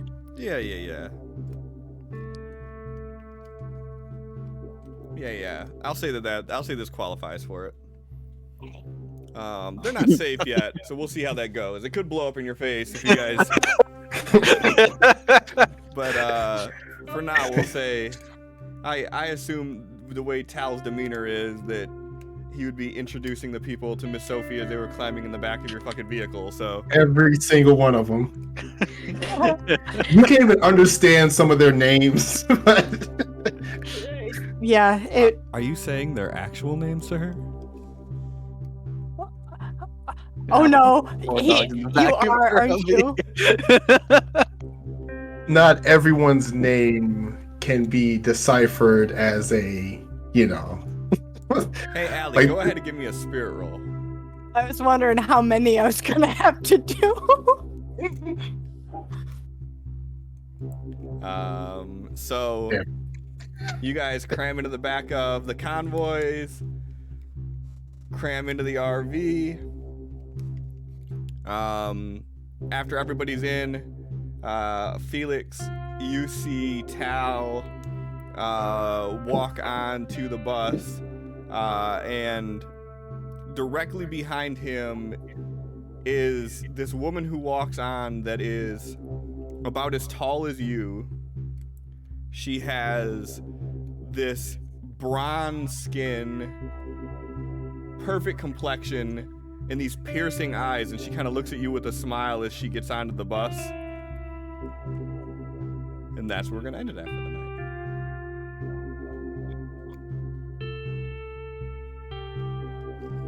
Not the normal type of cliffhanger, it's the good cliffhanger. Maybe, potentially. I don't know. I'm perplexed. Perfect. Like, is this Ava? Is Ava hitting on me? What is happening? Yeah, you Hello? have the guy train of thought down. Like I she was about to smiled. say. She wants me. She's not wanting. She smiled at me. Is she hitting on me? Right. Man, I'm happy to Please, learn I your was at name the then. gym today, and my eyes were in the general direction of this guy, and he just like had this smile on his face, like, and I was like, You clearly want No. him. That's Yeah. how that works. like I'm literally on the tricep press machine, like 1, 2, like just counting, staring straight ahead, and he's just there, like, and I'm like, no, He's like, Leading totally him wants on. to suck my sweaty dick. Like, like the fuck? Stop, I'm busy. It's arm day. Go away. stop sending mixed signals. Right, Right? exactly. You guys are practically married. Dressing so provocatively at the gym. All right. He literally spent the rest of my time at the gym, like making sure he was within my line of sight, and it was really just like, Was he showing you his mad pump? Looking out in the mirror. His swole? oh, he definitely was like, ooh, and I'm just there like trying to look anywhere but where he is, It's and too then he late. just like, You guys are already you dating. know, Mhm. yeah, he'd pause to like get up. He'd like get up and he'd walk into my line of sight, and then just like drink his water. I'm like, what is wrong with this man? I mean, just expect a call tomorrow. He's gonna be inviting you to meet his mom. Yeah. Damn, sorry, Jeff. Tell Jeff he's gonna have to pump some iron. He wants to compete because homeboy's swolled. And he drinks water like no other. Right, and he'd be lifting those mediocre weights. Those 20s. He got those 25s. Oh, holy shit. Yep. All right. So thanks everybody for hanging out as we diverge here. Right, we're still live. Whoops, Right. Those conversations are usually after stream ends. I didn't even realize we were still. Yep, this is good. That we are. Did that freeze it when I did that? Yeah, it did. God damn it. And unfreeze. Okay. So with that note, thank you guys for hanging out. I appreciate the new follows. If you're still here and you don't know, we do this every Thursday at 8 p.m. Eastern. It is fully interactive, so please don't be shy. I'm trying to see who is on right now that we may be able to raid out to. I'm gonna try to find people that haven't been on for 4 hours, that speak English, and that have a good looking layout. That's the only thing. Those are my criteria right now. You get 2 out of 3. Right. If I can get You 2 asked out of for 3, too we're much. good. How long have these guys been live for? They got a nice looking layout. They're playing an evil campaign. They've only been on live for an hour and a half. Okay, we got to strike while the iron's hot here. There's no way it's gonna be an hour and a half and then they're getting off. Who plays D&D for an hour and a half? Stay for the raid. Get channel points. Use channel points to come back next week at 8 p.m. Eastern and interact. It's a beautiful circle the way it works that way. Thank you guys so much. We'll see you next week.